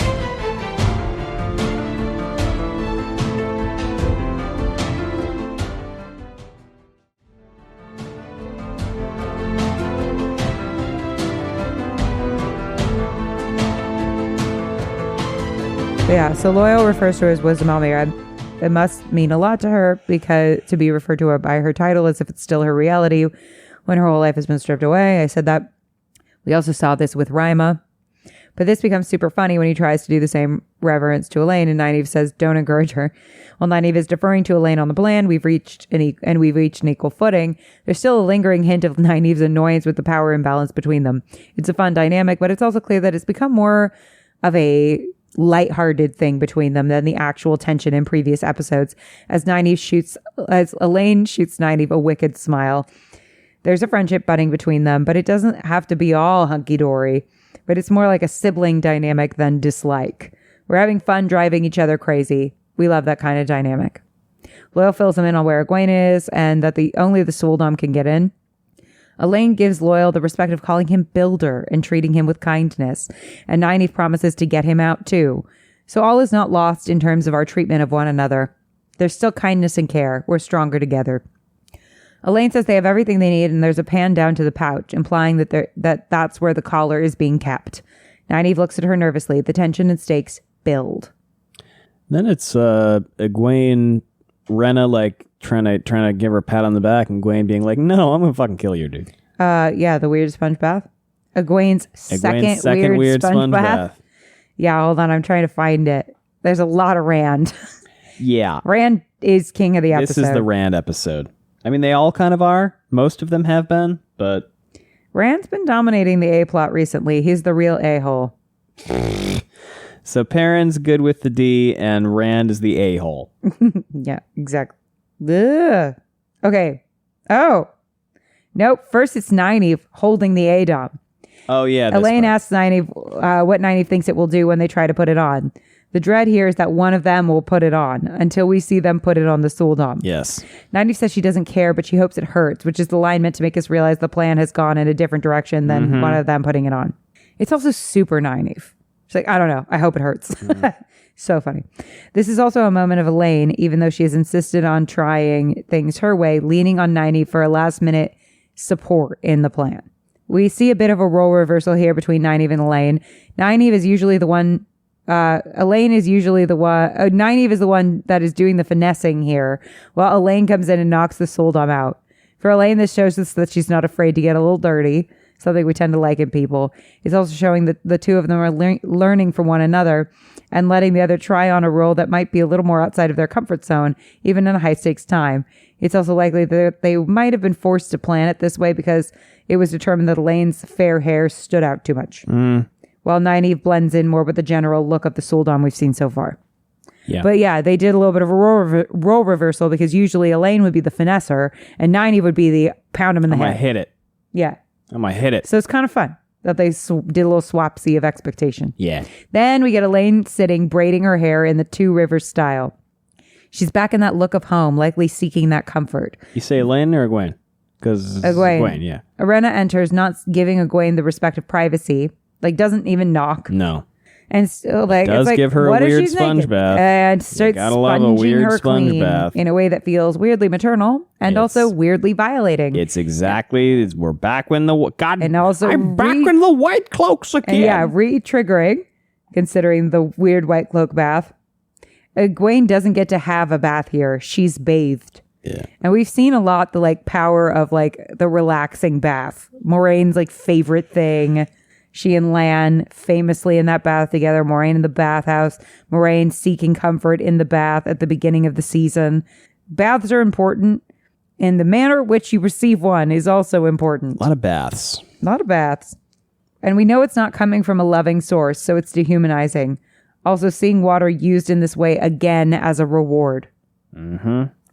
Rena says she knows why Egwene fights her because no one told her why they're here, and starts to explain the Empress's goal to unite everyone under the light against the shadow. This is true for everyone. The Seanchan showed up and started colonizing, not bothering to tell anyone why they were doing this to them. Again, a stark contrast to the Aiel scene before, in which Aviendha very patiently explains her culture to Perrin. And while their intentions might be noble, we are seeing the challenge once again of uniting people for that purpose. This is technically Rand's job to do. But other people are taking advantage of that chaos in order to try and do this the way they see fit and the way that would be best for them. Look at the Aes Sedai, look at the Forsaken, look at the Seanchan, without bothering to wonder if this is what's best for the world. It also took this long to think of the fact that Egwene might require an explanation. The fact that we've gone through all this and she's like, oh yeah, I should probably tell you why this is happening. We're here to fuck up the dark. Oh. And only utilized it as a tactic after purposefully depriving her of water and nearly choking her to death. Why was this not step one? You got to dehumanize her. I mean, it's because they don't care about her humanity. I know, but it's fucking dumb. Yeah. We see here how corrupted this seemingly good mission becomes very quickly, just like with the White Cloaks. Again, who is the monster? And we're also seeing the stakes of what happens if Rand becomes pure conqueror. In order for a just world to exist, we have to avoid falling into the traps we've been repeatedly falling into. We also get to see why that unification is so tricky, just like with Loghain and Lan, or with all of the different cultural misunderstandings and bigotry. People have to look past their own hurts and narrow viewpoints to unite. Easier said than done when the grudges are generational. And Egwene's experience with the Seanchan offers a counterpoint to this by showcasing that there is also a danger to putting the collective over the individual, as a just society cannot exist without free will and caring for all of its members with equity. But at the same time, Rand putting his friend's safety before the world is also selfish. So what's the right answer here? It's tough. Obviously not what the Seanchan are doing, but there has to be a balance struck somewhere, and it's Rand's job to figure out what that is. We're seeing how stronger together can be corrupted into an evil. Yeah, that's true. Rhaena says that she and Egwene have to be united in order to destroy the dark. But Rhaena's actions before are not those of someone looking to unite with another person. They are those of conqueror wanting to use someone to elevate themselves. And that's why Egwene laughs and says she's going to kill her. Because she knows, just like Onver does in that scene with Barthanes, this is just another tactic of Rhaena's to justify her own awfulness. Rhaena's instant rage at this should make us afraid, considering the last time this switch happened, she beat Egwene to a pulp. Luckily, it doesn't happen this time. Egwene is able to get back to braiding and seeking her comfort in that. Thank God. And I'm pretty sure that's the last thing we see until Nynaeve.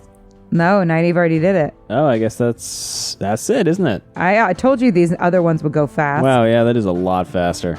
Yeah, Rand is the Aiel. A little bit.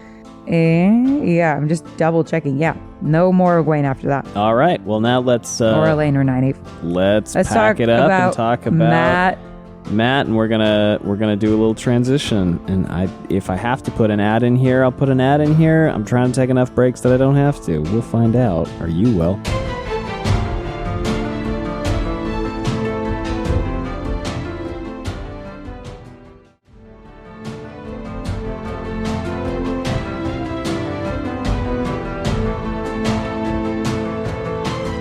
Knock, knock, knock Mr. on good Coffin. Tara's door. What? Oh, that works too. Sorry, Mr. Cawthon what? Mr. Coffin. If you're nasty? You gonna Paramore joke? No. Well, what's that Pretty from? sure it's Miss Jackson if you're nasty. I know Haley Williams makes that joke too. Yeah, it's an old reference. I don't know these things. I don't know It's an anything. old reference. I just know Paramore shows up on my TikTok page a lot. Yeah, I know it's a reference to an older thing. Well, I don't know that. I don't know. I guess I'm a Luddite. I mean, obviously. Cultureless you with your 85,000 bastard monitors. swine. You're such a Luddite, Gus. How many monitors are in this room? 4? Only one of them's on. All right, so we get Matt walking and a cloaked figure coming up behind him in a way that's almost reminiscent of what Rand did to that one coworker in the early episodes. Same place, too. I know. I kept wondering how Matt was going to get to Falme in time, and Lanfear was involved in that too. God, this is the funniest fucking thing. Wait, really fast. Lanfear was involved in that scene too, with Rand and the coworker, and then Matt and yeah, you can kind of hear her going like, "Kill him." That's not her. That's the voices in his head. All right, I'm just saying. I think she was involved, but whatever. I don't. I disagree with you. All right. I've been disagreeing with you a lot this episode. I don't know why. This never happens. How odd. Our marriage is in shambles. No, it's not. I kept wondering how Matt was going to get to Falme in time for the reunification that's inevitably happening as the finale bookend.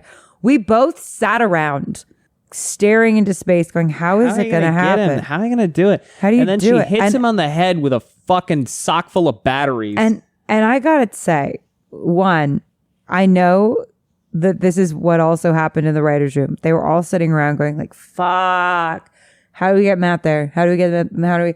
And somebody just went, what if we fucking hit him over the head and just zapped him there? Fucking whack him. And it's so and everyone went, fuck yeah, funny. That's it. It's so fucking funny. I love this. The simplest solution is the best one. I love this because you have Ishamael Pepe Sylvia-ing his way through these elaborate orchestrated plans where you got to trick the people into being at the thing, and you're going to use that opportunity to drag Min through the mud a little bit, and Min's going to have a bad time, and also, you know, we're going to make sure to, while we're on top of that, we're going to twist the knife and Matt a little bit, and then it goes off the rails, and Lanfear shows up with a fucking baseball bat. Well, and then my favorite thing is she says to Ishamael, Matt's here, and he's like, already? And she's like, yeah, I just brought him. It's so funny. I love it.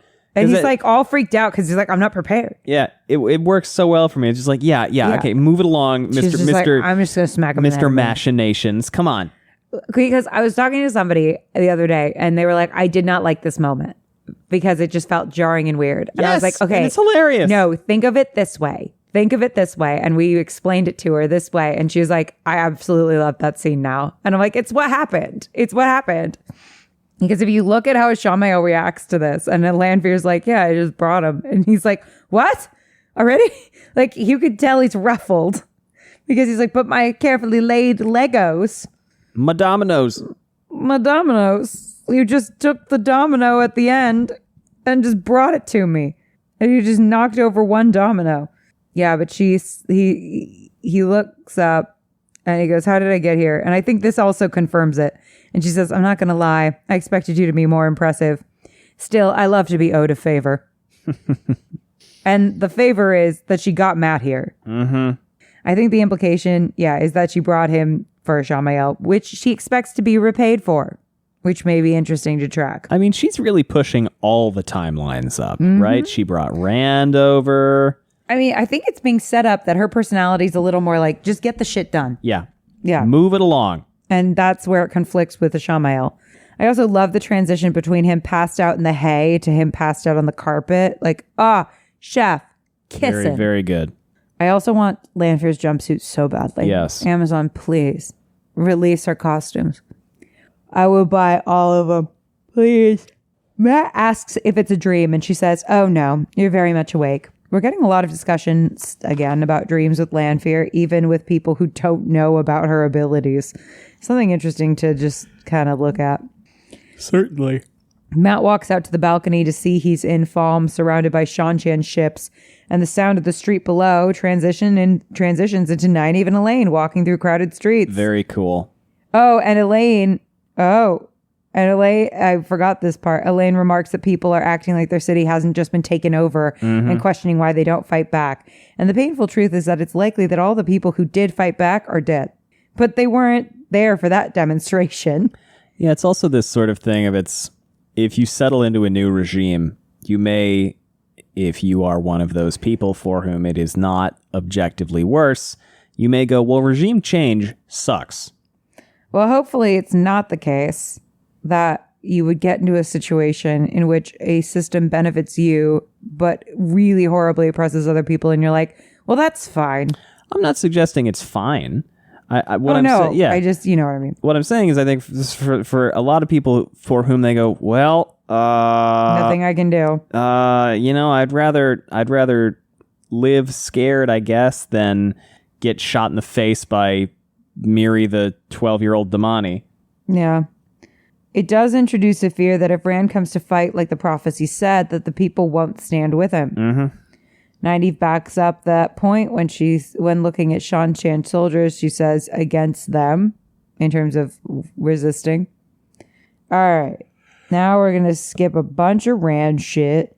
A lot of Rand. I think the next thing is... the tea. Yeah, Shamael comes in and he's like, hey, buddy. And he starts monologuing. And I love it because he's just doing all this poetic, flowery prose. And he's talking about, who you were and what we had before. And then Matt basically just cuts all of it off. He's like, I don't fucking care. Are you trying to kill me? Are you trying to fuck? What are we doing?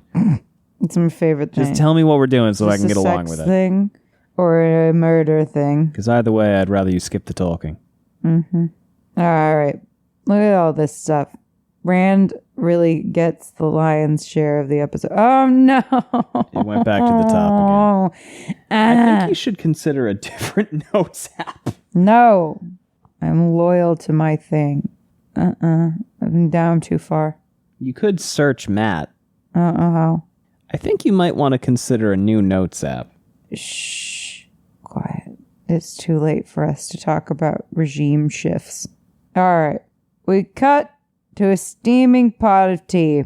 Usually when we have anything boiling or steaming in a shot, that's meant to imply tension of some kind. A little bit. We see a Shamael whittling something very tiny.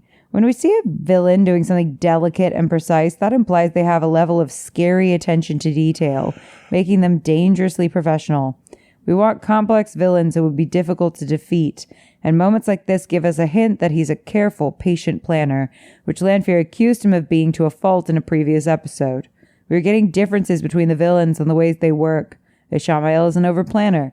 Lanfear is more of a take-action type. So what plans does he have for Matt? The whittling and tea boiling should make us worried. Matt immediately comments on the whittling in a funny way. They're really making us love Matt and pushing his humor and wry attitude even in the face of danger. He's getting that Han Solo treatment. A classic, he's a rogue, yeah. lovable rogue hero archetype. Ashamael asks, do you ever have trouble sleeping? I do. We've heard from Lanfear that Ashamael isn't the best in the dream world. So I think that's a small nod to that. But Ashamael also says the most relatable thing to me personally. I lie there thinking about all the people in the world, all of them hurting. Whole universe is collapsing from a shouted word, the stab of a dagger. All right, so all of a sudden, Ishamael having insomnia and then becoming evil makes so much sense. But this is a lie. I was joking. Yeah, I know, but this is a lie, because he's not lying there thinking, I mean, maybe he's thinking a little bit about the suffering of the world, but also, like, he's going to cause a great deal of suffering. Admittedly, it's the end goal is, like, to make sure there's end suffering. no suffering ever, but, you know, I don't know, I think man. he just wants to sleep. Yeah. I think that's what he wants. He just wants to go to bed and get sleep and wake up refreshed. And God, don't I get it. Well, Anyway. It is almost 1 a.m, and I understand that feeling. And then we get an extreme close-up on the knife he's using. So with the word phrase, the stab of a dagger. Also, he's bringing up the stab of a dagger when we know that Matt is supposed to stab Rand with a dagger. Oh, yeah, that's on purpose, isn't it? Extreme close-up on the knife he's using is to increase tension because we aren't used to being so up close and personal with things. It makes us feel trapped. We're also getting language about a dagger and how a stab can change the world to someone who is literally a recovering dagger addict who might stab his friend who is fated to save the world. Ishamael is basically a bad place empath. The pain and suffering of the world that he takes very much to heart jaded him and turned him into a nihilist. It's honestly not uncommon because maintaining that level of empathy when it feels like it all is too big to solve is exhausting and can lead to a lot of anger when not channeled correctly. Emotions and how they're channeled can be just as powerful as any magic. And if some dark force came to an empathetic person, the kind who cries whenever they see a dead animal on the side of the road, and they offered them a potential solution that actually would, in their mind, help everyone finish all of the suffering in the world with one move, who is the monster? Matt then asks, is this a sex thing or a murder thing? We again are getting that charming rogue hero archetype using humor in the face of adversity. For reference, for those who forgot, Lan and Rand are doomed warrior archetypes. Perrin is the lovable fool. That is not to say Perrin is stupid. It's just that his heart is so good he has to win. And Moiraine is the magical angel. Ishamael says he has a gift for Matt, and we see the tea again in an extreme close-up. Whatever is in the tea becomes the focus, as Ishamael informs us that there has been so much that has been forgotten in his time, not just technology. This isn't filler dialogue. It's to remind us that they're all on the back foot when it comes to the Forsaken, and to set up there's technology that the Forsaken have that the others don't, right before we find out that Moiraine isn't stilled. She's just got a weave that's tied off. Especially terrifying when it comes to my theory that the other Forsaken are let out next episode as a button for the season. It also reminds us that any knowledge they do have may be tainted by the passage of time, a disadvantage Ishamael doesn't have. Ishamael offers Matt the chance to see all of his past lives. Now, considering this is the father of lies we're talking about... To quote Robert Jordan, you're gonna believe Ishamael? Who knows what this tea actually is? He sets a timer, so we actually have a ticking time clock device in front of us. Let it steep for 15 minutes. For Matt to make the decision to drink the tea. We love ticking time clocks. Yes, we do. We don't think that Matt should drink the tea at this point, probably, if we're paying any attention. But Matt has a deep need that's being preyed upon to know whether he is indeed a prick like his dad, or if he's a good person deep down after everything he's done. I have some friends with some rough parents who probably would also drink this tea. That's a really relatable question to wrestle with when you're a person who has had to be a bit of a survivor and make some hard decisions. Am I a good person for having to make hard decisions to survive in the world? If you're presented with a chance to maybe have a definitive answer, would you take it? Ishamael summarizes this with, I think you've always wanted to know who you really are, Matt. We see here how good Ishamael is at manipulating He is people. really good at it. You might even consider that might be why he's called the father of lies. And we see that he has different tactics based on the personalities of each person. It's a specialized approach. For the little tinker girl, it was making her see the monsters as something misunderstood. For Perrin, it was threatening him away from his powers he's starting to fear already. For Min, it's also the desire to be rid of a power that's plaguing her. For Dana, it was all to stop suffering. For Mat, it's whether he's a good person worthy of doing heroic things. And it seems like people like Mat are Ishamael's specialty based on him saying Mat was born mine. That's what that means, is he's like, I know how to manipulate kids like this. That'll be easy. Meaning his circumstances make him particularly vulnerable, like how a cult or MLM targets vulnerable people. He tells Mat that after he drank the tea for the first time, it was the first time he slept through the night. Okay, but drop the name of that tea. Ishamael repeats 15 minutes, no more. Both the fact that the tea helped him sleep and the nocturnal experiences that Mat experiences makes me think that the tea is called melatonin. No, it can't be melatonin. I'm just saying it's a joke. Oh, no, I know. Really weird dreams. Including you. Melatonin. Including me. I do not like melatonin. I'd fuck with melatonin. I don't. Ishamael repeats 15 minutes, no more. There was a minute where I had a muscle relaxer prescription, and I took the prescribed dose, but the dose that was prescribed to me before I had lost a significant amount of weight. And so the next day, I had taken the muscle relaxers before going to bed, woke up the next day, got to work, and then I fell asleep in the server room at work for about an hour and a half, which has never happened to me before and has not happened to me since. Anyway, so I got to stop talking about sleep. Honestly, that's just what having fibromyalgia is like. So to increase tension, we are left with Mat staring at the tea, leaving us in suspense to again increase the tension. Speaking of people wondering if... Oh, nope. That's Perrin. Perrin? He's in this episode. Okay. What an episode. Holy shit. What?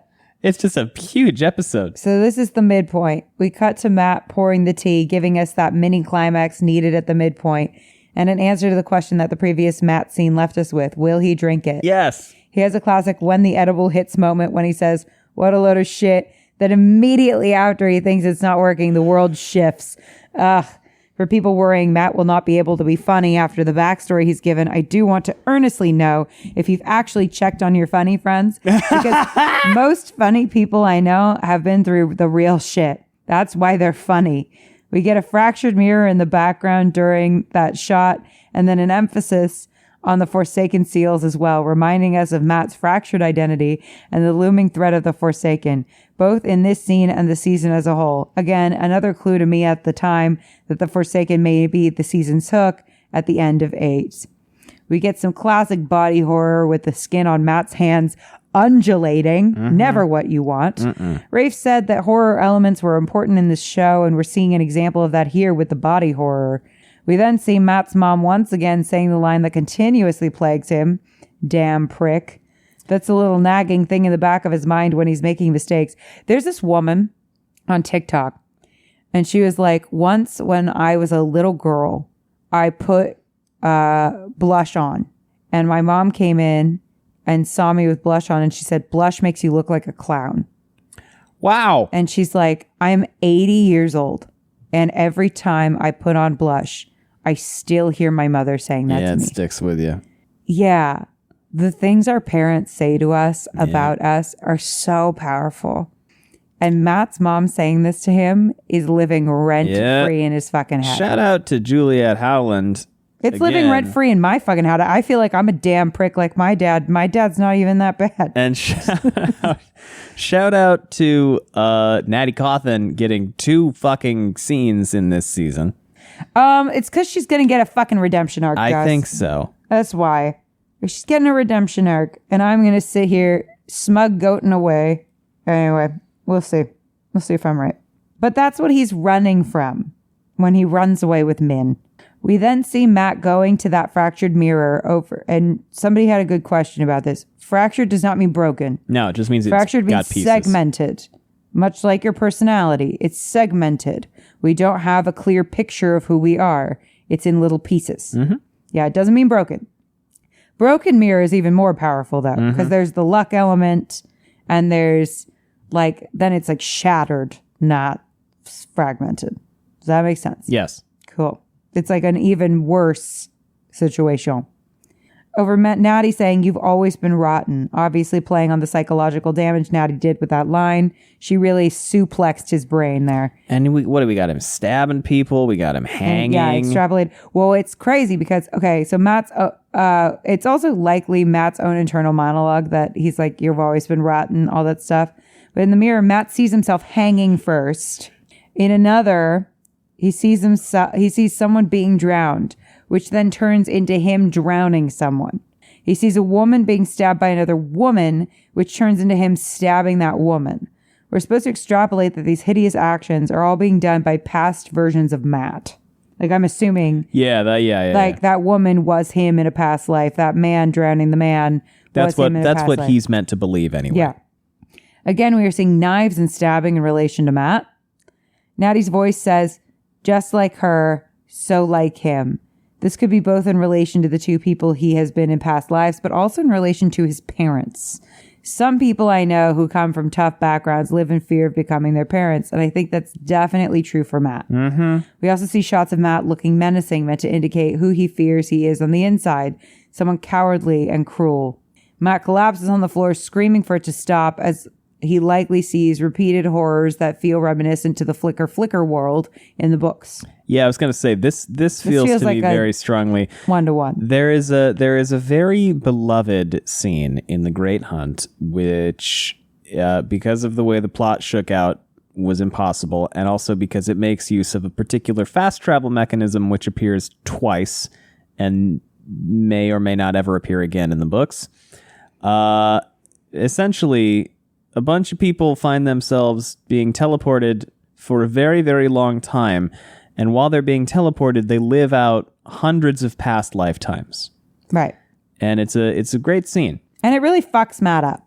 It fucks Matt up, but we don't see his perspective on it. No. We only see, Rand's. We get to see a bunch of Rand's past lives. But this scene was genuinely super scary. Yeah, this was creepy as hell. And I like that we kind of paid homage to Flicker without having to establish a whole lot of mechanics and fantasy rules and things that then become irrelevant almost immediately. To stop, so he's screaming for it to stop as he likely sees repeated horrors.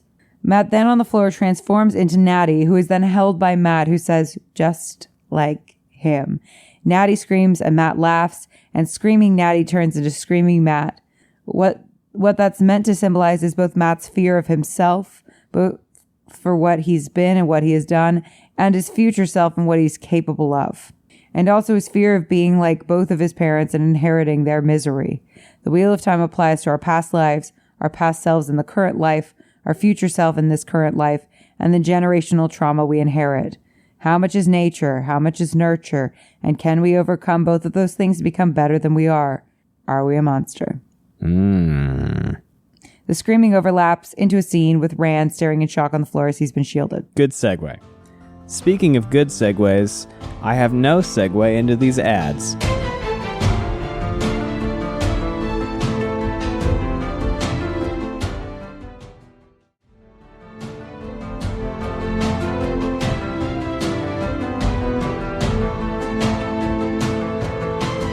Welcome back. I probably should have waited to do the ads until we do this one little thing where it's just Ishamael stroking Matt's head. Oh, God, it just fucking went to the top. Allie, I think you might want to consider investing in a new notes app. I want to hear from you at this moment. I love you. Well, look, we can recap it without having to. He wakes up and but I have whole thoughts. No, right. I have whole thoughts. I need to say my thoughts. I'm not good on the fly when it comes to sounding smart. I'm good on the fly when it's not true. When it comes to sounding silly. That's it. That's all I got. So, unless you ordered a silly pizza, you hold your horsies. Please, God. Where is it? No, don't touch. There's probably Here it is. Here it is. Shh. Liandrin lies on the floor, and we once again see Ishamael. Liandrin lies on the floor? Matt lies on the floor. It's very late. Matt lies on the floor, and we once again see Ishamael stroking a face. Yeah, Ishamael loves to stroke a fucking He really loves to stroke a as face. Matt repeats just like him as if he's in a trance. This may be what he actually looked like during his trip, Probably, with Ishamael stroking his face. Who knows if what Matt saw was real or a manipulation by Ishamael, but it seems like this might be part of Ishamael's little playbook. Drug them up and screw with their minds. Ishamael then says, "You see it now, don't you? We keep trying again and again, but for what? The wheel turns and people hurt. It's a simple fact. And even with the freedom of death, we just come back again and again. And all I want is to close my eyes one day and never have to open them again." The whole time, Matt is doing little nods, and at the end, he does a little smile and says, "How?" Keep in mind, Matt is very drugged up. He's pretty high. And talking to a master manipulator. He's a guy with basically a drug addiction who's being tempted once again. But we've also gotten to see Matt's essential goodness over the course of the show. So while there is fear that Ishamael might have succeeded in corrupting him, there's also so much hope in that not being the case.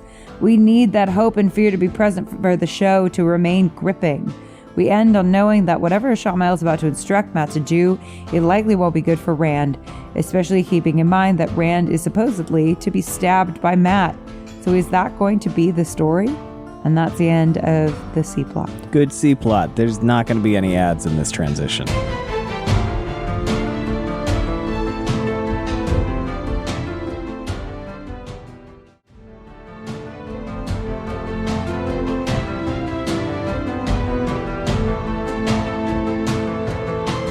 Perrin runner. Avienda runner. Really. We got this. We're almost there. And then part two. Part two. And I don't have that much for part 2. I have a couple things. Mostly I want to talk about the thing we didn't talk about earlier. Okay. It's not going to take super duper long. Woo. I want to have a cup of cider after this. I think you've earned it. I think next week we do one of those special go back and read a little bit of Eye of the World episodes. I think Eye of the World. There are reasons why we can't do Knife of Dreams yet. Oh, yeah. We need to live react to a chapter. Oh, that would be fun to go back and read a little Eye of the World. Yeah. Okay. Just because it's they're so long, the episodes of these. We have for our sanity, we have to parse them out just a smidge.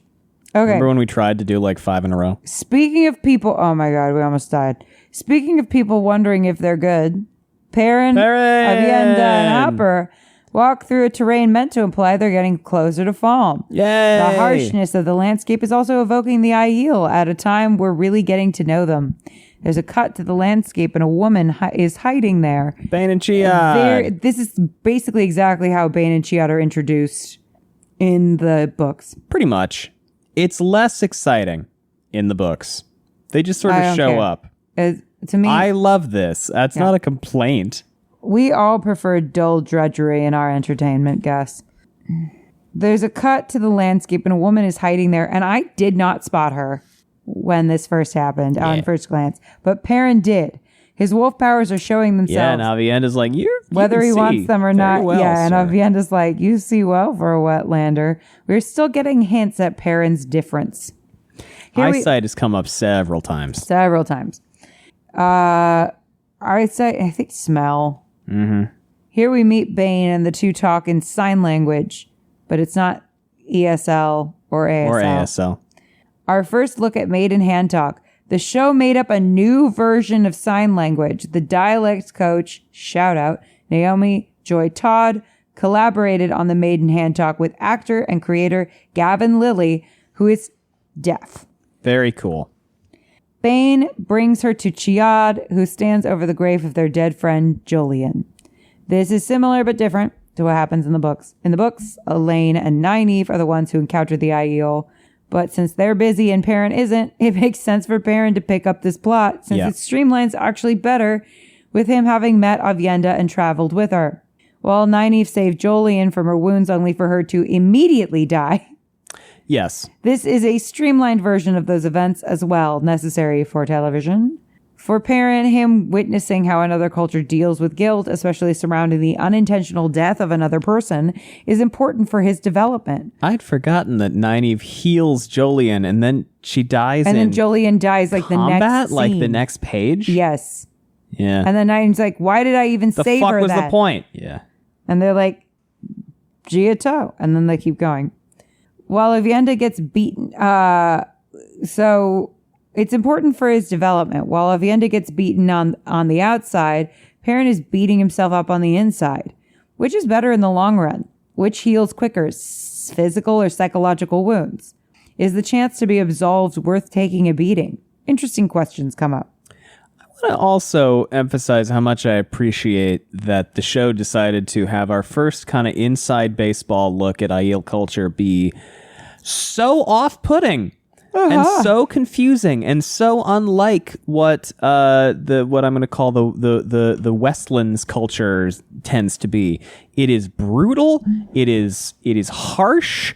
It appears to operate by its own internal logic of what is fair and what is appropriate and what is determined. And it is very, very strange to Perrin. And I am really, really into that. I'm really into the fact that the show is just like, well, we could talk about Giotto. We could talk about these things, and we will. But also, let's just demonstrate, like, these people do not operate by the same set of basic rules. Which is great when you think about, like, we have to unite all these people. Yes. And we're seeing both how the Seanchan and the Aiel do not operate in, like, any kind of society or culture that we recognize. Yes. Anyway, it's great. And the choice to make this particular exacted toll be, essentially a beating in the books, surprise, a lot of the time this is just getting spanked. And I'm grateful that they made it not that. Yeah, this was a lot more badass. And hard to watch. Chiad reveals they buried her here because this spot felt more like home. We get a sense that despite the severity of the Aiel people, there's a thoughtfulness and sentimentality there as well. They're a loving culture who want to bury their dead somewhere familiar. An important thing to see prior to these two fucking wailing on Aviendha. Aviendha then says a core tenet of the Aiel people at the grave. Life is a dream from which we all must wake before we can dream again. We are getting these little snippets of Aiel culture, but still obscured enough in mystery that we are with Perrin in his confusion. Perrin being set up as that novice we'll see as an access point into a new culture. It also further serves that thesis of who is a monster. If they just started wailing on Aviendha with no context, monster. But it's clear based on everything that comes before and Bane's reaction in telling Perrin not to interfere that this is something cultural for her. Hopper is barking through all of this, likely in part because there's violence happening in front of him and partially because Perrin's feelings that he's picking up. But I think there may be something to pay attention to regarding who is and who isn't someone's pack, like Elias talks about. Elias has a very narrow view of who can be part of a pack, but there's something pack-like in this scene between all these women. They have a shared language and customs that bind them together. They appear to be stronger together, beating aside. I think that's going to be a thematic thread to watch going forward. Who belongs in the pack? How do they make us stronger? How do we know that they can be trusted in that pack? Aviendha has a little relieved smile at the end of her beating, letting us know that, though brutal, this is something she needed in a sense. But this is left unexplained to further our curiosity and to continue this idea of how destructive cultural misunderstandings can be.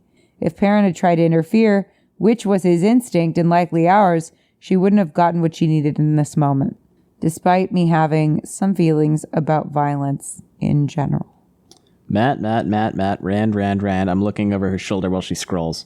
Matt, Moiraine, Rand, Liandrin. Ooh. Anvir. Ooh, okay. Yeah, I remember this. Liandrin. Yes. Matt. Nope, I mean Moiraine now. They both start with M. It's kind of the same thing. It's not. I looked away and I've lost my place. Maxim. Landfear. Perrin! There he is! Yeah, there's like 2 scenes with Perrin. Perrin walks with the maidens as night falls, just as the daughter of the night stalks closer. Oh, that's good. Yeah, that's good. Perrin remarks how the laughing girls are all just fine now and friends again after that beating. This is significant considering Rand, Mat, and Perrin are all separate from each other specifically because they're afraid that upon the others finding out things they've done, they will lose their friendship. But Aviendha and the Maidens show that it is in fact possible to make grave mistakes and still have the love of your friends. Right before Siuan makes a grave mistake with Moiraine. We get introduced to Giotto. The way that Aviendha is introducing Perrin to her culture is in a much kinder way than the Seanchan are introducing others to theirs, even though Perrin was dishonorable for reminding Aviendha of her toe. Like, Aviendha could have easily turned and kicked him, and she didn't. The difference in the learning curve is pretty stark. Not only that, but unlike the Seanchan with Loyal, she shows genuine interest in learning about Perrin's culture, remarking on his ring meaning he's owned by a wetlander woman, which made me laugh. He does not correct her. Yeah, well said. It also further links Layla to the conversation around Aviendha being forgiven by her friends, albeit due to a beating, for being at fault for another friend's death. Perhaps there's some hope for Perrin after all. Yeah, he never corrects Aviendha about being a widow. So Layla's still very much a part of his heart. We're seeing, and I know people have feelings about the fridging. We've gone into that so many times. But if we're going to fridge, at least have the fridging have lasting consequence, and we're seeing that here. It also links this scene to, like, Dane Bornhold. Like, Perrin having this ring makes people know things about him and jump to conclusions quickly. And that is potentially threatening because Dane's a white cloak and knows where he lives. Now Aviendha's got personal information because of the ring too. The ring could be a liability, is what I'm saying. We also get some hints about the Aiel culture in her learning about parents, considering how strange it seems to her that the ring means that he can't lie with anyone else.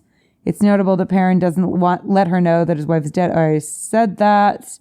We also get a little hint as to Bane and Chiad's dynamic, considering Bane will be disappointed that Perrin can't have sex with her, but Chiad won't care, while also making us laugh, which will endear them to us, and differentiating the two people who were introduced at the same time, which is hard to do, because we'll always associate them now. Perrin arrives in Falme. We have all of the pieces for how they will get together there, except for Rand and Moiraine now, but we get Rand and Moiraine by the end of the episode. I think also I have to mention this because I've mentioned this before as one of my, like, this is a thing that's just bugs me specifically, that is a filming trick. You're wrong. I'm just kidding. And it doesn't have to bug you, and it's not a knock. You can tell they filmed this during the day, and then they color corrected it to look like it's nighttime. Now, that's fine. Shooting schedules are what they are, and you don't want to make people do an entire night shoot just to do like a 2-minute insert scene. That would be miserable. It would be horrible. But every time I see a scene like this where people are squinting and their shadows are across their faces in the night, I'm like, it's daytime. Yeah. It doesn't matter. It really doesn't. But every time I see it, I go like, it's daytime. Mm-hmm. Oh, well. Well, that's it, right? Yeah, that's now we get to go to part 2. Okay, everybody. If you have not read through Knife of Dreams Chapter 9, you're welcome to stick around for the ads, but then you should leave when the siren starts. Save yourselves. It's a spoiler, babies. Spoiler, spoiler, spoiler, spoiler, spoiler, spoiler, spoiler. Welcome to the Spoilazan Book of the Fallen, where we talk spoilers up through Knife of Dreams. That's true. Chapter 9. Do we want to talk about the ta'veren thing first? Well, okay, yeah. Okay, so you said earlier that Rand is the only person who has any choice, and I kind of went, because there's this weird thing where the books, on the one hand, talk about how the ta'veren pull the pattern along with them, and the ta'veren, when a ta'veren shows up, the pattern warps around them. But on the other hand, the ta'veren are kind of the most slaved to the pattern, because the things that the pattern needs of them will happen. But also at the same time, there's this sort of idea of like Rand could go either way and be evil. So it's like, on the one hand, yes, Rand does have the most, I guess, choice of anybody, but then the books also kind of imply that he doesn't have any choice at all and that he's purely a hamster on a wheel, which I don't love because predetermination and predestination is not very interesting. it gets more complicated than that, but that's my kind of reductive comment on that. Yeah, I mean, I think that the truth is that it is more complicated. That, like, on the one hand, it is 100% true that Rand is the only person with choice. And on the other and equally real hand, it's true that he has none and everyone else has more than him. Yeah. It's both. Yeah. Thank you for coming to my TED Talk. This scene, this cold open, made me wonder about the relationship between Moiraine and Tigraine, if there is one. Since they were related and around the same age. No, they weren't. Oh, Damodred. Yeah, who are you thinking I was talking about? Oh, I forgot she was married to Tarangale. Yeah. Yeah, they were related. Her cousin aunt, something. Aunt. Forgot about that. Yeah, they're related and around the same age. Sister-in-law. Sister-in-law. Cousin-in-law. Aunt-in-law? Sister-in-law. Aunt. No, because she's Elaine's aunt. So it'd be Moraine's sister-in-law? Yes. No, because Tarangale is not Moraine's sibling. Is he not? Is he? I don't think so. I think he's like a cousin. I can never fucking keep track of this shit. The Damodrecan riots and half brother of Moiraine. What? Yes. She had a half brother? Yes. All right. Half brother. Pop off. But yeah, so okay, well that's interesting that Moiraine never mentions him at all. Yeah, ever. Well, that's kind of, I feel like that's kind of because the books, at least at this point, have almost entirely ignored the Trakand Damodred I stuff. think they're gonna go into it. Yeah, you think with how much, yeah. Yeah. I think so. But I'm curious as to why they never mention him. Interesting. And if he's mother through and through. All right, so yeah, I guess Moiraine and Tigraine are sisters-in-law around the same age. It stands to reason they might have met at some point.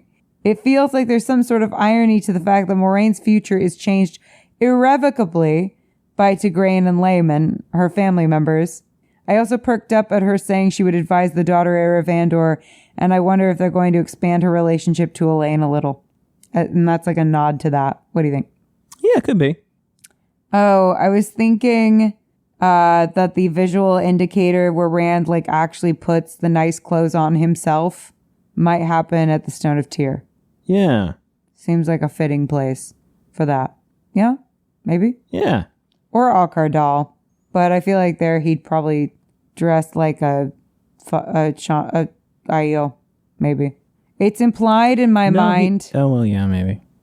But he doesn't really, does he? He puts on the shufa, or the yeah, but like when he dresses Cadasaur, himself but not in like nice clothes, you know, I'm thinking it will be maybe at the Stone of Tyr. Yeah, no, if you're talking about Rand with the Aiel, he never like fully dresses as an Aiel, as I recall. No, but he doesn't dress like nice. No, You know, he doesn't dress well, like he does a little. well, whatever. At that point, but I think there will I get what be you're going for. Yeah, a significant moment in which he dresses himself very nicely. I agree with you. Because right now he just keeps being dressed. It's yeah. implied in my mind that Lanfear traveled with Matt. She says 100%. how he got there is her little secret. Yes, there's no other way. Yeah, especially as we're talking about the technology and abilities that the Forsaken have that everybody doesn't. We are so getting Dreamer shit next season. Yes. With all this dream shit. We're getting so many discussions about dreams this episode. And more of Lanfear bopping around in there as Egwene's abilities start manifesting. It further sets the two up to offset one another. And Rafe seems to be loving his foils, so that makes sense. Rafe loves a foil. Seeing Elaine come into command, directly translating to her becoming Queen of Andor when she's with Nynaeve. She isn't even Queen of Andor yet. As far as you know, she's not gonna be. Oh, stop it. What if it goes south? Oh, stop it. I'm finding it really interesting that we keep focusing on Joya Bayar. Yeah. The bald Aes Sedai. She was one of the black Ajak killed in the prison at Tyr, right? Yes. The one with their like tongues nailed to the wall. Joya and Amiko, yes. It seems like something is being set up with her. Also, I think it's cool. We are seeing an actress with alopecia on screen. Oh, that's so cool. Did you know that? I did. I was so psyched when I found that out. I was like, fuck yeah. Joelle. That's her name. Alopecia's rad. Bald women are sexy. Anyway, just wanted to put that out there. It's true. I feel like this scene and this entire plot line will be even more powerful after Moiraine in the doorway happens and Lan really thinks she's dead. Everything will be more powerful in retrospect. But like him wondering, like, did you ever think about killing yourself and stuff? And she's like, no, never. I, was solely focused on the mission. And then she does kill herself for the mission. It's like a whole thing. Yeah. It's going to be all very powerful. So powerful. It's very powerful. Very powerful. Rand in a box is now Elida following protocol, which makes it worse somehow. And Swan's failure to keep Rand contained here will be why she gets stilled and overthrown, which will reunite her in a way with Moiraine by giving them a shared trauma and lived empathy. And it will also make history repeat itself when Rand breaks out again, and will absolutely make Elida spiral, since that's the very justification she used to oust her predecessor. So this is going to make Elida way more unhinged and her spiral way more clear. I do think that this public failure of Swan's is going to really set up the Tower Coup well. Definitely. Because so much of the Tower Coup is it's already being set up. Yeah. But like this is kind of like... It feeds into it just so well. Well, this is the catalyst, right? This is the tipping point where it's like now everyone's like, well, now she's definitely useless. But then Elida then having basically a repeat public failure that's very similar to that and actually even more public and more humiliating is what will make her spiral, because she's like, well, now they're all going to want to get me. Mm-hmm. It is perfect. Sorry, are you okay? There you go. Sorry. First of all, this all makes Rand in a box even more loaded than it already is because of how it sows Rand's mistrust. Sorry. Please forgive us for the yawns, guys. It's 1:30 in the morning. It sows Rand's mistrust and paranoia when it comes to the Aes Sedai, and will make that moment coming to pass something he fears is coming in the box. The dread of that moment has been increased here by giving it a little foreshadowing, especially because once we lose our Amyrlin, who is one of the good guys despite her actions here, remember what she's doing to Rand and Moiraine in this episode is not because she's evil or because she and Moiraine have some kind of nefarious plan. It's actually much more tragic. She's operating on incomplete information that we have. And so to her, this is the only choice available to her because she lacks context. Cha-cha-cha. I said all of this already.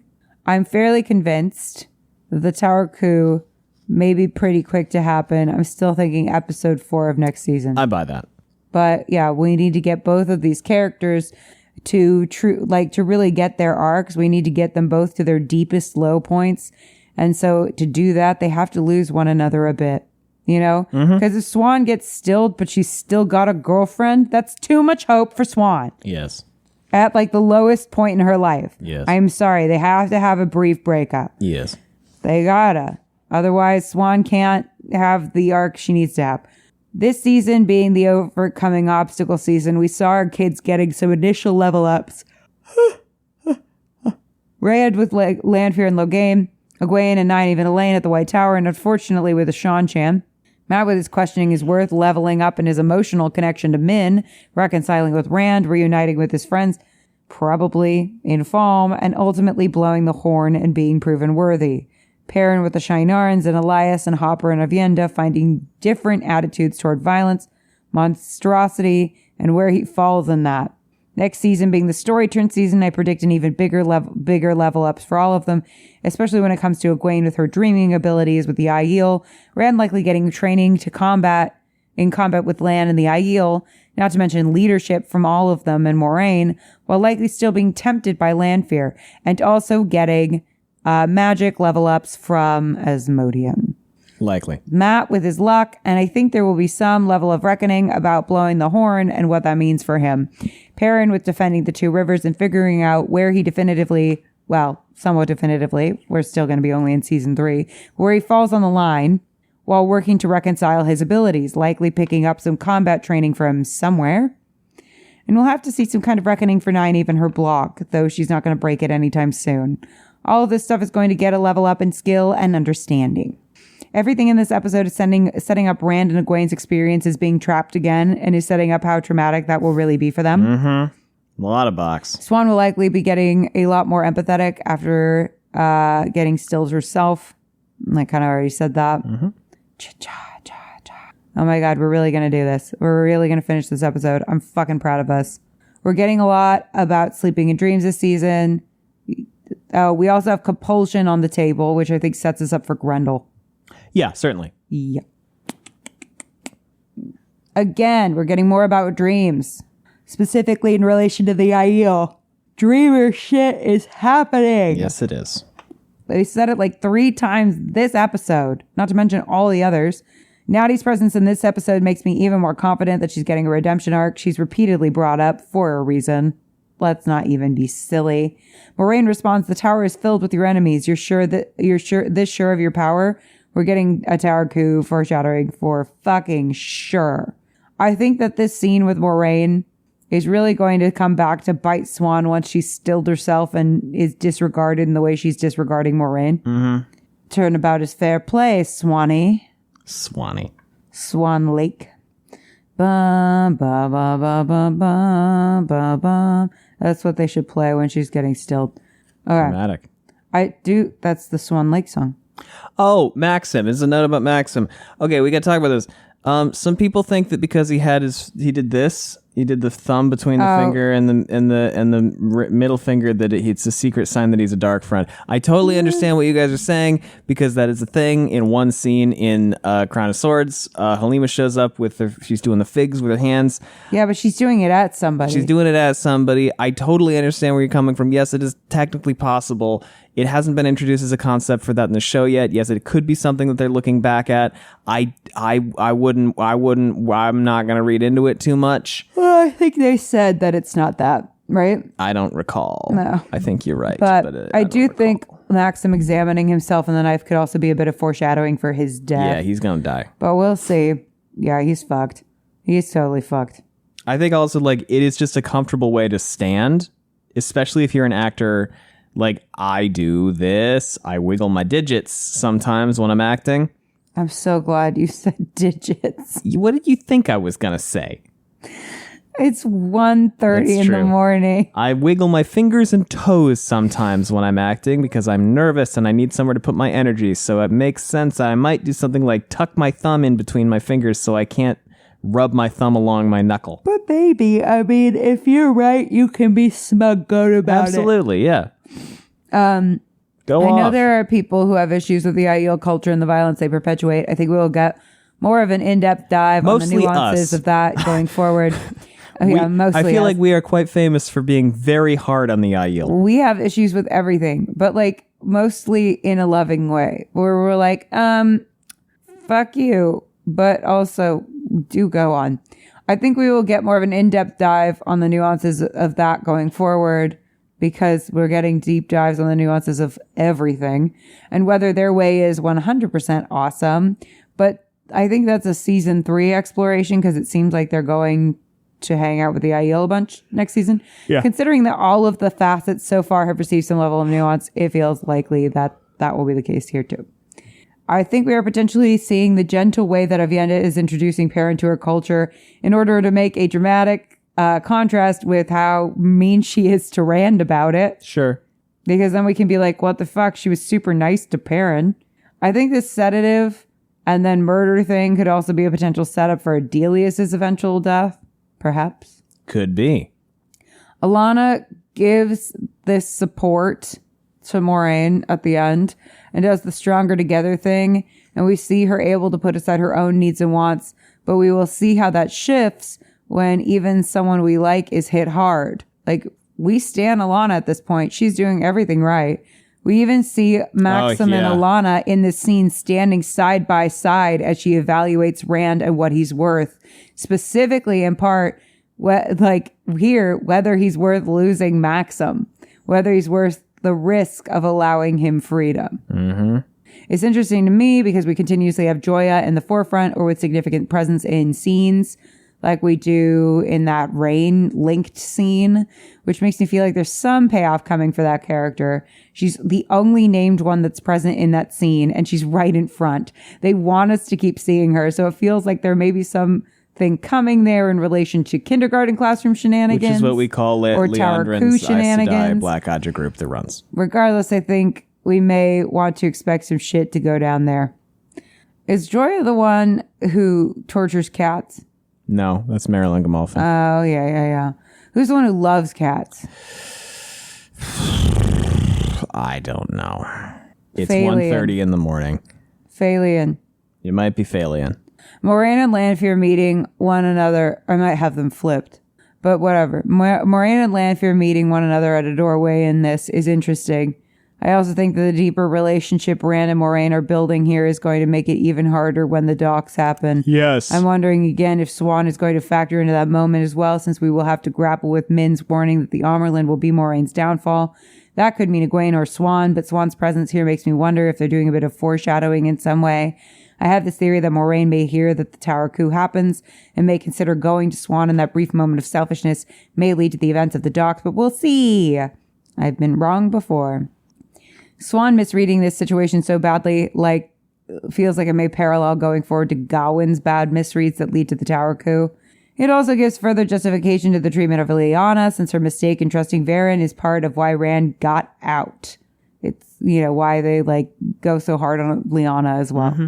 It's going to be interesting to see what happens with Varen going forward, since now she may be wanted for treason. Perhaps Lyanna could be implicated as well. We'll see, but I think it gives them good reason for being in position for the Battle of the Two Rivs. Oh, yeah. Because they need to get gone. Am I right? You are right. Why not go somewhere in the middle of nowhere? I think that the line about a broken Amyrlin being more useful than a dead one will be really important when the Tower coup happens. And I also think that we're going to get a mirror there for how Moiraine suddenly having Rand as a mission gave her the will to live will be reflected in how Siuan finding a purpose in Egwene will give her the ability to keep going. Not to mention that we are going to see in those moments a ton of reckoning, I'm sure, in how Siuan treated Moiraine here. Now that she's had this lived empathy, I think that, and however Moraine's death, in quotes, goes down will be what makes the difference in Siuan's perspective on what happened in this scene. And that is the end of part 2. You didn't even give me a chance. Sorry. Say you have a whole co-host. No. I don't actually have anything to add, though. Really? No, I kind of talked about everything I want to talk about. I don't know why I have such a hard time parsing this episode. I always have had such a hard time parsing this episode. What do you mean? Really tracking exactly what happens, because so much happens. Because there's a lot of fucking moving parts. Yeah, but I don't know, because I can, yeah. Because it's kind of like the fifth book of Harry Potter, where everything kind of starts to meld. It's like all of the plots are starting to thread between each other now, so there's no there's not as much of a distinct in Rand's plotline, this happens. And it's because true. They're all relating to each other, so it's a lot more of a miasma. It's a good episode. It's a good episode. Weirdly, it might be my least favorite this season, which is saying something. Well, what would you put below this? They're all good. They're all 10 out of 10. They're all great. They're all really good. So it's saying something that this might be my least favorite of the season. My favorites are a tie between Nine Even the Arches and, in a darker sense, Egwene. 6. Yeah, no, absolutely 6.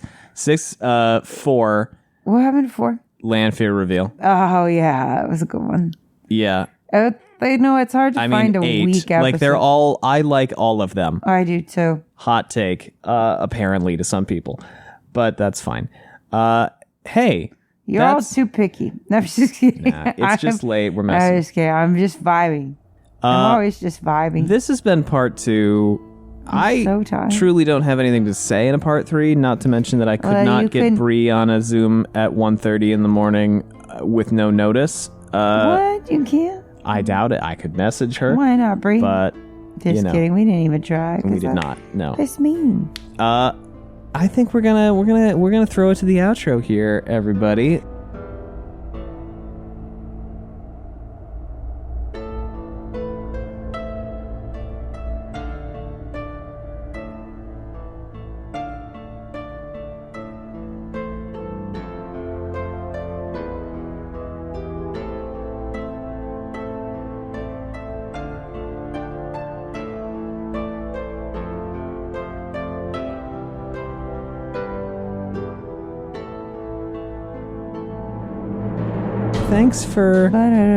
Thanks for there is music playing. Oh, sorry, I fucked up. It's totally fine. Thanks for listening, everyone. We have social media. If you want to know what we've got going on, it's linked down below. We also have a Patreon. If you want to support us that way, it's patreon.com/wheeltakes. And of course, you can always leave us a rating and or a review, which helps a great deal. Other than that, I'm going to go eat some pickles. I'm gonna fall asleep on this couch. Bye. Bye.